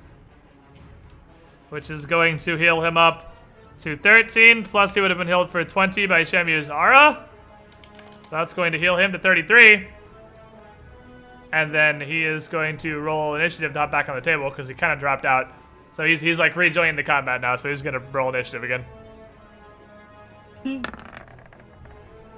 24, hot. So now it's his turn. Perfect. Well, no, actually the bomber would have 0.5 on this. This bomber is going to 5-foot step back, pull out a potion, and drink it, which you may notice is a recurring theme. And you are going to watch her wounds just sort of disappear. Or at least heal up a decent amount as she chugs a healing potion. Samael is on the ground, but not dead. Oh, also, Anzu's going to take another 2d6 damage from bees. Bitch. And make me 2 more fortitude saves. You take 7 damage and make 2 more fortitude saves. Seems fair. Always. Yes. Great. Hey, it's only a 5% chances to roll a 1. Stop it with that. Damn it. First save for the wasp venom. Gusta. Second save to avoid spending the entire round slapping bees off of yourself. Damn it, I hate you. Fine, Samael, go. Fortitude, brah.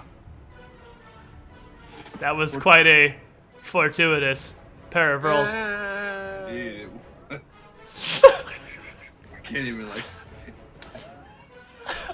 Samael's prone. Are you filling in for Zendern tonight, Squid? I mean, Samael just got resurrected, so yeah. Yeah, there you go. That was quick. Stand and cure himself. Alright. Was I dead, guys? What happened? This pirate bomber is going to test the waters. She is going to accept the soft cover bonus of Gellius standing in front of Nawaki. What is your touch AC, Nawaki? My touch AC. Shouldn't be super awful. 19. And plus 4 from soft cover, so it's actually 23. Because she doesn't have improved precise shot. So she is just gonna... So 23, she's gonna give it a shot, see if she can hit you. She was unsuccessful. That's going to scatter 1, 2, 3, 4, worst case scenario onto Anzu, which is fortunately gonna kill the bees, so that's cool. But Anzu, Samael, Nawaki, and Gellius make reflex saves 9 if you fail. And she's just gonna fountain the rest of the bombs into Gellius. Fountain. What's your touch AC, Gellius?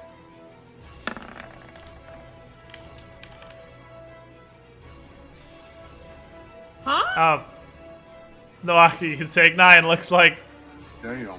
No, the roll 20 is just doing shit. It's not even showing me. That's you rolling ones. No. It's my dice aren't showing up for me. Oh. It Well, showed up in chat. it's because I think you and Anzu rolled at the same time. I saw it in chat. The was why are my dice rolling? Gellius, what's your touch AC right now? Just say I'm taking half. Haste is a dodge bonus, right? Yes. 24. Oh, baby. Well, she's gonna throw them all at you regardless because she figures the cover is the reason she can't hit what's her face. So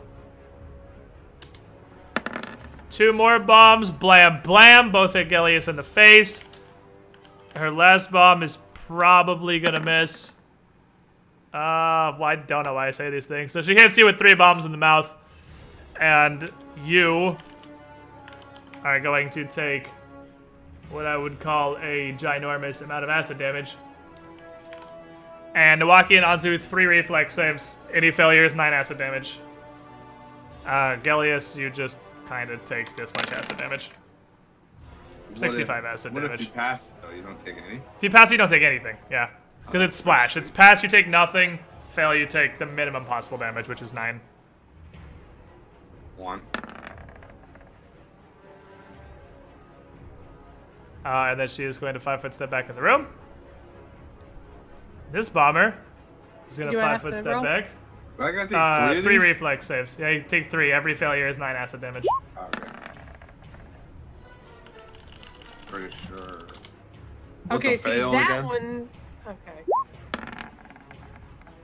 Well, there's So, 9 you more for both- me. Wait. Yay! That's you both take 9.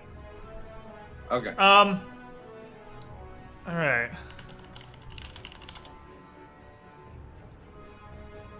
So, she is going to switch things up on Gellius here. Because you're kind of in the doorway, blocking the way. She is going to throw a bomb. It hits. Anzu and Nawaki, 1 reflex save. You take this much acid. 18. She is going to throw a bomb. It crits. Which I'm pretty sure is just double on bombs. Nawaki and Anzu make a reflex save, or you take 18 acid damage. Gellius, you take 43 and die. Is that death? Oh, you failed the 18 one, of course you do, Anzu. Gellius dies. Sucks. She is going to throw the 3rd bomb at Nawaki. What do I take from this one that I just missed then? 18. She misses Nawaki. How is she hitting the guy with higher AC, but not the guy with lower AC? Whatever. It scatters to here, so Nawaki and Samael reflex save or take 9. And then she is going to throw the last bomb at Nawaki. And you said 23? Is your touch AC? It's now, yeah, with the haste. 1 off Wraithel on the force bomb. So she misses the force bomb. And then it's going to 5-foot step back to here so she can't just get fucking fountained through the door. She just 5-foot step, didn't she? That was the other one. 2 pirate bombers are right in a row in the initiative.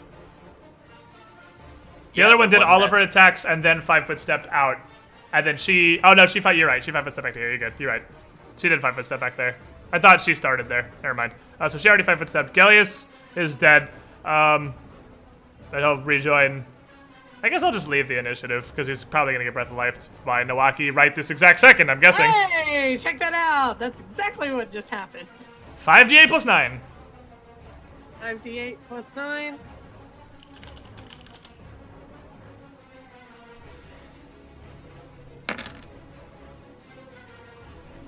He is still unconscious. But not dead. But not dead. Just regular unconscious. And, Sandara I'm is gonna just be gonna... like, someone close the fucking door. Sandara's gonna call, I can only do this for so long, guys! And channel another positive energy. which that is gonna bring Gilius up. So 23 to everybody.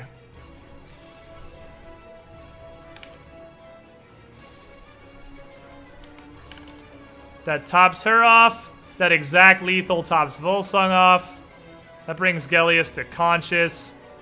Just prone. And that's her. She's just literally standing in the back, just spamming Holy Nova. It's fucking great. Doing her Kanye best. Anzu.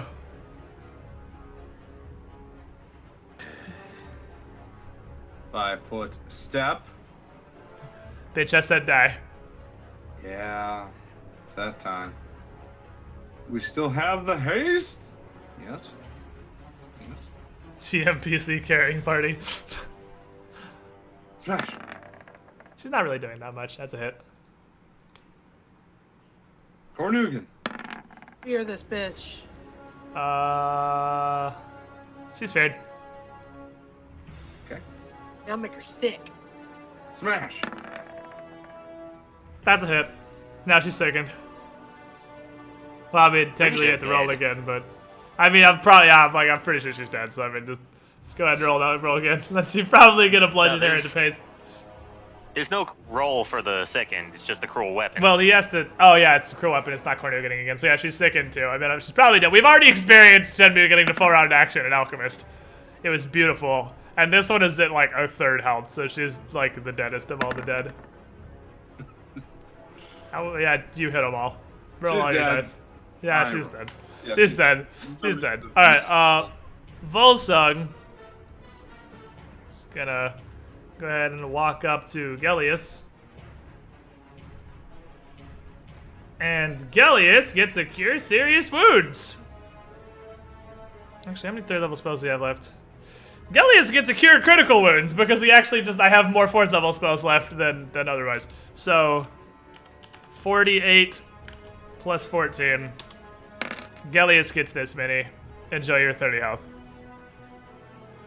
Samael. Yeah, the Burning Crusader, a holy priest. Sit in the back, press Holy Nova lots of times.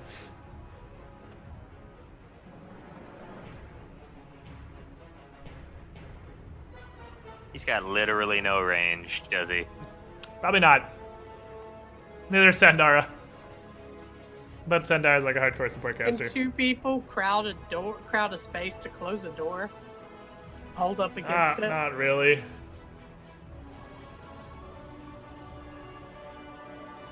I mean, you could move. I would let him move up, like, to one of the squares adjacent to the door, like this one, and reach over and shut the door. Because that's, like, next to the door. If you want to use your turn, move action, move action, shut the door. I figured we could do that to get Gilius out of the way.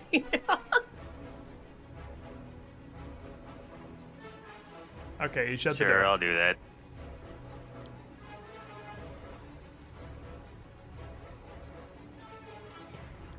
Gilius. Move. Gonna stand up.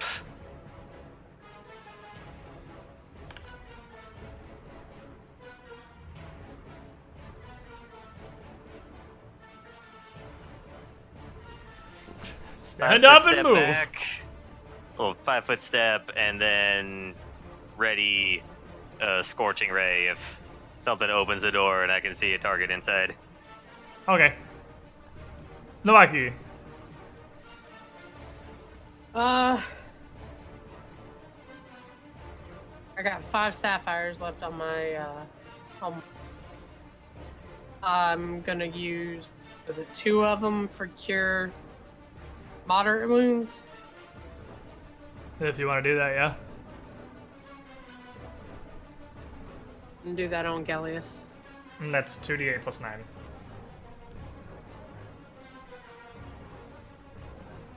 Those gloves are super sick, but they're not even like once per day. It's like you get 10 sapphires, period. And then you're it's done. Just gone. Yeah. So you get 17 health left. Sandara is gonna move up here and ready a spell. Anzu. Go tanky. Go tank it, Anzu. I can't see anybody. Wait, Well, did I say scorching? Did I say scorching ray when I said prepare spells? Yes. I meant snowball. Okay, snowball instead. If you'll let me, I know I said That's the wrong fine. one. No, I'm that's fine. looking over my sheet. Yeah, you'll have snowball ready. I feel like I don't want to walk in that door because they're gonna just throw shit at me like a bunch of bitches. yeah, but you can take it. No, You I can't. My touch AC is the worst, buddy. Yeah, but you have health. But you have way more health than any of us. Damn it. You're the one who wanted to be full plate, dude. You're our You asked for this. You asked for this. I mean, exactly what you you got lucky because Skull and Shackles doesn't make you fight a whole lot of stuff that hits touch AC, but it's the downside of full plate, Coach. Your touch AC is not great. The bombs just kind of gotta hit you. They don't gotta get through your armor. With haste, I can move pretty far. Very far. 1, 2, 3, 4. I can get to there. The door is closed, though. You have to open the door. Fuck the door. Damn it. Do you want to make a Go strength through check? it. Yes, I do. Charge it. I do this time. All right. I'm tired of this shit. I'm so over this. All right. Make a strength check. Do I get anything for fucking Nope. songs or nothing? Well, I mean, Volsung's song is going, so you can take +4 strength. +4? Yeah, which is +2 to your modifier. The song has been going the whole time. I mean, he probably would have given up on singing by now because no one's taking it, but I'm not tracking his rounds for it, so I mean, he might as well keep singing, right? Well, as long as he's gonna sing, I'm going through this fucking door right now. Oh, you did it! You finally made the DC 20 to break your average wooden door! You did it! Man. Yay! Alright, in you go. Keep going. And I get to here. You- Hit it, And bitch. there's... What's up, motherfucker? Hey, bitch. How's it going? Time to die. You've shown your hand, Milwaukee. Smash! Revealed I forgot that that's been on there since forever. You hit her. Paragon! She is afraid. Damage! Ignore fire? Ignore fire. Damn it. Everyone on fucking Galarian is immune to fire. Damage! 33 punch damage. Oh, wait. Waiting. Almost forgot. Still rocking vicious, brah. Take that on your chin. Alright, 4 more, and you take what, 6? Okay, equal opportunity, vicious. Volsung. What the fuck is Volsung gonna do in this situation? Well, He doesn't want to throw any more spells at this. We're rumbling. I mean...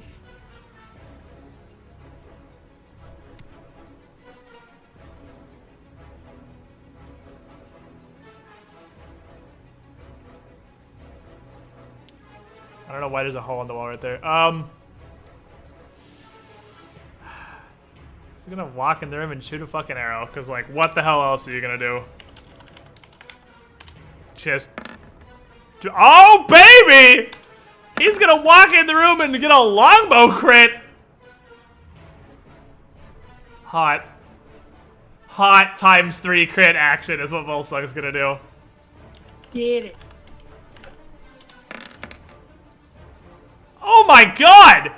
What a fucking shot! Oh what a my fucking goodness. champion! Holy He just shit, runs in the room sniper. and just puts an arrow through her fucking throat and she drops! Like a wet sack of shit! Oh, That's what Volsung's like, Volsung's gonna do! done. Just like, I'm over this, bam, you're done, see ya, Samael. Yeah, he's gonna play super hot as he runs in the room in slow motion and puts an arrow directly through her fucking windpipe and she just and falls over. I'm just gonna notice out of the corner of his Hawkeye eye. shit. What the fuck? Did he just become a superhero? Like, I think he just became a superhero. You'll never do better than that with that crossbow ever. Nope, that's his moment. That was his moment for the campaign and he wasn't here for it. He runs in and just crits a half-health bitch in the face. That's a hit.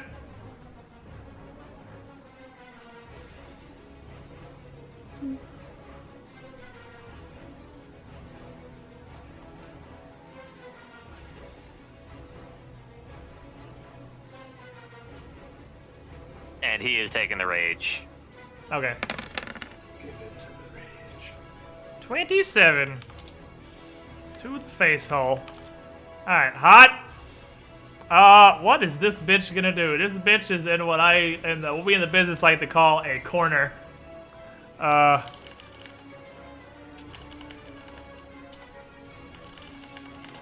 She can't even withdraw because she'd still provoke. She is going to out of this room. Fall on her knees and beg for mercy. drink an extract, which provokes. Kill her.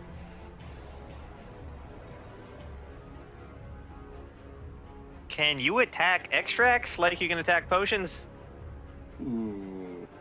I don't know. I think if there was ever a moment for it, it would be. I'm gonna Alright, say no, because otherwise the whole alchemist class would be completely garbage, because you could just counter every spell they ever cast by hitting their extracts.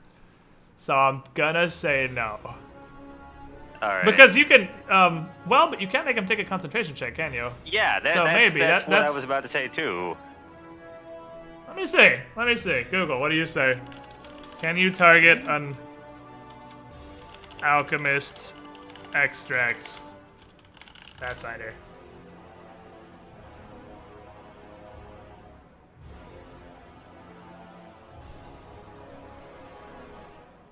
I have no idea. I think you're right. It's probably no, because it's a lot smaller than like. Well, I'm gonna look. I'm gonna take a brief fucking glance at the extract class feature and see how it says it works. Because logically, yes. Okay, extracts behave in many ways like potion. Effects can be dispelled. Unlike potions, they can duplicate things potions can't do. Which is covered down here. I don't see why not. Yeah, this extract page is like 3 paragraphs, so I don't see why not. I mean, that's the alchemist version of readying an attack to interrupt their casting by forcing a concentration check. So, yeah, because the extract wouldn't have a concentration check, even if you hit them. Yeah, because it just automatically goes. Yeah, it's already done. Yeah, I don't see why not. It acts like a potion, except class features, so sure. That was almost the one, though. Alright, you hit the bottle. So you smash her bottle as she goes to drink it, and her eyes kind of get wide. And she turns and runs to the corner of the room and through the wall. Gallius.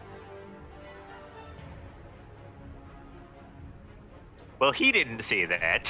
He did not know.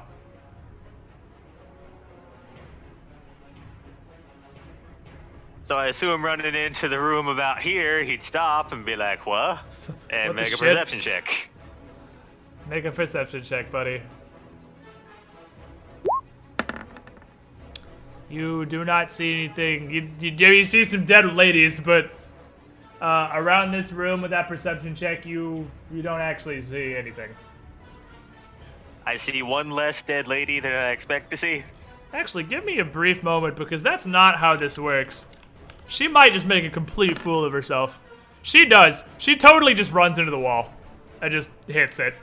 And is, like, pawing all over the fucking wall. Like, I don't know. Like, she expected some different outcome from that. But if you want to use the rescue move to get up into melee range ever. Because that's totally not how that works. So she definitely just runs into the corner of the wall, hits the wall, and makes a fucking fool of herself.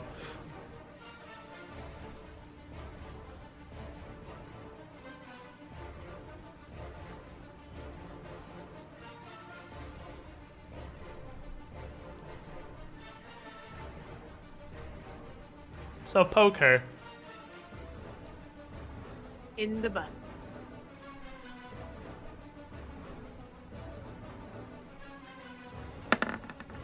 You poked her. That's fucking teamwork!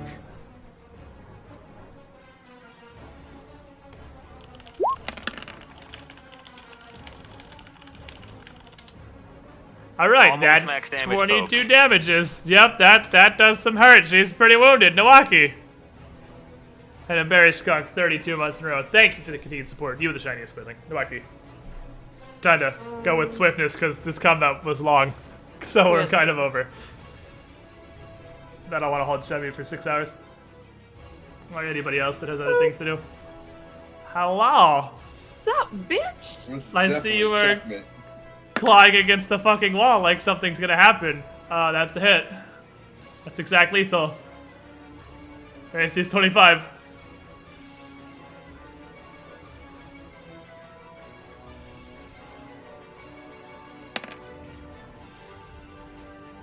Poke.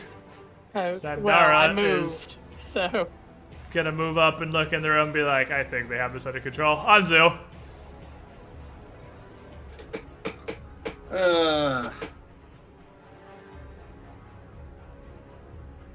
One, two, three. I guess I'll just. I'm tired of this drinking shit.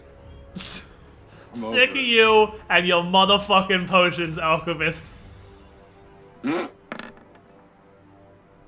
That's a hit. One of Okay. them damages. Cornugan. Because Cornugan. And she's afraid. We're ignoring the fire still. She's Yes. terrified. Yeah, they're mid fire. It's been so long, we're probably running up on the close to the end of the duration of some of these buffs, honestly. Yeah, really. All right, so you hit her in the face with a hammer, and she just like fucking crumples. She's not dead, but she's standing there just like, fuck everything. And Volsung, Pew pew. all me. All me. All me.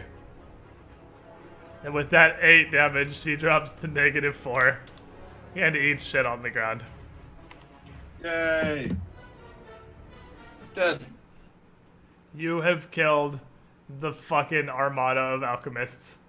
Good job. Is that a class skill you can play as too?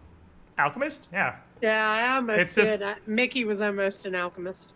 Yeah, it's just a caster who casts spells by drinking potions instead of actually casting. And they, that whole bombs thing is their big thing. Shit. That could be a pain in the ass. For shizzle. So this is kind of just a guard room, now complete with dead ass guards, who are just lying around in the various places they were murdered, slumped over the table and the couple of chairs, scarcely furnished. So how many of them were there? There were 5. How many are there of us? 6? There's 6. Well, I mean, if people are like too nerve-wracked to count, we could stuff the bodies and we could disguise ourselves as them and go running through the next hallway. Yeah, the icon for them, the art was a female, but they're just like mixed genders. They're not all girls. It's just the picture it gave me. They don't have like an all-girl alchemy squadron to defend Fort Hazard. I mean, we could I love probably do precision that cut. and then make me invisible because I can't disguise as well. I'm too big and manly. I'm talking about Sandara's spell. It'll disguise all of us. Yeah, Veil. So it's not a horrible idea. Don't know what exactly they'd be allowed to do or where they'd be allowed to go, though. We'd be taking some risks, but certainly less of a risk than just plowing through normally.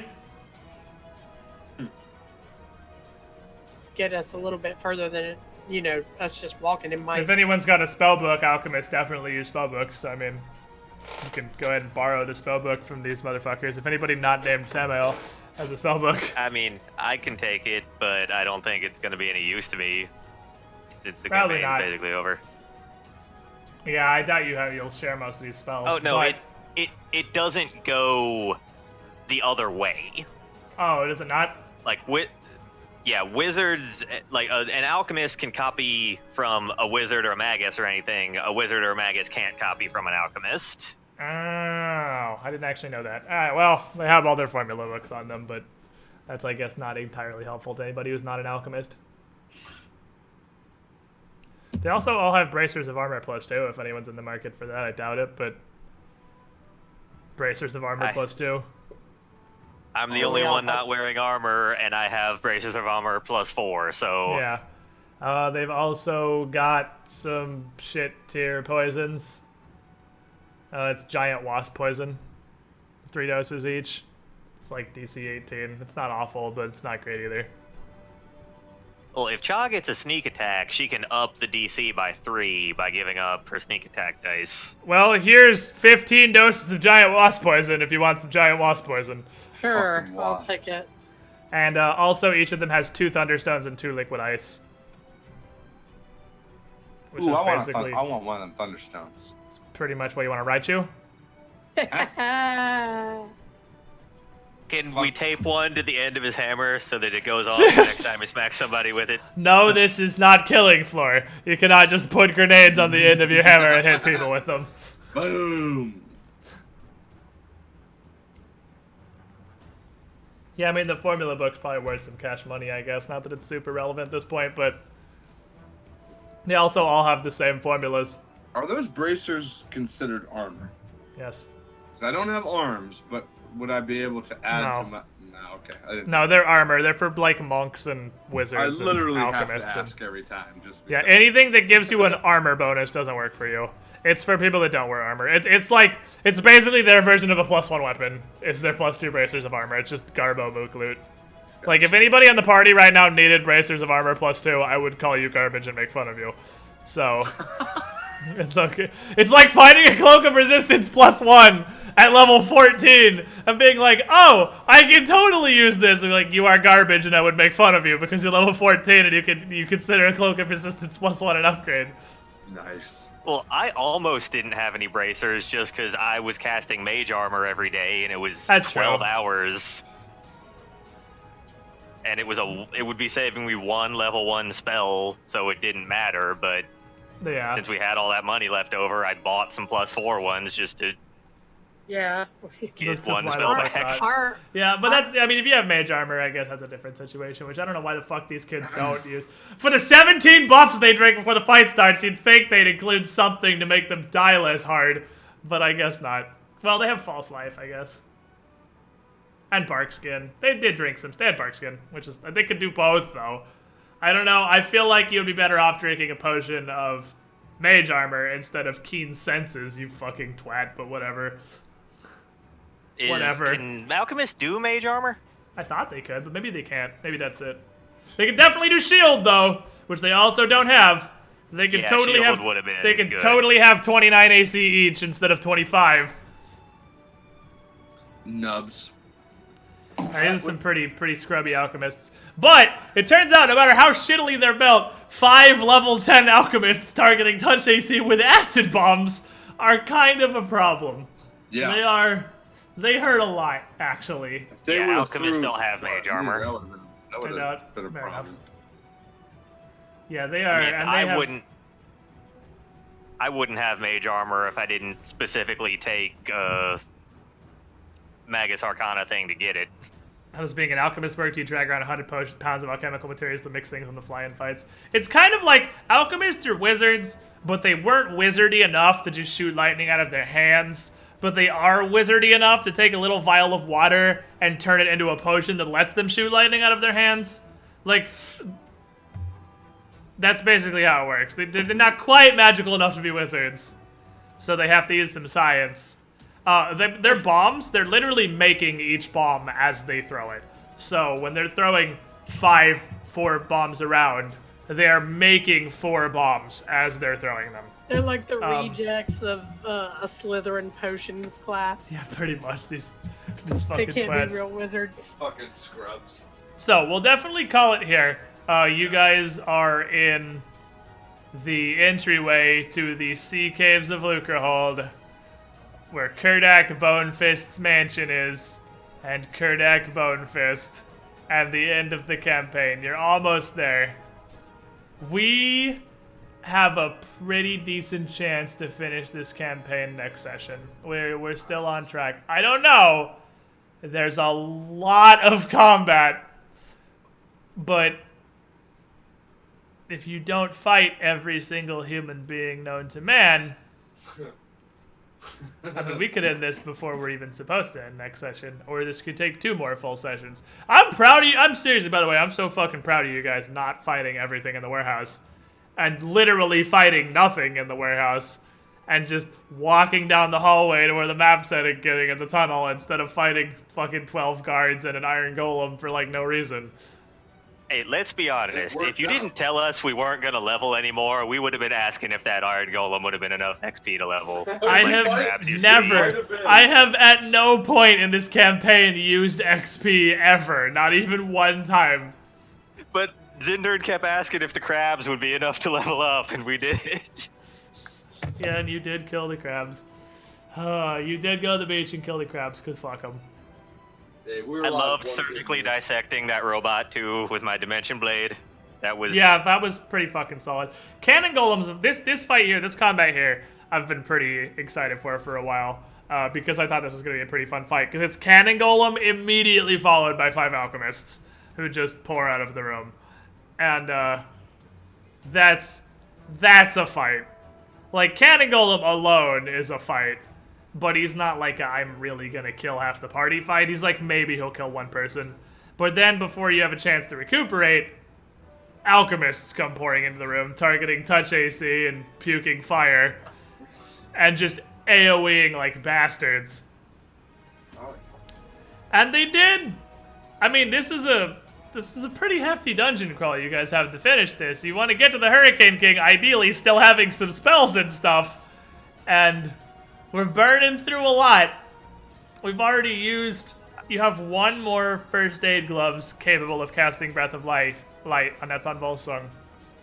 And you can do that 1 more time. And then you have Sandara's 2 Resurrection Scrolls. And, you have, like, half... A lot of people are down to, like, half on their spells. Sandara's down to about half I used my only level 5. of her channels. Yeah, I mean, you guys are feeling it! Oh yeah, and if the Cannon Golem had crit, if he crits on a melee attack, he gets a free cannon shot. He literally slams you with the cannon and shoots it. And it's just the most beautiful thing ever, but he never crit with his melee attack, and I was kind of sad, because I really wanted him to just fuck blast someone to Nowheresville by critting them with the slam for 40, 10, plus 20, and then also hit you with a 66 plus 7 cannon shot, which definitely crits on ×4. Well, his slams were at plus 29. He literally needed hard 1 to miss, like anybody in the party. Wow. He has plus 29 on his melee attacks. He's a CR 15 creature. That is a average balanced fight for a full party of level 15 player characters. And we were 14. Yeah, which means it's a slightly more, like, average is like this. Like, the 5 Alchemists are CR 13. They're a little below. But because they swept in right after the Cannon Golem, they kind of cleaned house. Which is what they're for. Well, I'm gonna roll out, ladies and gentlemen. It's been a privilege. Alright, see you later, Shenmue. And none of you guys are looking at stream, I assume, but chat. No. There's some fun shenanigans in their future, including the return of this token, my favorite token of all time. I couldn't just let that token die. That token had to be used again. And there's a large quantity of what I would refer to as fuck in the general vicinity of here. There's this.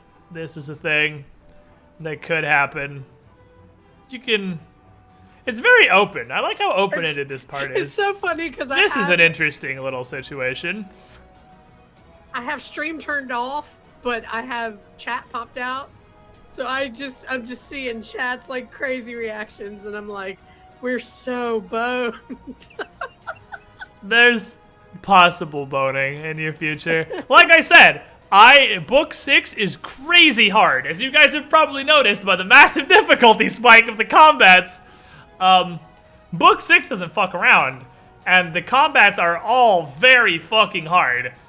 And it's entirely possible that the end of this story is that regardless of Tessa and Aranax's attempts to pull away Bonefist's forces, and Anzu's having the Chelish plans and everything, they died trying to unseat the Hurricane King. That could very, very well be the end of this story. Too bad literally everybody dying.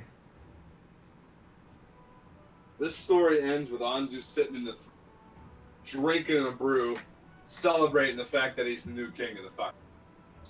That's how this is going to end. You have my personal guarantee. I mean, we'll see. Indeed we shall. A man can dream. I really want you guys to win this, but I'm not just gonna hand it to you because then it doesn't feel like a victory. This has to be sufficiently earned. And Book 6 is a motherfucker. Oh, God. But you are... I mean, it's kind of one giant dungeon, the warehouse into the crypt into the sea caves. And you guys didn't fight anything in the warehouse and only fought one of the two encounters in the crypt, which is as much dumb fucking luck as anything because you just didn't open the door that leads to the other encounter when you're in the room of, I don't know, which double door do we open? One of them leads to fucking cancer, and the other one leads to slightly less cancer, but also the way you have to go. In the form of the Droger. Because there are definitely 7 duppies in the other room if you would have opened the east side double doors. And I rolled a hard 20 on positioning when I found that door. Yeah, duppies suck really badly. Like, let me pull up their stat block. So a duppy, in addition to just the general fuck you of being incorporeal, which is always fun, 7 incorporeal duppies with channel resistance who attack, because they're incorporeal, with touch attacks that drain strength. They have flyby attack and step up, so if you 5-foot step away, they can, as an immediate action, 5-foot step after you. And, they attack using Mage's Sword, basically. Their attack, as a standard action, is they summon incorporeal hordes of hounds, which are a force effect, and just attack. Like, the spell Mage's Sword is a spell that conjures like a flying force sword that just attacks every turn for X number of rounds. As a force effect, doing a bunch of damage. It's just flavored as a pack of hounds instead of a sword. And it definitely hits for 2d6 plus 3 force damage. And there's 7 of them, summoning 7 fucking mage's swords of dogs. And also touching you with their strength draining aids hands. Like, great. Speaking of dogs, he's got yeah. I gotta go. Bye, Sheffield. See you guys. Bye. What time does the Japanese place close, Brian? I'm gonna leave you to sort out your food situation. And I'm gonna go take my midstream break, grab some Pop-Tarts, say bye to the Chas.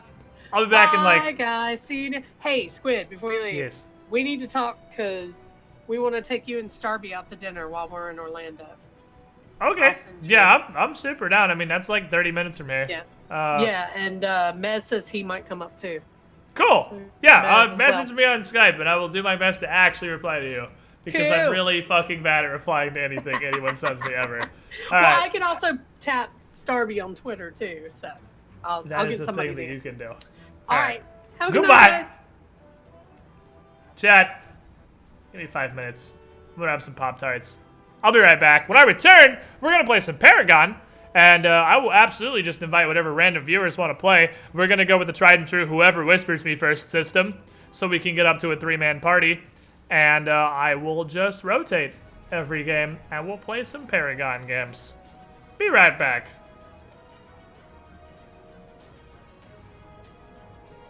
Let me get back on the default playlist because the Pathfinder playlist, as it needs to be more atmospheric, definitely has less things on it than our regular playlist.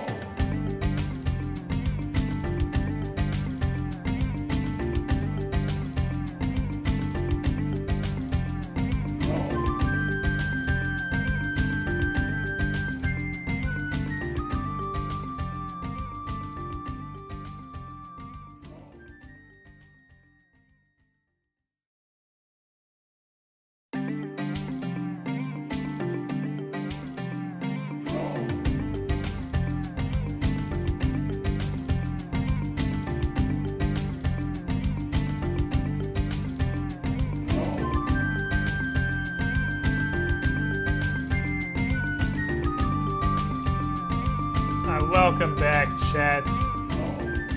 Did it random into the same song again? Okay. That's coincidental. I swear that happens, like, every now and then I'll get back and it's literally just on exactly the same song I left with. So, let's play some motherfucking Paragon. Let's do it! If you want to play, stab me on Paragon.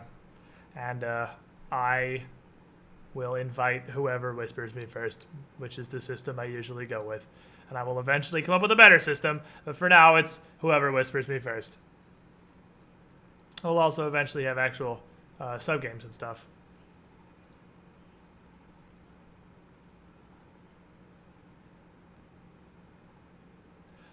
This is so good. I do like the Squid Soul. Squid Soul is a beautiful, beautiful thing. I have to be in the game first, though. I've got to actually be in Paragon before the whispering thing applies. Play that same song 3 times. This is super RNG. I think it was on loop. Well, let me double check. Is it on loop? Are you looping? No, it's not looping. I guess that's super hot RNG. That's the first time I think I've seen it random the same song 3 times. Yeah, because it's playing some WoW song now. The playlist is always going in the background. It's just muted most of the time. There we go.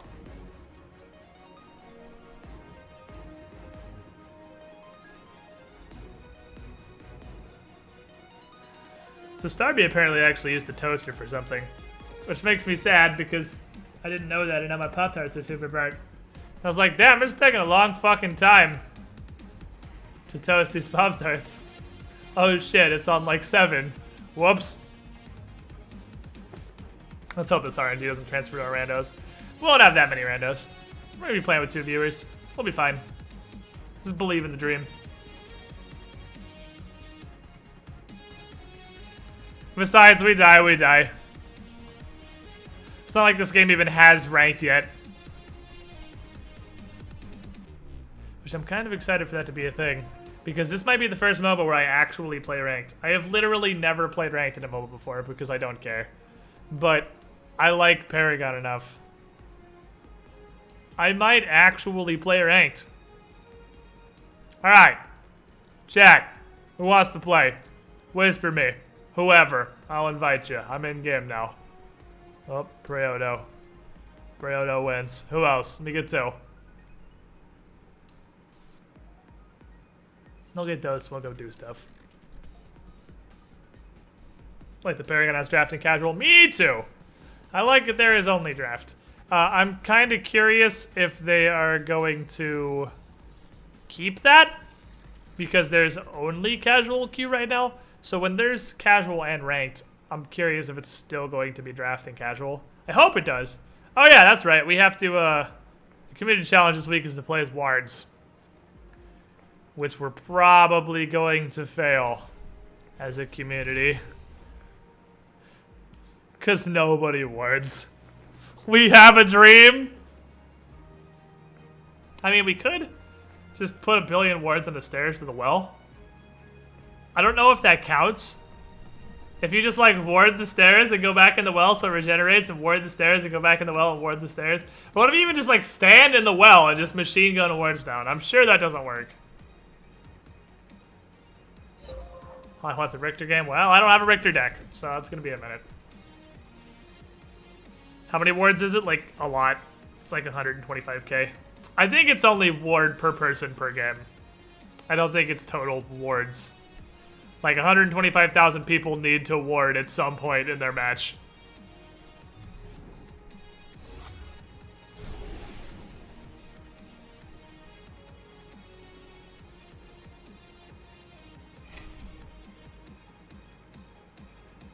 Very highly doubt we're gonna pass this thing. Can live with a dream, though. Can live with a fucking dream. Can someone choose the same character after it's already been chosen by the other team? Yeah, because there's only like 22 heroes. So if they had it limited to individual heroes, that'd be way too restrictive. This is aborting though. Oh, maybe not. No, we're okay.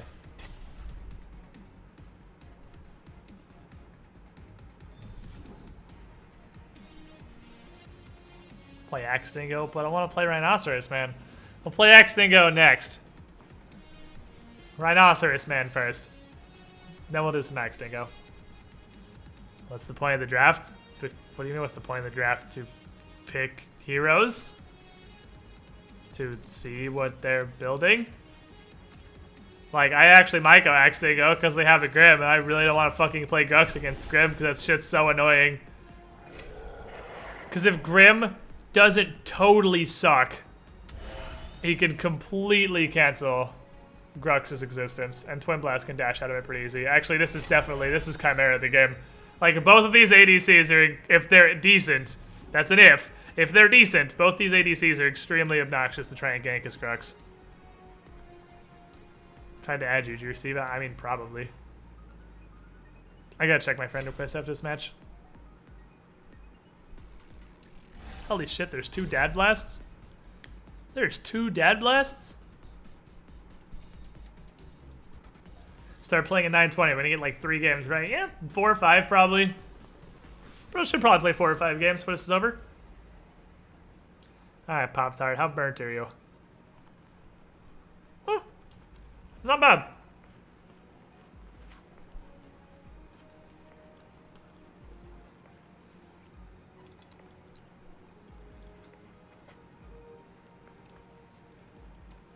Grim is like the bastard child of Ashe and Caitlyn. How? He's the bastard child of Sivir and Caitlyn, if anything. I mean, he's not really the bastard child of anything. Because he's the bastard child of Ashe, Sivir, and Caitlyn, because he has Ashe's toggle, your auto attack slows Sivir's spell shield, Caitlyn's ultimate. Turns out he's a unique character. Can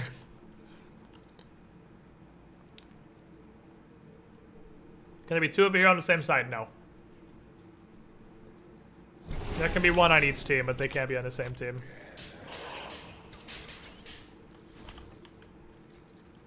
Hut, hut, hut, hut, hut.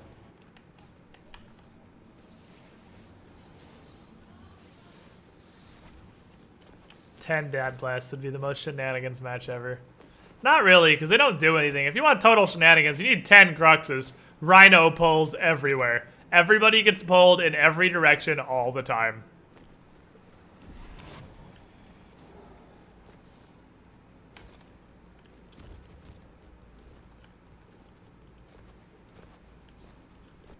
Let me check a thing real quick.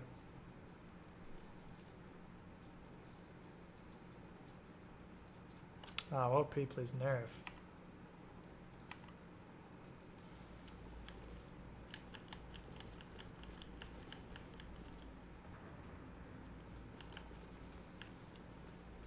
Alright. Give me this hot red buff. Thank you, Narvash. I appreciate you, Lee Cerrone.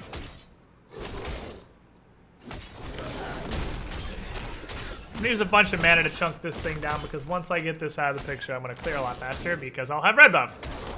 Steel times 10, the Dunkanomicon, oh my god. Can you imagine 10 steel dunks?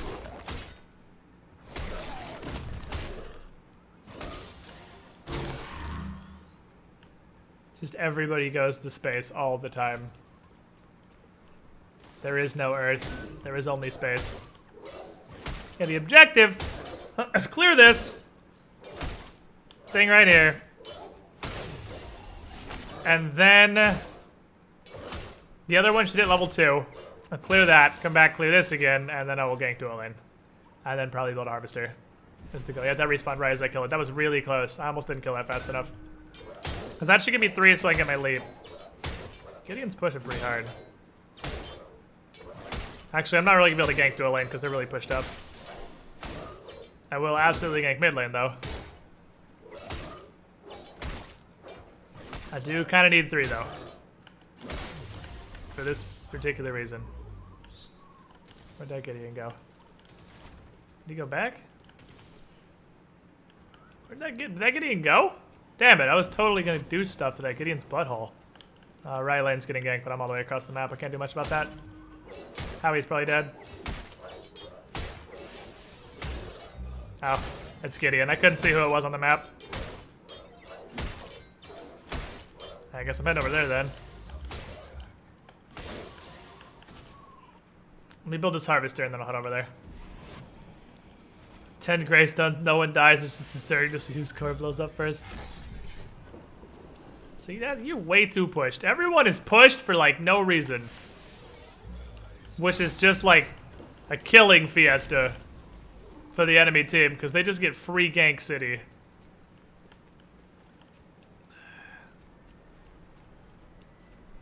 I gotta go over here. Why is everyone so pushed?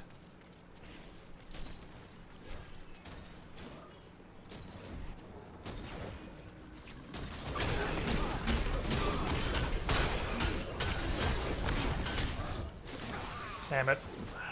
I was hoping I could finish him off before I went down.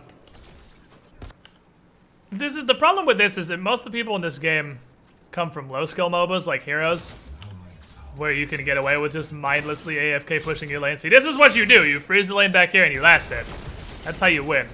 But a lot of people from this either have never played a MOBA or have played really mindless MOBAs like Heroes, where all you do is just AFK push your lane for 25 minutes until somebody wins. Because there's no penalties to pushing because the lane is like 6 feet long.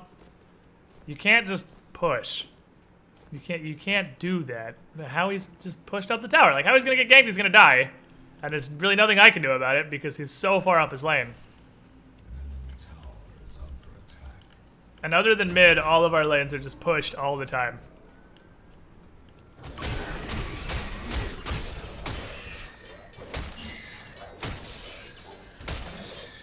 Yeah, time to hide in the jungle until 16 minutes. And the thing is, Gideon's got crazy good escapes because his little portal thingy goes slightly longer than Chimera's jump range. Just slightly.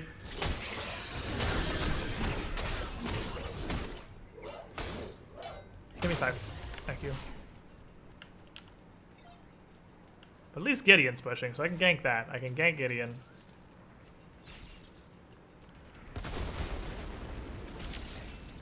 Hello. Yeah, see, it's just bigger than Chimera's jump range. So, like, Gideon's a really good counter to Chimera as a jungle. It's super hard to get kills on him. I could just YOLO ult him, but then we would be in the same situation, just my ult would be down. Because it wouldn't be enough to kill him.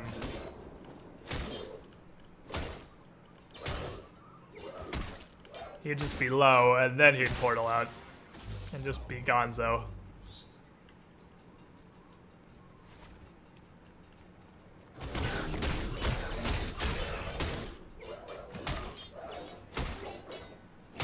I gotta drop some wards for my team here, because mid lane is getting Gonkenstein, but she is still dead, damn it.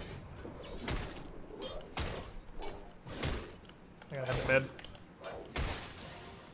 I was gonna say, she's back on her tower far enough, she should have been okay. I'm actually surprised she died.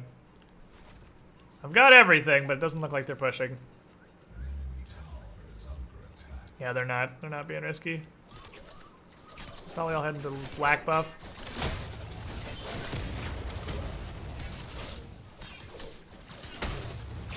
Okay, now he's got this. I'm gonna go.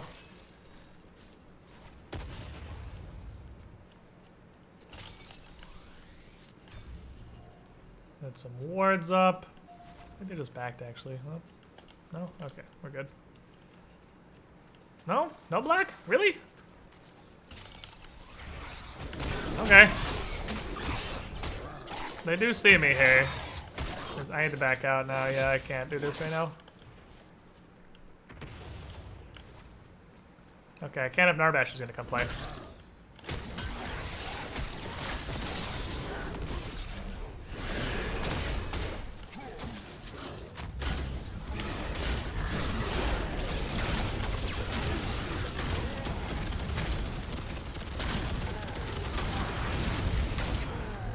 Twin Blast does what I like to call 0 fucking damage, so I'm not really afraid of him.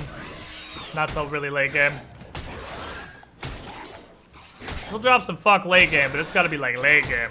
This Chimera's gonna try to come touch me. Thank God, I just want black! I need team.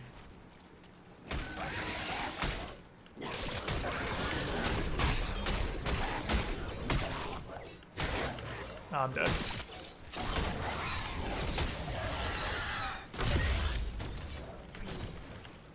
Narbash! Narbash! Narbash! Narbash, behind you, stuff is happening. Narbash! Narbash! Things are happening. Narbash! Fuck.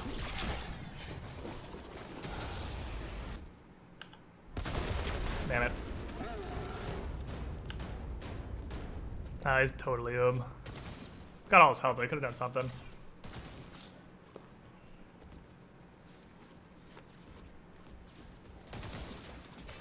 Left lane didn't see stuff was happening over there. Unfortunate. I think you gotta get to like... You gotta get to like plat, like mid-plat, before people realize what a big deal black buff is. Because black buff's a really, really, really big deal.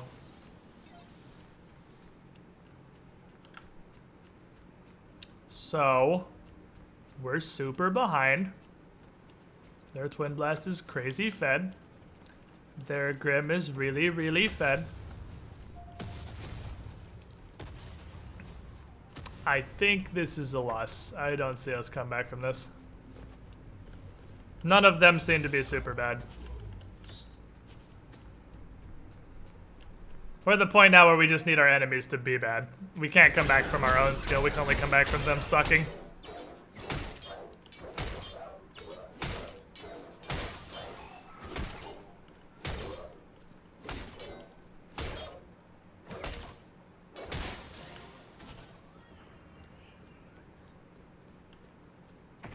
Let me get wards. I gotta go help right lane. I gotta go babysit right lane. It's not like I'm gonna get anything out of this. I just gotta babysit it. And that sucks. I can't go in from behind either. Because if Grim's any good, he'll just displace me. Either of them, if they're decent, will displace me. I'm here. Tower's gone, but I'm here.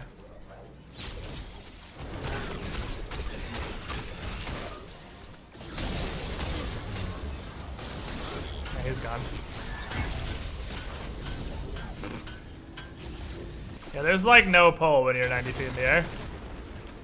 Sorry. This is, I see no conceivable way we can come back from this. We really just, we need the enemies to throw at this point. We need them to throw.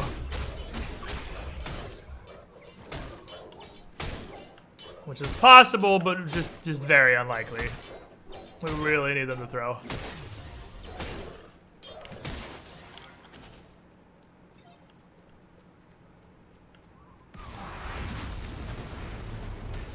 Here, I just got what I would call nothing. I mean, I can't gank two people that are ahead of me.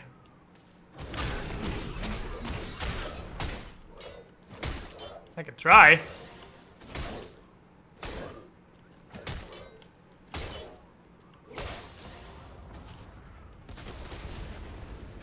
I have to give it a shot.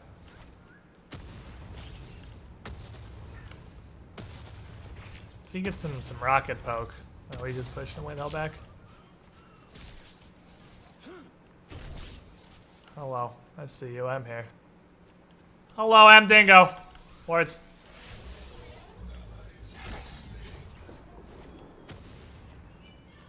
Yeah, this one. There's nothing good happening over there.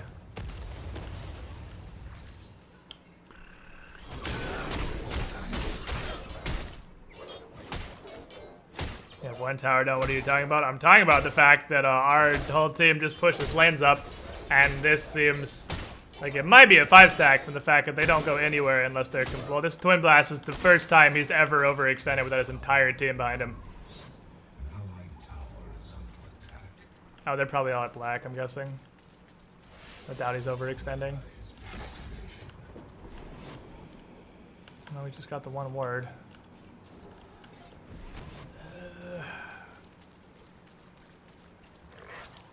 Alright, I might be able to get some... I'm gonna die if I get this kill, is the problem. Like, I can get this kill, I will also die, and that's not helpful.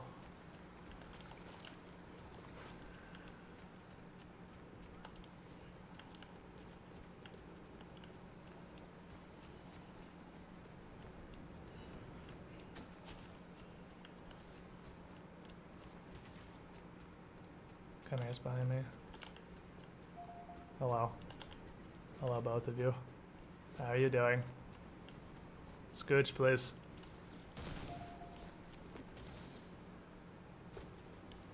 Okie dokie.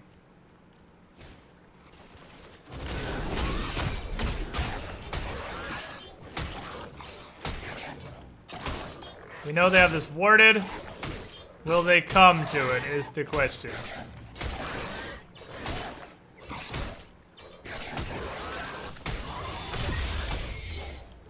Yes, they will. I'm just gonna go. I know Dash.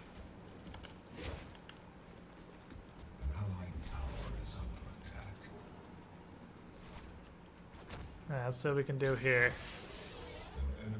We got Grim. That's pretty good.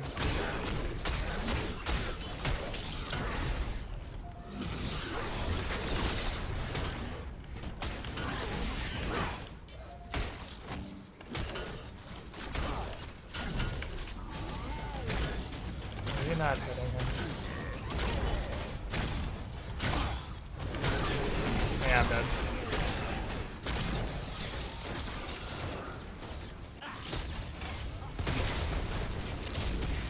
I can't get any words down because I get counter word immediately. Howitzer should be able to walk out of this. Oh, he's gonna die regardless though.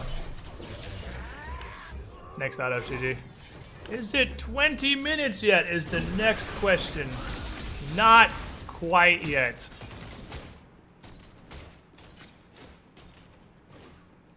We got 5 more minutes. So we can surrender this. So all we gotta do now is just do whatever for 5 minutes, then surrender and move on, because this game is garbage. This is a garbo match. There's no conceivable way we're coming back from this.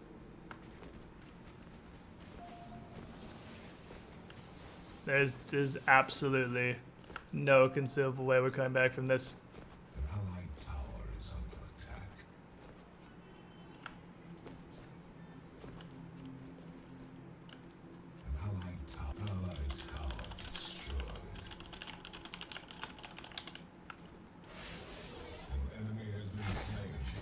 I know you can mute people, I just don't know how.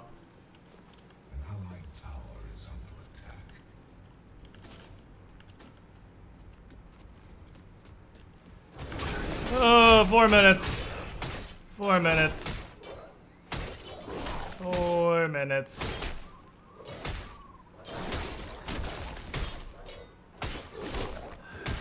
Four minutes.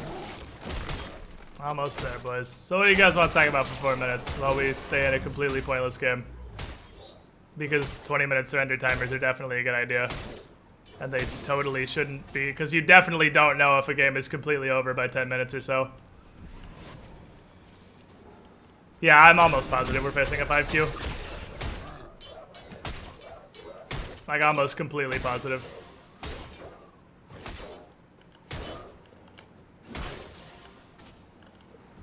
I would go mid, but why bother? We just have to wait for 3.5 more minutes. I might be too high elo now to do viewer games, because they might just put us in 5-stack queue. Good, what games are you excited for? Well, Breath of the Wild, obviously, because Zelda. I actually can't really think of much else I'm super excited for. There's not a whole lot coming out I really care about. It's felt like a very meh game announcements here. Like, what else is coming out that matters?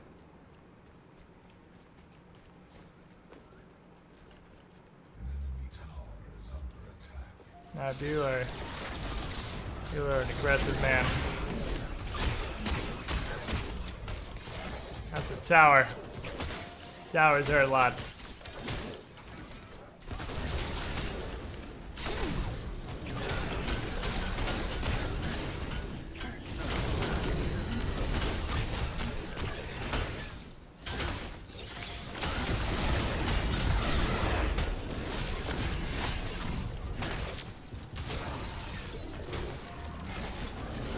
Shadow Warrior 2. Dark Souls 3 DLC.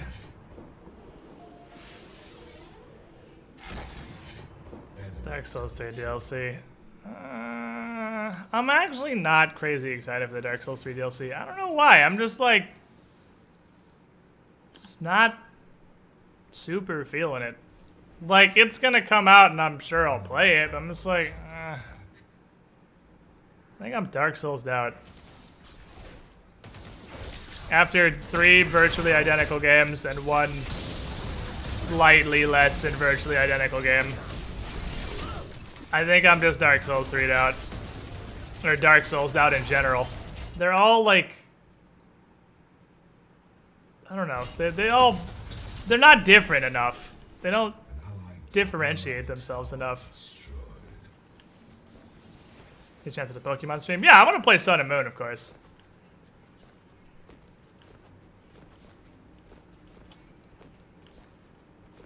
I have a bunch of meltdowns and shit for Murdoch for the other casts I gotta play. Well, Murdoch's like the only hero I ever fucking play, and I have none of the cards that are good for him. I have no micro nukes, or mad stone gems, or whatever.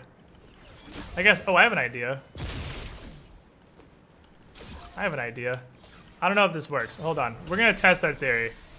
We're gonna test our wording theory.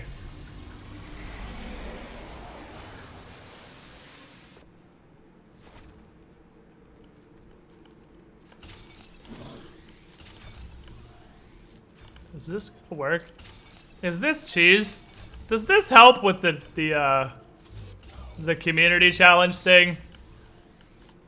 Because this seems like a really good idea if it does.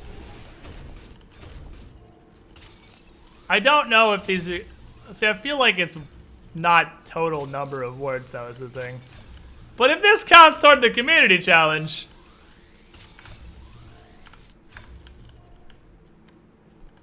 I'm helping. I'm doing my part for America to play. Oh, look, the forms about it. Each player can only place 1. Oh, come on. God damn it, really? That's what I thought. That's what I thought it was. But I figured I'd try. If it turns out that they do count multiple, well, then I just helped a lot of words. You can see so much of the stairs. Yeah, I heard that too. I didn't know for sure if that was true or not. How do people find that out? Via data mining? Or does it like actually say?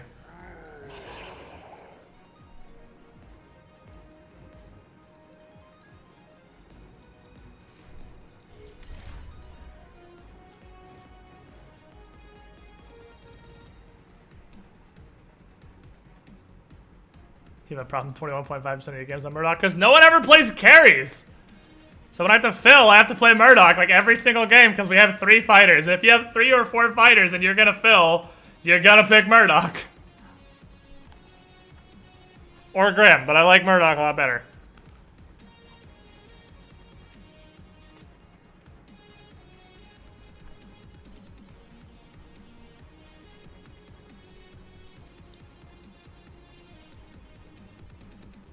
Old school LOL tactics, plays 57 billion words and small waiting for surrender.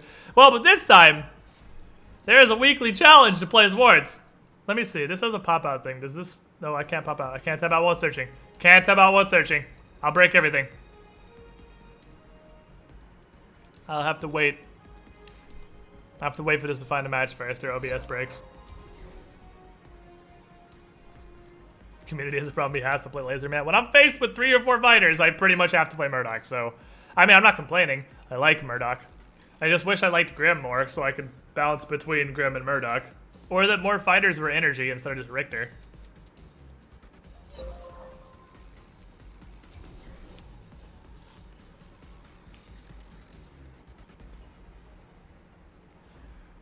Okay, let me see.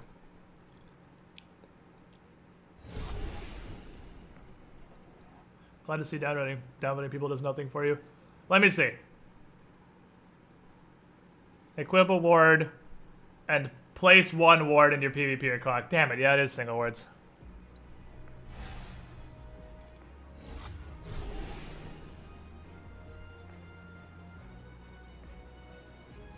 I'm jungle, you can suck my dick. You can do whatever you want.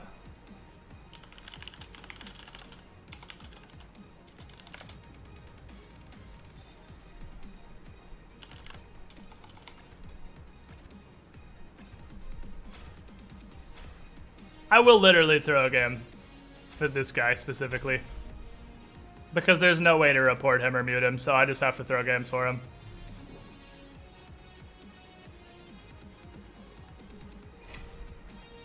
Double jungle.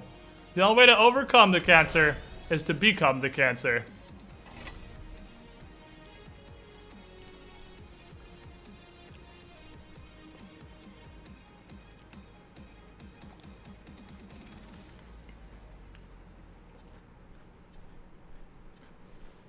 So what we're gonna do is we're gonna go sit in this guy's lane and push all the way to the tower, because that's where he wants to be anyway, and then leave when the enemy jungler shows up and hope he dies. And try to do that literally as many times as possible in this match. Because since I can't report this guy, the only thing I can do is try to out-toxic him.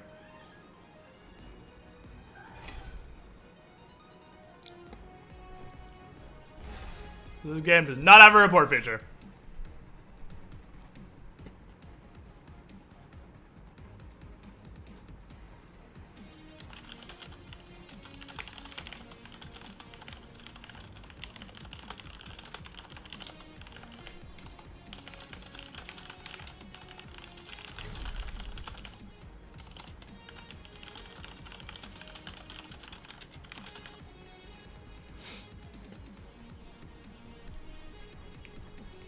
Hey, time to troll, kids.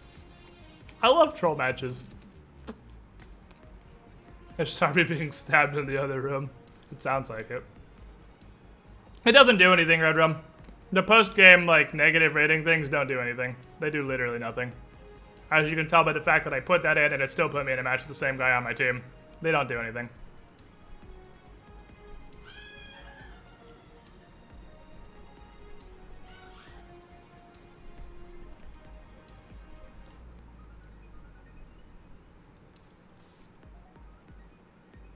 Harassment isn't part of the game's loading screens. If I got to stay in the game and cooperate and have fun. We're gonna do those things, but we're also gonna get this guy killed literally as much as possible while still winning the game.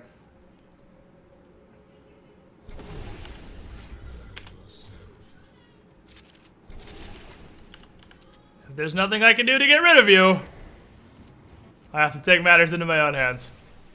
Truly unfortunate. Those B screens are Bronze League HOTS. They are. No, I'm not gonna like feed. No, we're not gonna feed. We're just not gonna go out of our way to save this guy for any reason in any situation ever. And if he's in a team fight that, you know, maybe I could use a Grux pull to save him, I'm just gonna think about all the things he said and not do it. Just kind of watch him die a horrible death. And then Grux pull him in and kill him. But he's gotta die first. He's the sacrifice. The good news is after the 5th death, because this dude is super bad as determined in my last game, he shouldn't be worth anything to the enemy team.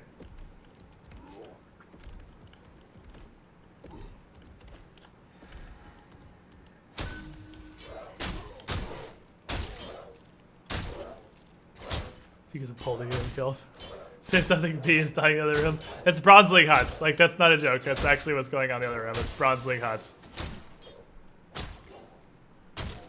The most serious of serious business. I'm ready to plant both harvesters because Kai is starting with this hunter strength thing. He's starting with more damage because I already started out with the key, which is fine. I just need to get over and plant both harvesters. I found the secret to solo carrying games. Is it play Murdoch? Because it's play Murdoch. The secret to carrying games is play Murdoch. Oh, except that Murdoch, apparently. Fredo, why? Fredo, I'll never forget you. But you got dead.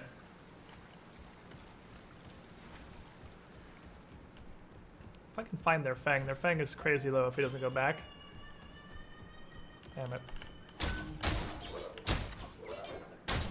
I'm gonna take a risk here, because we are fairly certain their Fang Mao is backing, because he was really low. Let's take a risk of taking a little bit of his jungle here. It's possible this can fuck me over. But if we're gonna double jungle, we want to try to jack theirs as much as we can. Okay, Gadget has literally 0 mana. That said, I don't have a whole lot either. Nor do I have my ultimate. Nor is she pushed up the lane. Now she's kind of pushed up the lane. Oh, she's pushing, actually. No, she's not. She went back.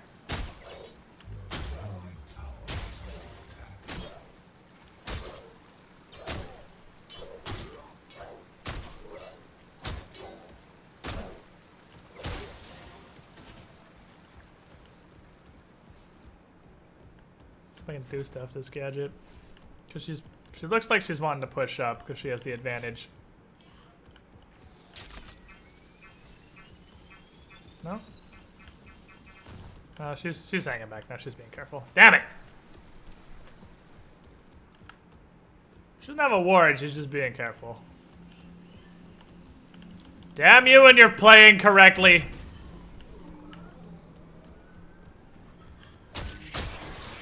Why don't you just do the opposite of that and let me kill you? Hey, stop a rampage from jumping into your tower and eating your bones as Gideon. Don't be low enough for him to jump in the tower and eat your bones. Because if it's early to mid game, if he has the tankiness, even with his ult to jump in the tower, he probably doesn't have the damage to burst you that fast. Not Greystone Jungle. No, we're not trolling the whole team. We're just not helping that guy.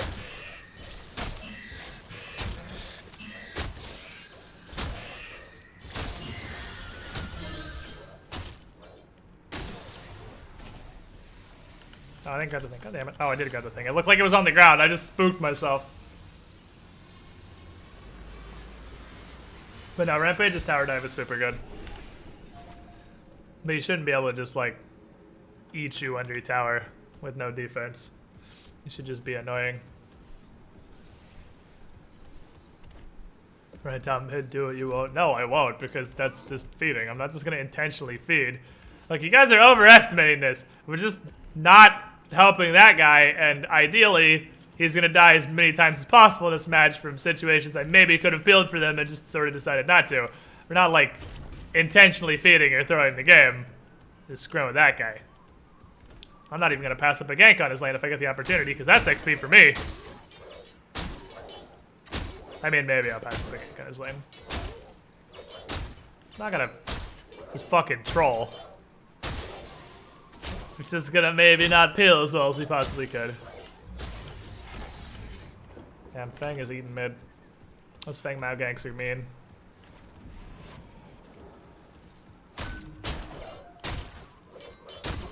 Fang Mao's on his way to right lane. Or black, I'm not sure which.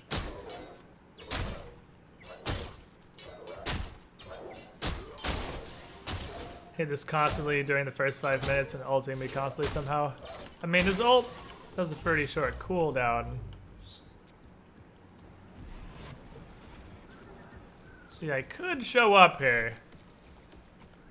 I want the kill. See, it's a toss-up because I want the kill, but I don't want to save him.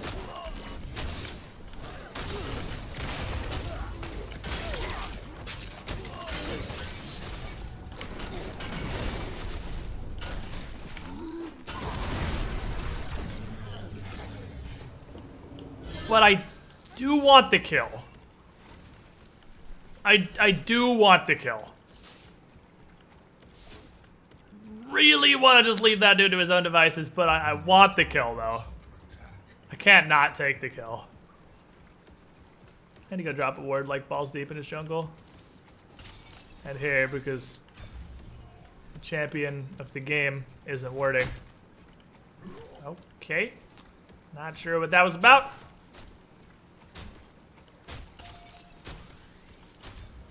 Are they also double jungle?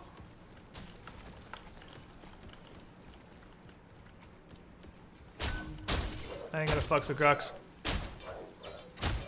Bloodlust greater than troll lust. It is. I'm not gonna be able to do it effectively enough because I have to kill. I need kills. Don't worry, there'll be an opportunity. We'll get this. We'll throw this dude's life away at least one time, I'm sure. We just need a good opportunity.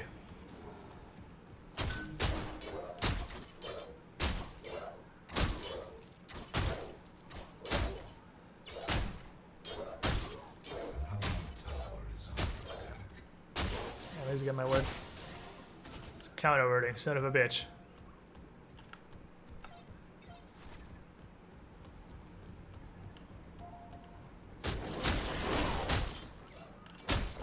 Give me this.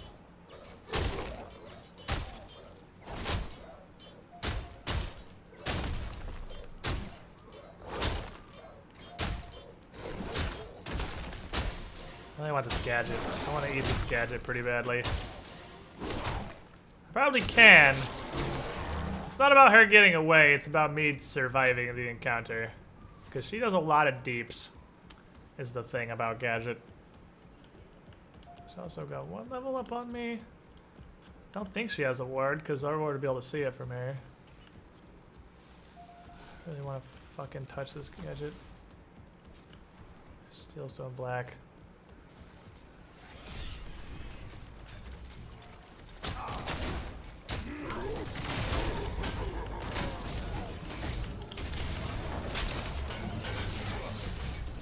Give me this.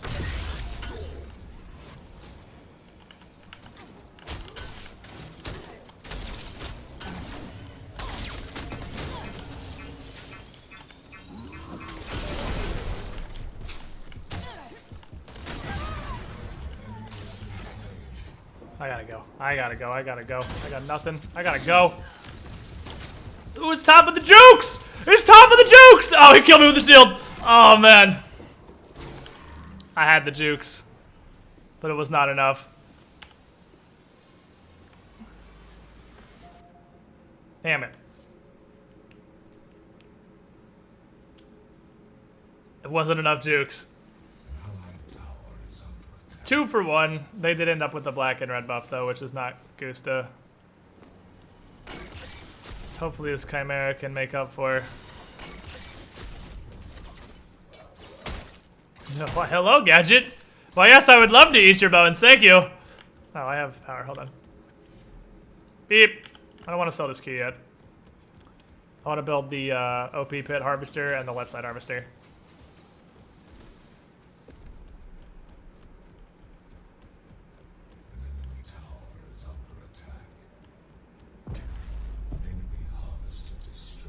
As long as we just don't let them push with that black buff at all.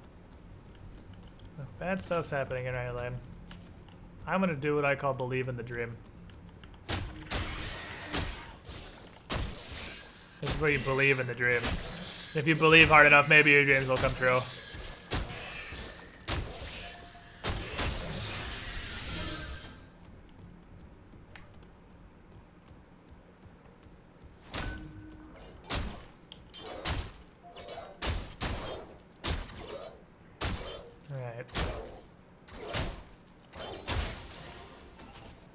Good.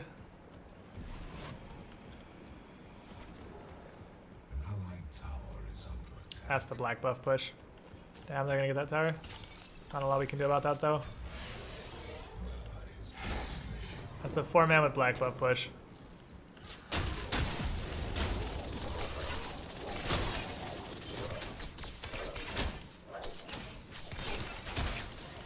You know they're all over there, so I'm gonna try to trade them. Try to trade him.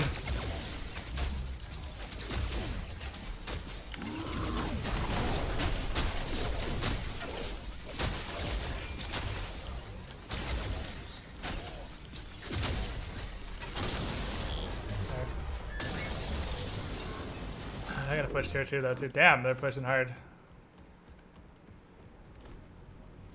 They're literally just all gonna pile up.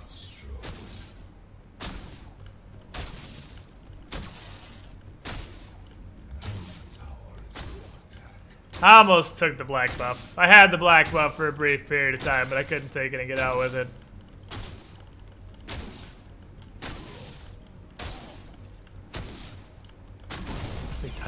Good job, PM. I don't know if I'm willing to become that guy. That guy is a horrible place to be. Nobody wants to be that guy. That guy doesn't even want to be that guy. It's better to kill minions than any enemy tower first and then tower. It gives you more time. If you're not being pressured, killing the enemy minions means that your minions last longer, which means you have more time until the tower murders your fucking face. So, like, I could do a little bit more to the tower, probably by just autoing the tower. But keeping our minions alive keeps their source of damage alive, keeps my fucking meat shields alive. It helps a lot. I don't know which is better. I think it's better to kill minions usually.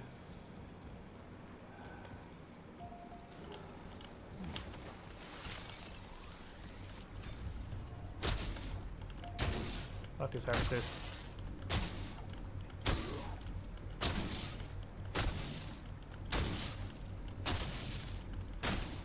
But you need your meat shield for sure. And minions do a lot of tower damage too. It's not Axe Stinger, it's about like a Axe Sting. I don't know what Axe Stinger is.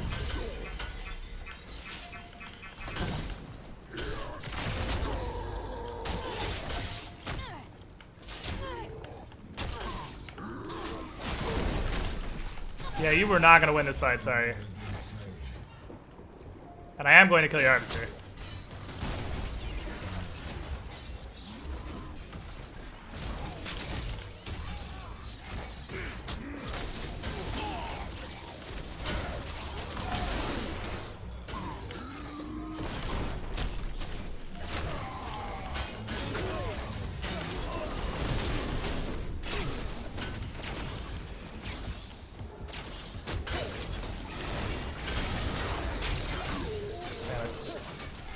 Got together range.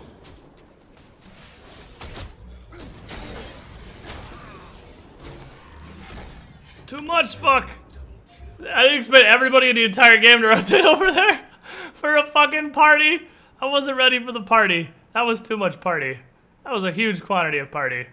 Alright, I need to build. What else do I have in the kinetic department? I have a wind carver. I think major strike. Too much fuck. Yes, that was entirely too much fuck. Where are we at? Oh my god, I'm pretty decently farmed. Nobody else on my team is. Sparrow's alright. Sparrow's just right behind me. Everyone else is like way behind farm. Probably because they have almost 4 towers.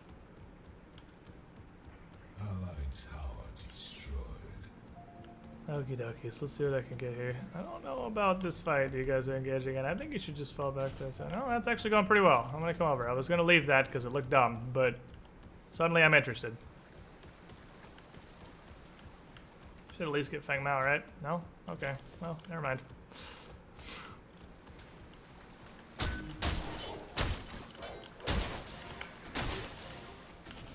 I don't think I could save left. I mean, even if I just ignored my caps, went over there, it's super gonzo. I would head over there, but that's too late already.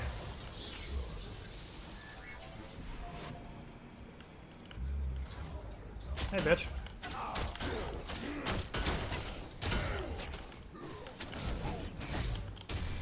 Could pull him. Could also just run around this way.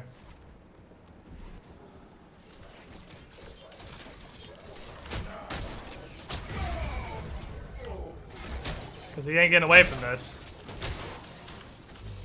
He did get the tower though, so I mean at the end of the day, he wins that round. My deck's actually have I know, this is a really old deck. This and Murdoch I need to adapt, because I built this deck and my Murdoch deck when I first started playing. And I just built everything as 10s. I need to switch it so like the Ward and the Flashfire Piston are probably 8s. And then have some 10s and some 12s.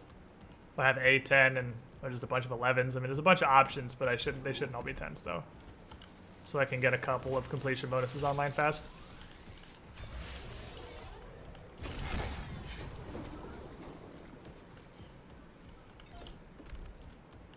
Get harvesters going.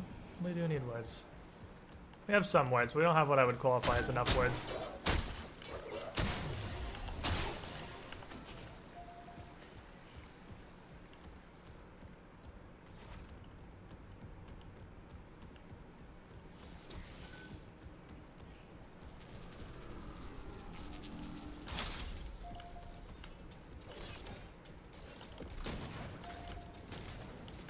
No reason to engage in this. Yeah, all his team's coming.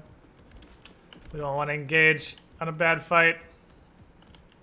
Yeah. If Belica dies, she dies. I'm gonna go back over here and farm. benefit of building 9s is getting completion bonuses sooner. Yes, every time you complete an item, for the vast majority of items, like Brawler's Ward, fully upgraded bonus 6.5 physical damage. It's not a ton, but it's something. And early game, when you don't have very many stats, something is better than nothing, and that extra edge could be the difference between winning and losing fights. Everyone's in our jungle.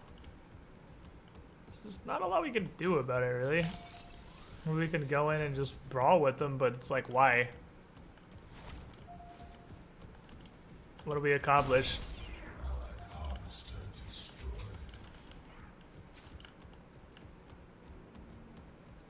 We accomplish nothing. Because I can literally just rebuild that harvester in 30 seconds, so it doesn't really do anything. We need to do something, though. They're just... Nobody's farming lanes. Like, farming lanes is how you deal with this.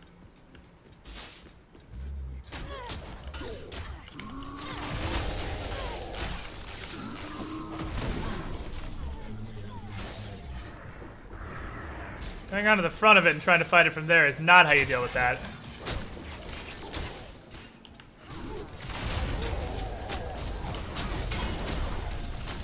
Kind of saw one coming.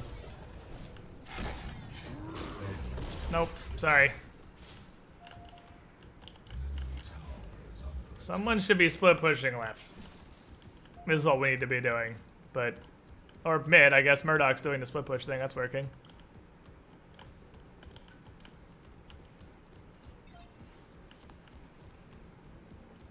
That's what we need to be doing, is having someone split push, while like the beefy guys and the wave clear guys hold this indefinitely.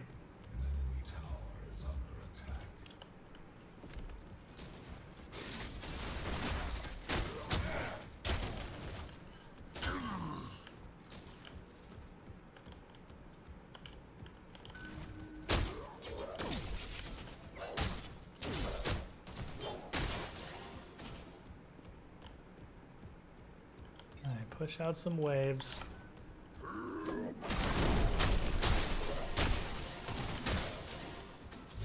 Get some last hits. Be real quick, because I got monies. 2 8s, 2 10s, and 3 12s. No, 2 8s, 2 10s, and 2 12s. There's only 6 items.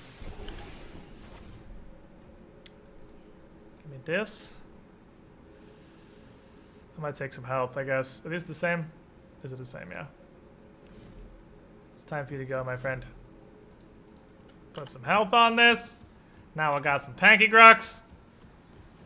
Does the Grux pull thing where you step to the side to pull them further still work? I believe so.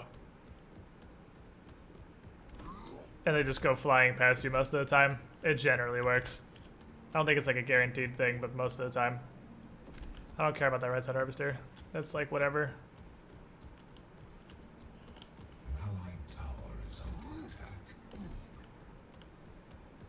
About this right lane, but I don't think anything's pushing over there. I think it's just there. Being a lane.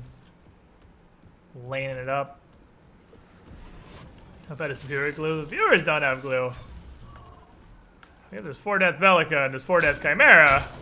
It's surprising no one. The 2 non-viewers are where the glue comes from. With 4 deaths apiece. One of which has 0 kills. And also is level 9.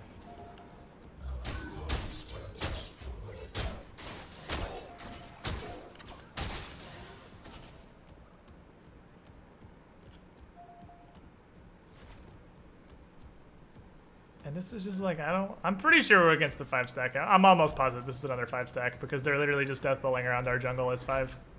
Or 4 at least. I'm pretty sure this is a 4 stack. It's 4 people just death bowling around now. I'm in travel mode. 4 people just death bowling around our jungle together. I guess you can't do viewer games. It just puts you in this queue. It's not playable. Man, sad day.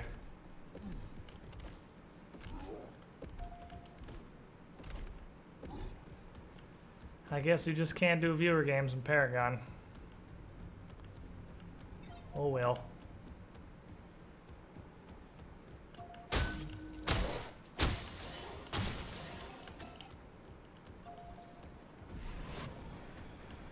not gonna let Steel AFK push this shit.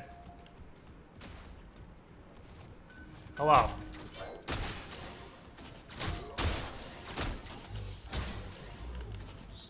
Give. Give to me.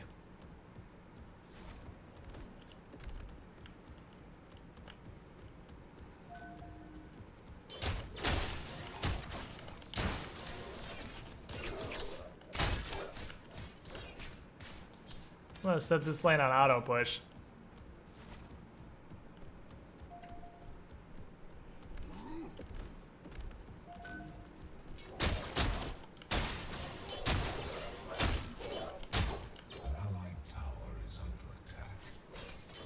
That should work. Oh, Grex is gonna come clear it though.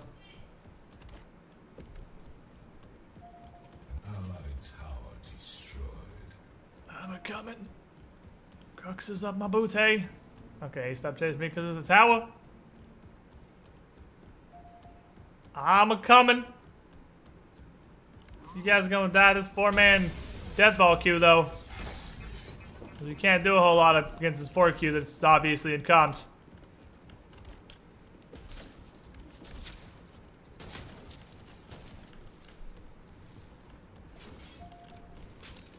Okie dokie.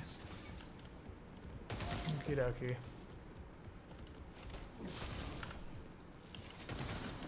We're clearly up against another full team in comms. I think it's 4. I don't think Grux is in their party. I'm pretty sure it's a 4Q in Grux. Alright, well, we can't do video games.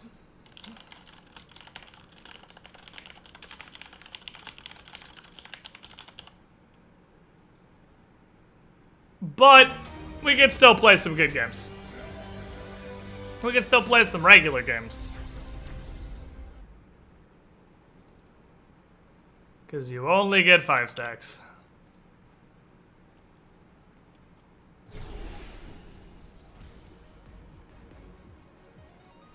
Oh. Alright.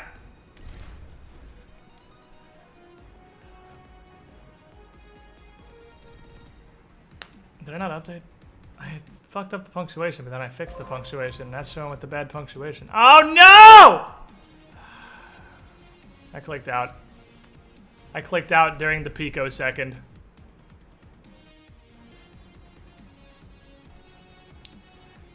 I clicked out during the picosecond where the Q popped.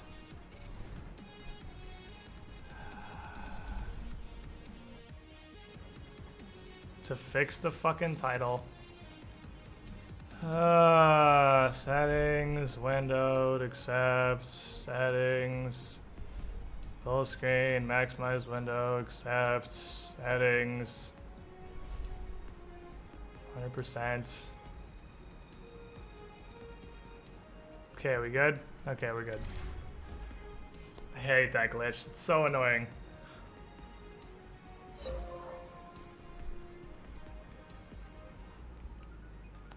So annoying. Oh well. I know how to fix it now, which is good. Because previously I didn't know how to fix that. And when that happened, it literally just broke everything forever. But I know how to fix it. So that's good. That's fucking teamwork! Nikki Shiloh. Because then we're just going to get diamond ranked 5 stacks. Which is the opposite of what we want. But you did try. You tried the cheer in a Twitch in a resub message. That doesn't work.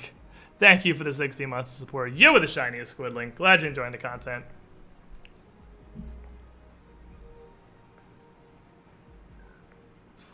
Alright, so fighter, fighter, fighter. Is Edible gonna pick a fighter? Need a fighter right here. Need a 5th fighter. No? Okay.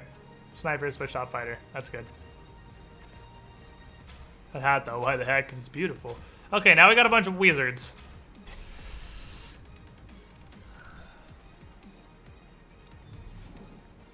Is this a Bellica game?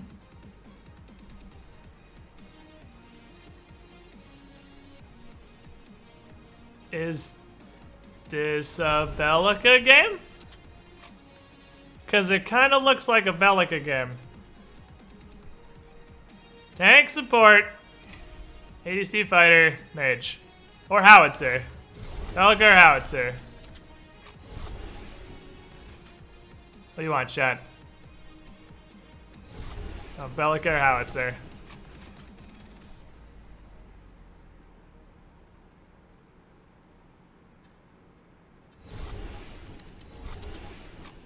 Bellica, howitzer.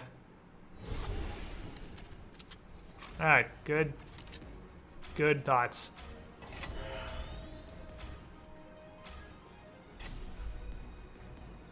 Oh my god, no. What is this? Oh no! No! No, this got horrible! Oh god, no! Oh no. Oh no. Oh no.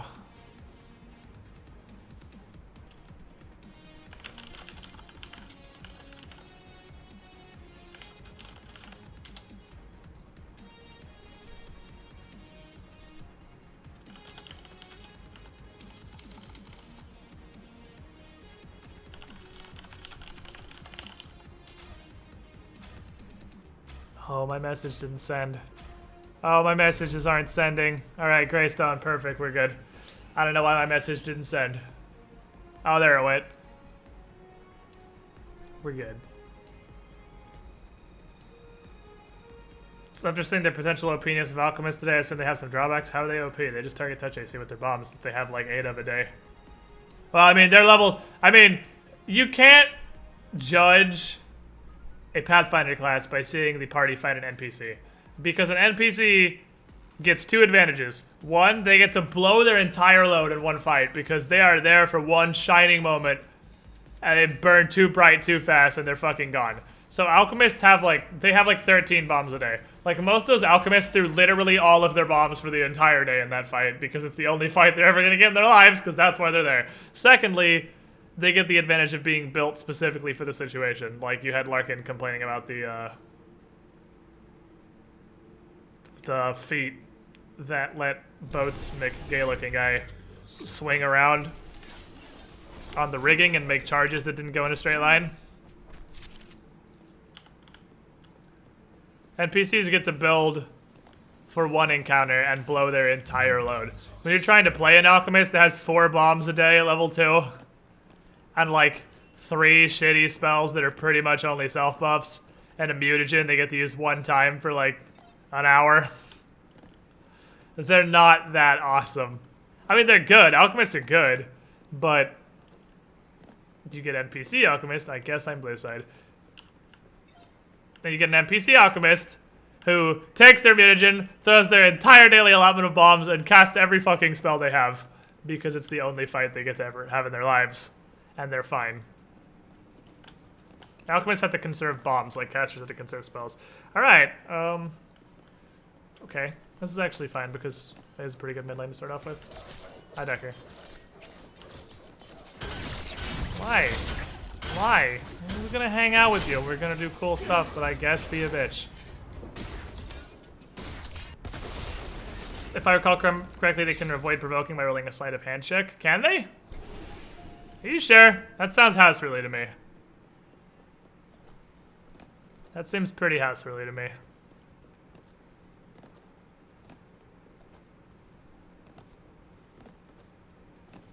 I don't feel like that's a thing.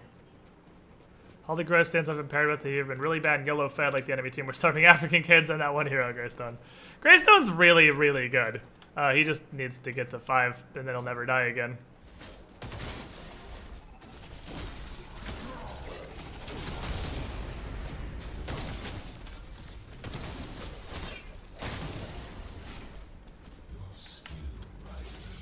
As a house rule, I was like, I'm positive that's a house rule. There's no way that's an actual house rule.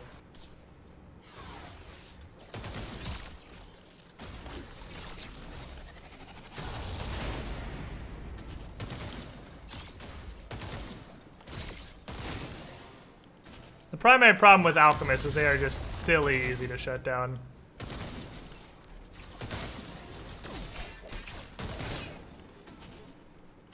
Like silly easy.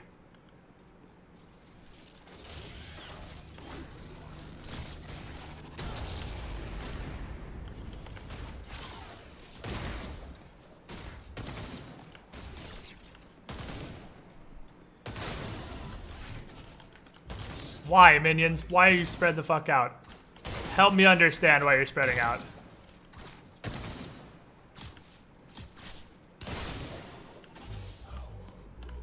These guys aren't really stopping me from getting very many last hits, so I'm okay with this. Bellica's basically the only hardcore DPS caster. Bellica and Howitzer.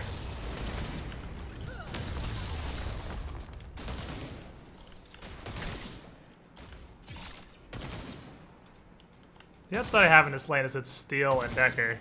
And without ults, these two are absolutely non-threatening. Yeah. Not really stopping me from CSing much.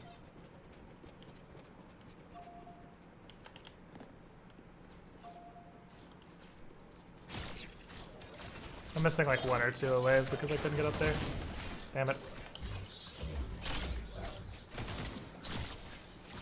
Oh, the ranged minions are shooting exactly together and they hit for more damage than I do.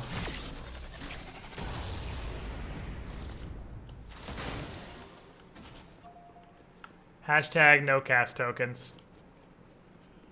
I actually have more farm than her and Steel put together, so this is going great.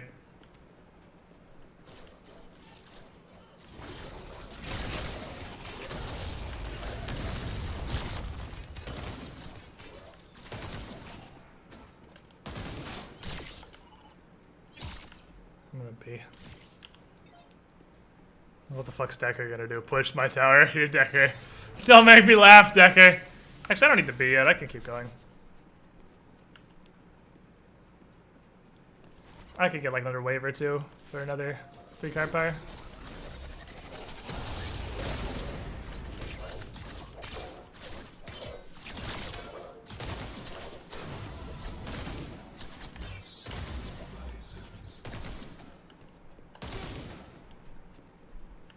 Just gotta be careful because Steel's gonna come try and touch my booty eventually. And he's missing right now, so I need to be careful.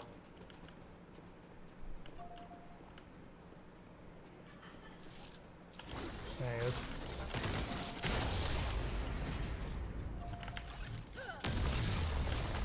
Well. Well. Real threatening still. Real threatening. I'm scared. Consider me scared. Oh yeah, that's right, that's true. Alchemists make extremely good healers. Alchemists make ridiculously good healers. Like, broken good. Go away. Go away. Go away.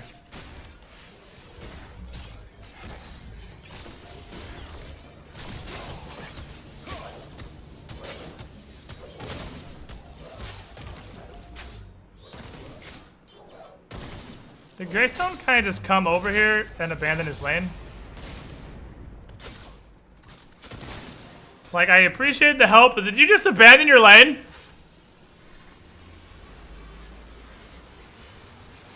feel like alchemists are better outside of combat as crafters and supports. I don't know. You'd seen an alchemist heal like I've seen an alchemist heal. Alchemists are so absurdly good at healing. It's crazy. Because, you know, they throw their bombs, right? They throw bombs. Alchemists can throw healing bombs. It's like channel positive energy, but concentrated. Because it just hits the square and the adjacent squares, but it heals for so much more. It's like a cure critical wounds bomb. They're crazy good. Why is everybody in my lane? Hello, everyone. How are you doing? Hi, welcome to my lane for Thursday.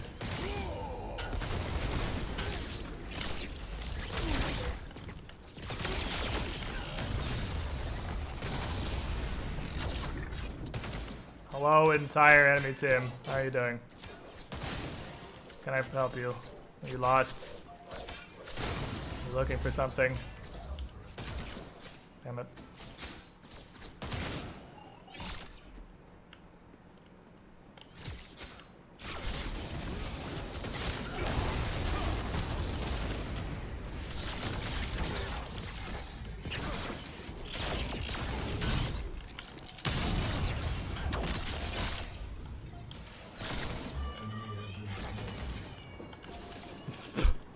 The minions are just diving off the side.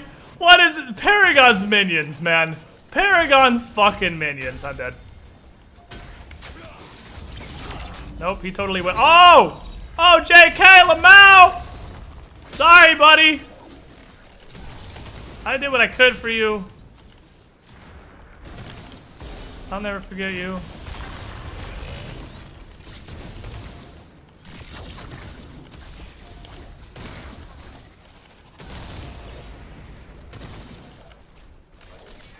He's got like 1 health.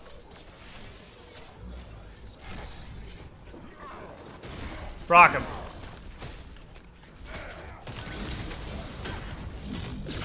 Oh, I got stealed.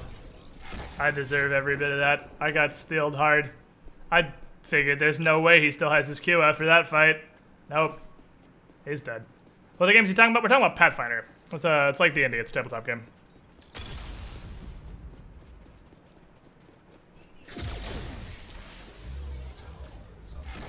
I'll never forget you, Murdoch.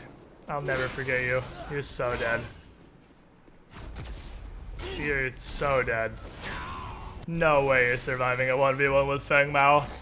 You're the fucking assassin fighter god. I need help in this 1v1.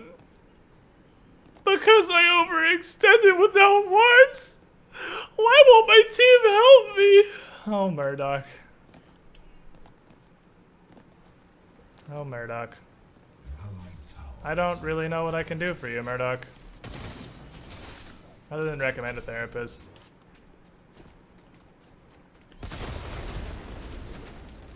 Why are there 3 people in this lane again?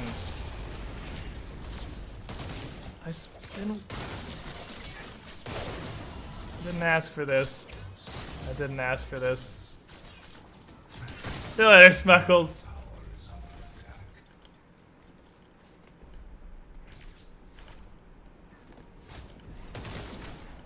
Like, I just wards everywhere and nobody is destroyed an enemy ward at all. It's all for his glue problems. I just love it when you literally watch via spectator as someone does some crazy fucking YOLO dive and dies and then spams I need help 17 times. Like you do, but not the kind you think.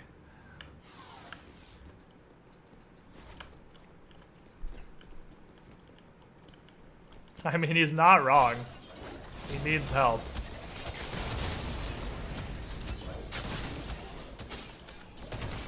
Damn it. Okie dokie. Faye's out farming me, but she probably also hasn't had 6 characters in a lane the entire game. 3 friendly and 3 enemy. Pathfinder's like 3.5 D&D. Yeah, basically. It's kind of like a somewhat pared down D&D 3.5. Well, shit. Now here's Decker again.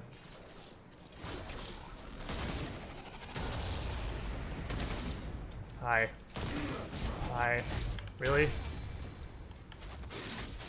It's you and Decker. What are you gonna do? You don't even have any mana. Okay.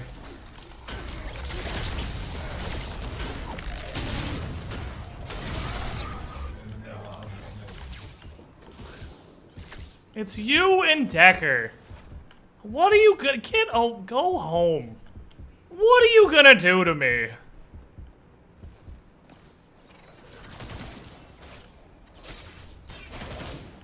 You're forgetting the part of your gank where you bring something that kills me.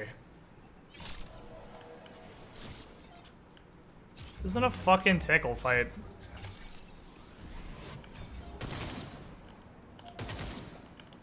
Come at me like you do damage. Will you go the fuck home? Oh, now I'm dead. Feng Mao does the hurts. Yeah, Feng Mao will get me. See, that's what you need. You need the dude that does damage. That's the part of your gank you're missing. You forgot the guy that hurts. You need the guy that hurts. That's an important part of the ganking system. I'm gonna read this thing here. A minor cast. Let's go to our phone attack speed steal. Why would you make an attack speed steal? Steal. You're fighting Greystone. Like, This steel, okay, I guess he's kind of building damage, sort of. He's trying to build damage. You know how Greystone's ult works, right? Like, you know even if you kill him, you don't kill him, right? Still, like, you have to know. He has to know, right? He has to know. There's no way he doesn't know. She doesn't know. I don't know what she doesn't know, but it sounds like she doesn't know something.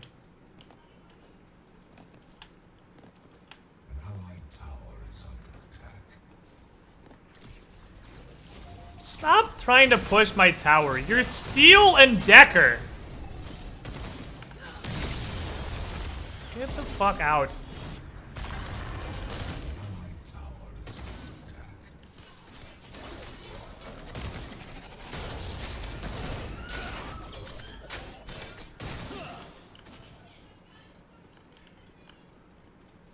Can you build damage? So you can build damage on anybody. Face punch a mirror. Oh, face punch a mirror is a beautiful time. Yeah, you can build damage still. This dude's building some, like, hybridy still. I'm gonna call this, like, the lane pusher 5000.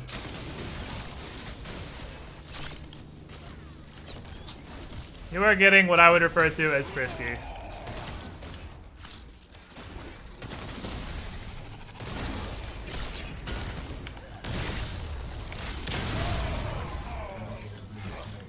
You, like, this steel, okay, so, I've talked about this a little bit before. There's different levels of, like, you need to stop getting fucking ganked. At some point around 4 deaths, it's your own fault. He says with 3 deaths.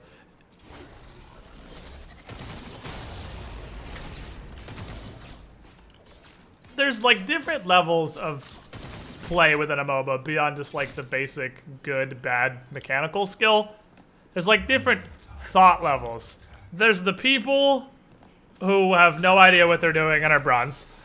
There's the people that think about what their character does. And then there's the people that think about what the other characters do. And the lowest level of that is just thinking about who you're actively fighting and what they could do to you. But I mean, that goes up to considering everybody in the fight at all times. And this Steel is definitely on level 1. He seems to be pretty mechanically alright. And he knows what Steel does. He's just not considering what anybody else does. He knows what Steel does, and he knows the point of Steel is to try to ult somebody and then queue them as far down the lane as possible. Like, you got that down. You got what Steel does. You know Bellica's ult does a kajillion damage if you have no mana, right? And you have no mana and like a quarter of your health, and if I press R, you're gonna die. Like, you gotta consider the other side of the equation. That minion just juked the shit out of me, which is what I'm going to do to you. When I'm standing in front of your face with my ult and you have 0 mana. Or when he's ulting and tower diving for a Greystone that still has his ult up. Like, he knows what Steel does.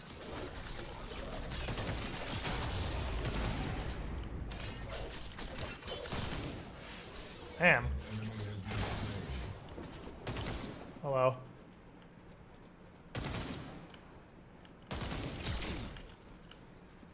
Gotta watch out for rogue Fang Maos. Beep boop.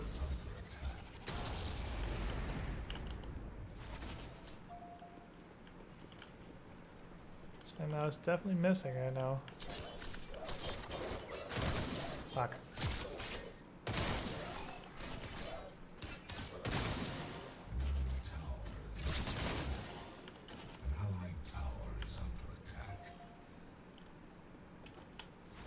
Murdoch killed the Steel. He did it. Man, I wish I had a global ultimate right about now. There's a lot of stuff going on over there I'd like to be a part of.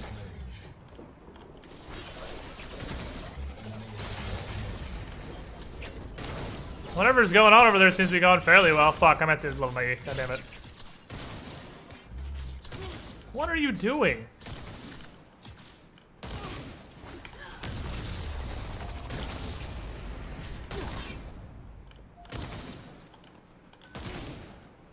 I'm gonna shoot you with my pew pew gun. Fuck you.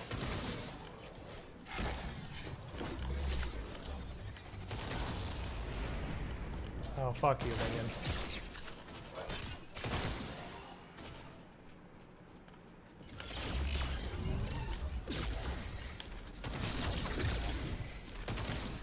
Nope. Nope. I don't want to stay here. Because if I overstay, she can ult me and I'm stuck in tower. So I gotta be a little careful pushing against Decker. Really the only thing I have to worry about is getting ulted in their tower, which would be pretty easy to avoid.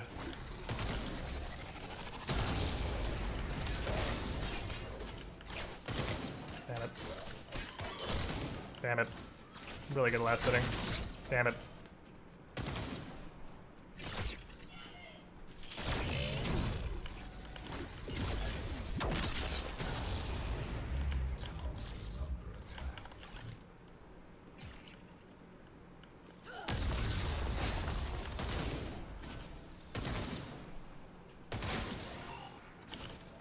Oh. Okay, time to go, time to go, time to go. Super dead.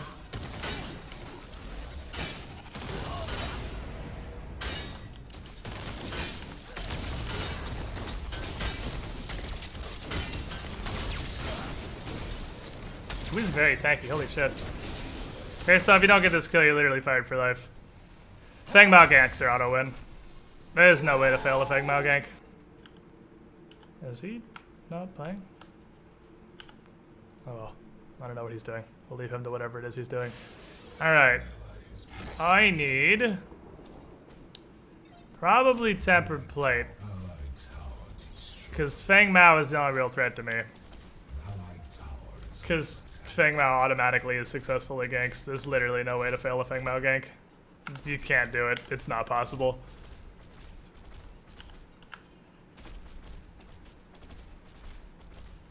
Does he have any armor? He has some armor. Okay, so he's gonna have a lot of pen. But not a humongous amount. Feng Mao seems a little strong. Well, Feng Mao's really fed because our team, you know, well, this guy specifically, has just been outright feeding his fucking brains out. So he has fed Feng Mao a lot. Feng Mao is retardedly strong. He's crazy. I don't understand how people complain about Chimera when Feng Mao exists. It's like, I guess it's because Chimera is so easy to play that anyone or their fucking grandma can pick up Chimera and go 15-0. And Feng Mao requires you to at least know what the buttons on your keyboard do. So he's a problem less often. But Feng Mao is ridiculous. Feng Mao is completely ridiculous.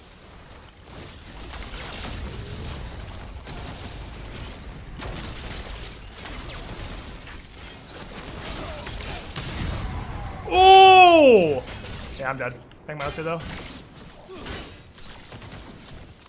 Nope, he doesn't want to come in.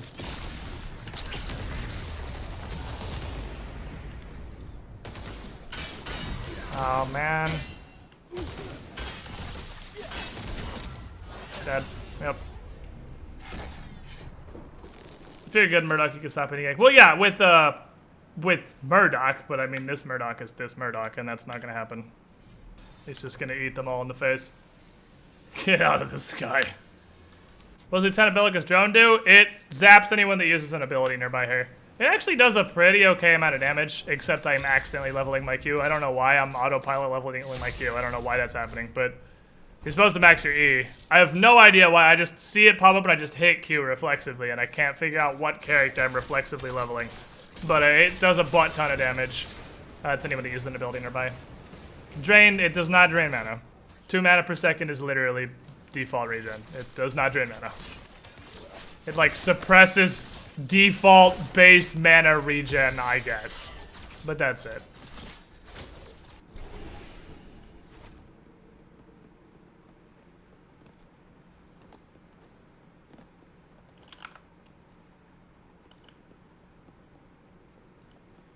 Murdoch's dead again.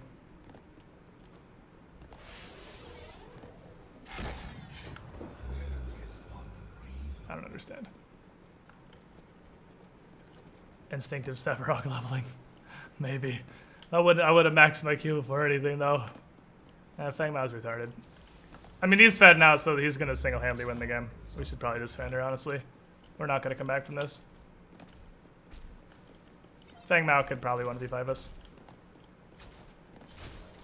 Okay, I like wasting time too.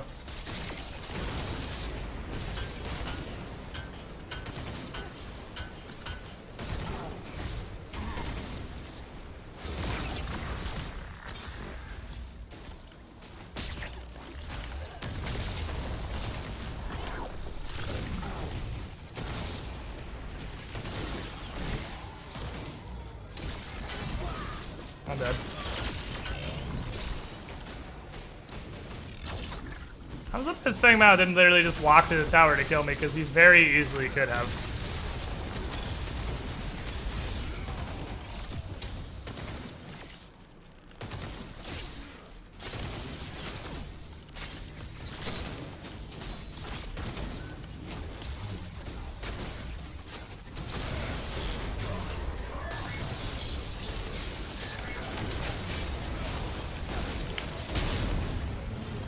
I don't know who I just hit. Oh, I targeted Decker somehow. Damn it.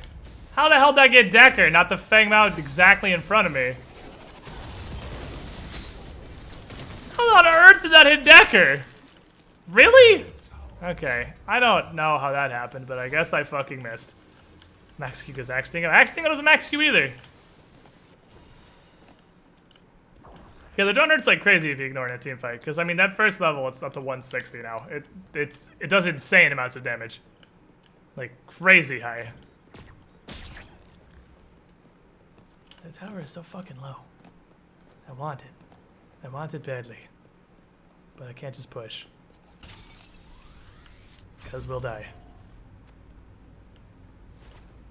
Because our team is super far behind. Rampage is actually doing okay. Everybody else is dumpster, but our Rampage is doing okay. I mean, you kind of have to try to die as Rampage, but still.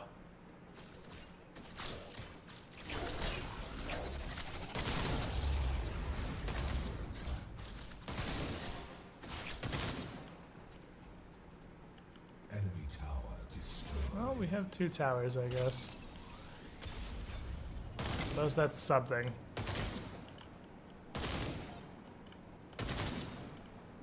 You build Bellica?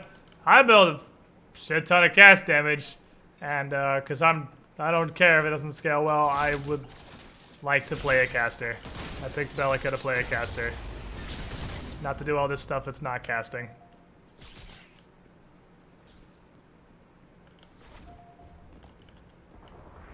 Fang Mao is coming to 1v4 in mid. I want to go see what I can do.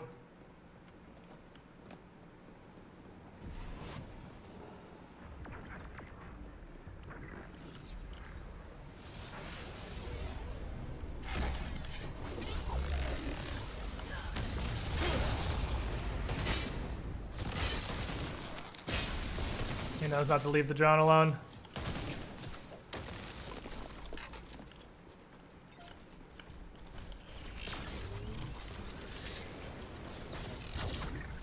Can't let this Gideon just free push. I don't want to lose that tier 2. I doubt I will, but I gotta be careful. Because he could push that pretty quick just because he's got so much wave clear. That rock is it's pretty solid wave clear, it turns out.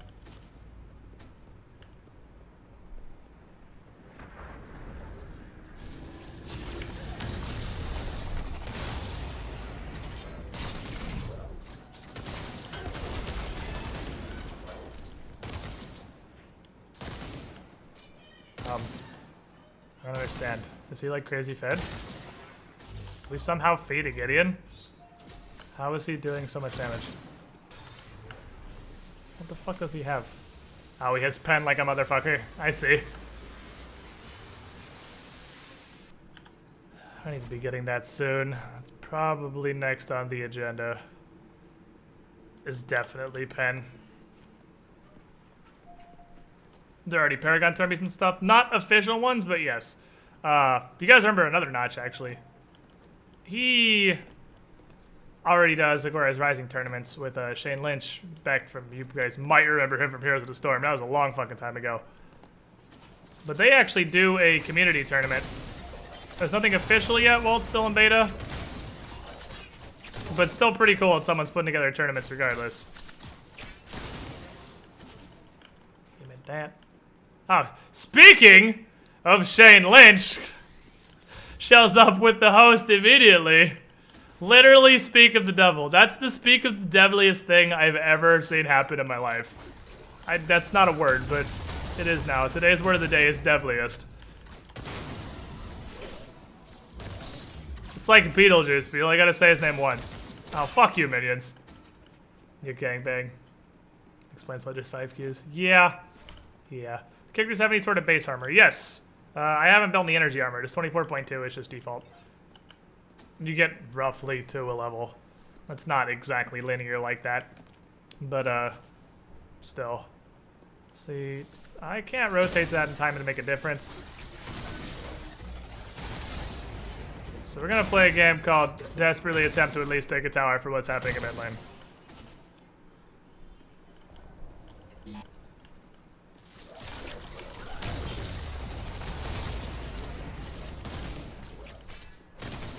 Oh, come on. Thank you. I will at least take a tower for this!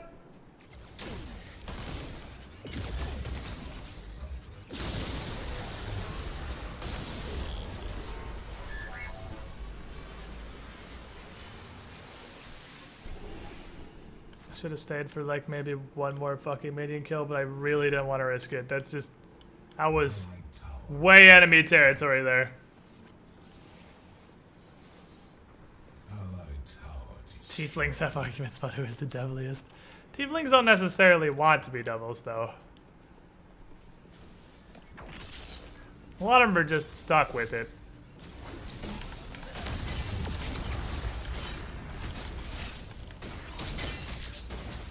Oh, it sucks. Not a whole lot I can do about that one, unfortunately. The Decker shield.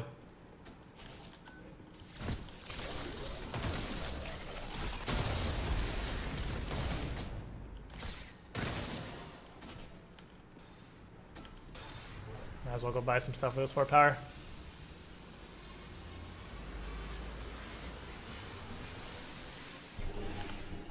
Okie dokie, so I'm gonna take 2 shocks, get us a bit of pen so I can know people's brands out if we ever get an opportunity. I do 1 point per target missing mana right now, which is okay. Obviously nobody's gonna be building mana because they're up against, you know, a Bellica, and their steel has crazy mana regen because he does not want to take that pistol to the face anymore because he felt that when mid ultimate decided he's not about that life.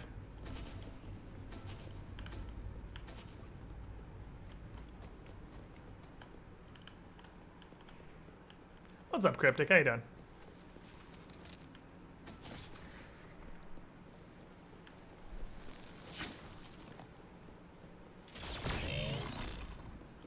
I don't want to push up this far either. I don't want to push up like at all.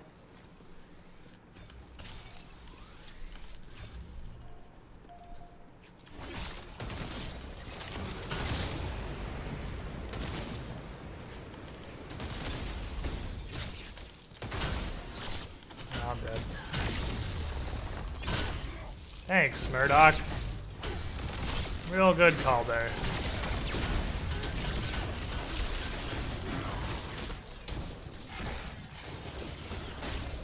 Skeet shooting people out of the air is almost too satisfying in this game. Wait till you play Richter and you hook a howitzer out of his ultimate.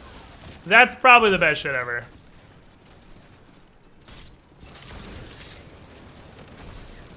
Hooking an ulting howitzer as Richter is literally the most satisfying thing in existence. I don't know what you thought that ult was gonna do.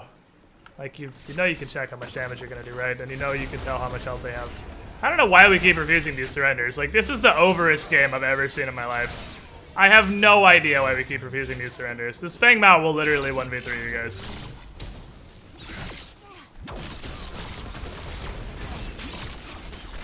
Why do we keep refusing surrenders?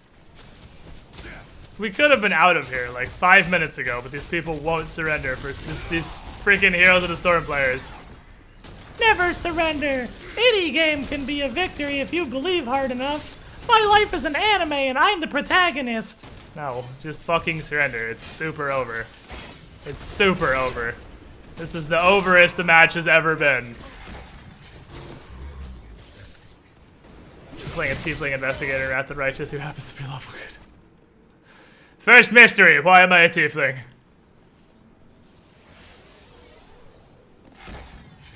Enemy double kill. Oh, I hate people who don't surrender. That's literally the most frustrating thing in this game is people who just will not surrender, clearly lost games. Like, come on. You think we're gonna suddenly turn this around? Do you really think we're gonna? There's been a loss since we should have surrendered in 5 minutes, honestly. I think Sky did a video about that. I think that was what I was loosely referencing, but I don't know the I don't know the actual words he says, but I was loosely referencing the Sky video, yes.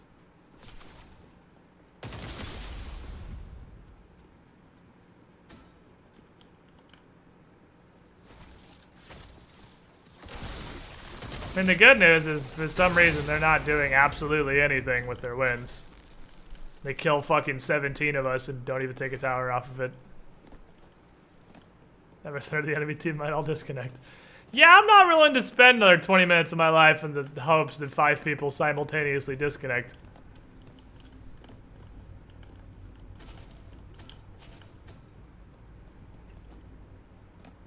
I feel your pain. I mean, there's a handful of people, like Notch, who I love Notch, but sometimes people you love are still wrong about things, who think surrender shouldn't even be a feature, and I'm like, I can't even comprehend how you could arrive at that conclusion. You should be able to surrender at 10 minutes. Like, there's no reason to gate it to 20 minutes. That's so artificial and pointless. Nothing miraculous happens at 20 minutes that lets a team that previously, I guess, by your determination, couldn't have known if they needed to surrender, suddenly know if the game is surrender worthy. Like, there are games they're fucking over. Like, they're over. For the first time you watch your team do anything, you're like, yep, these guys are not gonna win this video game. Please, I would like to just conserve myself the rest of the time that you want me to spend in this match and do a different thing. And if the surrender vote passes, turns out 80% of the team agrees with you. So, I mean, I don't understand. It was Sky. He's a YouTuber, and it's really, really fucking funny. He's hilarious. He used to. Does he still play League? He plays a lot of League of Legends. Most of his videos are League of Legends. They're fucking funny.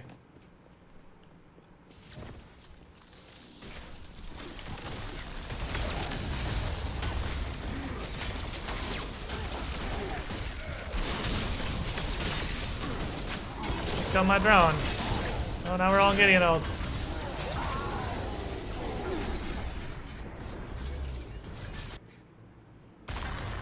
So, oh yeah, we did it. Can you just accept that we didn't win this game, people? I've never quit a game before, and I ain't starting now, but you guys are really making me want to. Can we just, like, I can't understand the thought process of somebody who wouldn't press surrender right now. I physically cannot understand it. How on earth would you not press surrender button? Low gold, high silver, it's perfectly just want me 10 minutes. This is low gold, that's what this is. Can you just surrender? Who looks at this situation and says, no, we can win this? Like, I don't understand. Just surrender. Like, my only possible thought is these people literally don't know where the surrender button is. Like, it's clearly the answer, right? These guys can't know where the surrender button is. There's no conceivable way they know how to surrender and wouldn't surrender.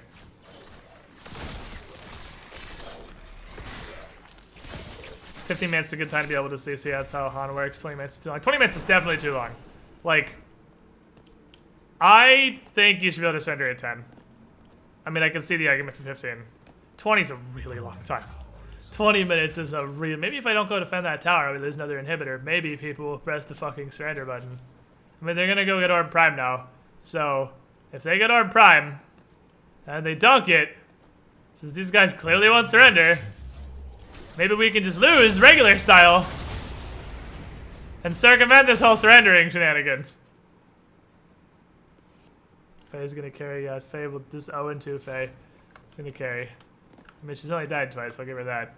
I'm literally just running into people at this point because it's over. It's so over.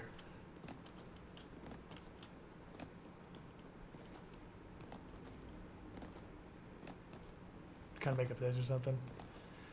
I just don't understand the logic behind all these surrender penalties. Like, first off, I don't get why a 3 vote doesn't make a surrender pass. I mean, I guess I sort of get it, and the reason is because, like, people did 3Q. would be able to just completely run the game. But is it that hard to code it so you only need 3 votes, but if somebody 3-queued, you need 4 votes? Is that hard? Because 3 is a majority. I'm pretty sure when the majority doesn't want to play anymore, that's an acceptable time to end the match. Like, I don't really understand. Secondly, this artificial 20 minutes. I don't understand. It's like standard. Like, League of Legends does it too. I think Smite does 20. I don't really get why. Nothing happens at 20 minutes that didn't happen at 10 minutes. You've already watched your new team blunder through a team fight and realized, yep, we're not winning this game. The enemy Feng Mao is already 47-0. Like, why can't we just... That's a little premature.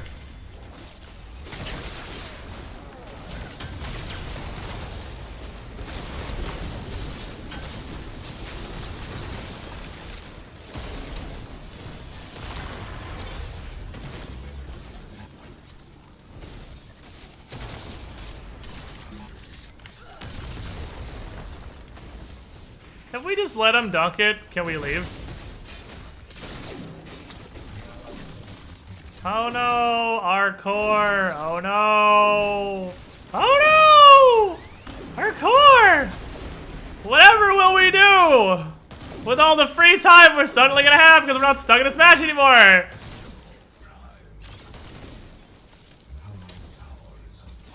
Oh no!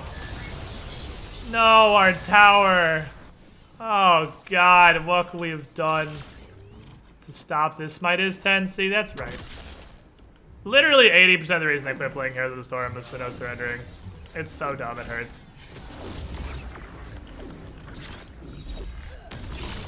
I'll never forget you. I'm sorry you're stuck in the box of misery. Pew, pew!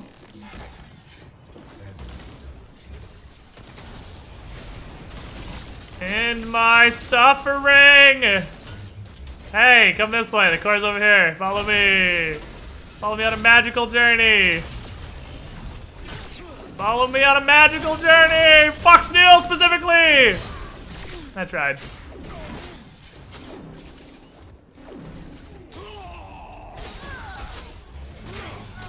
That's the first kill we've gotten in like 20 minutes!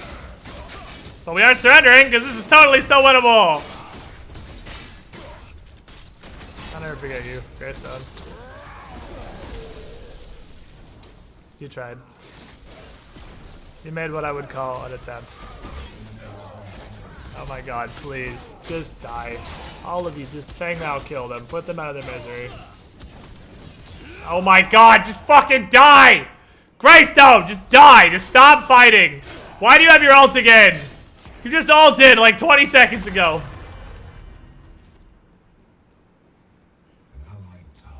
Well, it's also the fact that Heroes of the Storm has the lowest skill player base I've ever seen in my life, but I mean, a lot the surrender thing too, because you were stuck with no surrender in the lowest skilled player base I've ever seen in my life. And it turns out those two things combined are not very fun.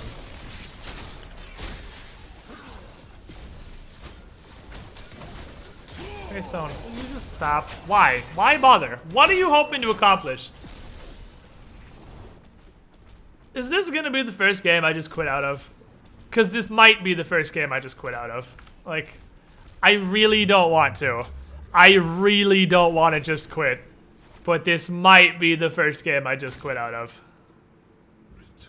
Thank you fucking God. Oh my Jesus Christ.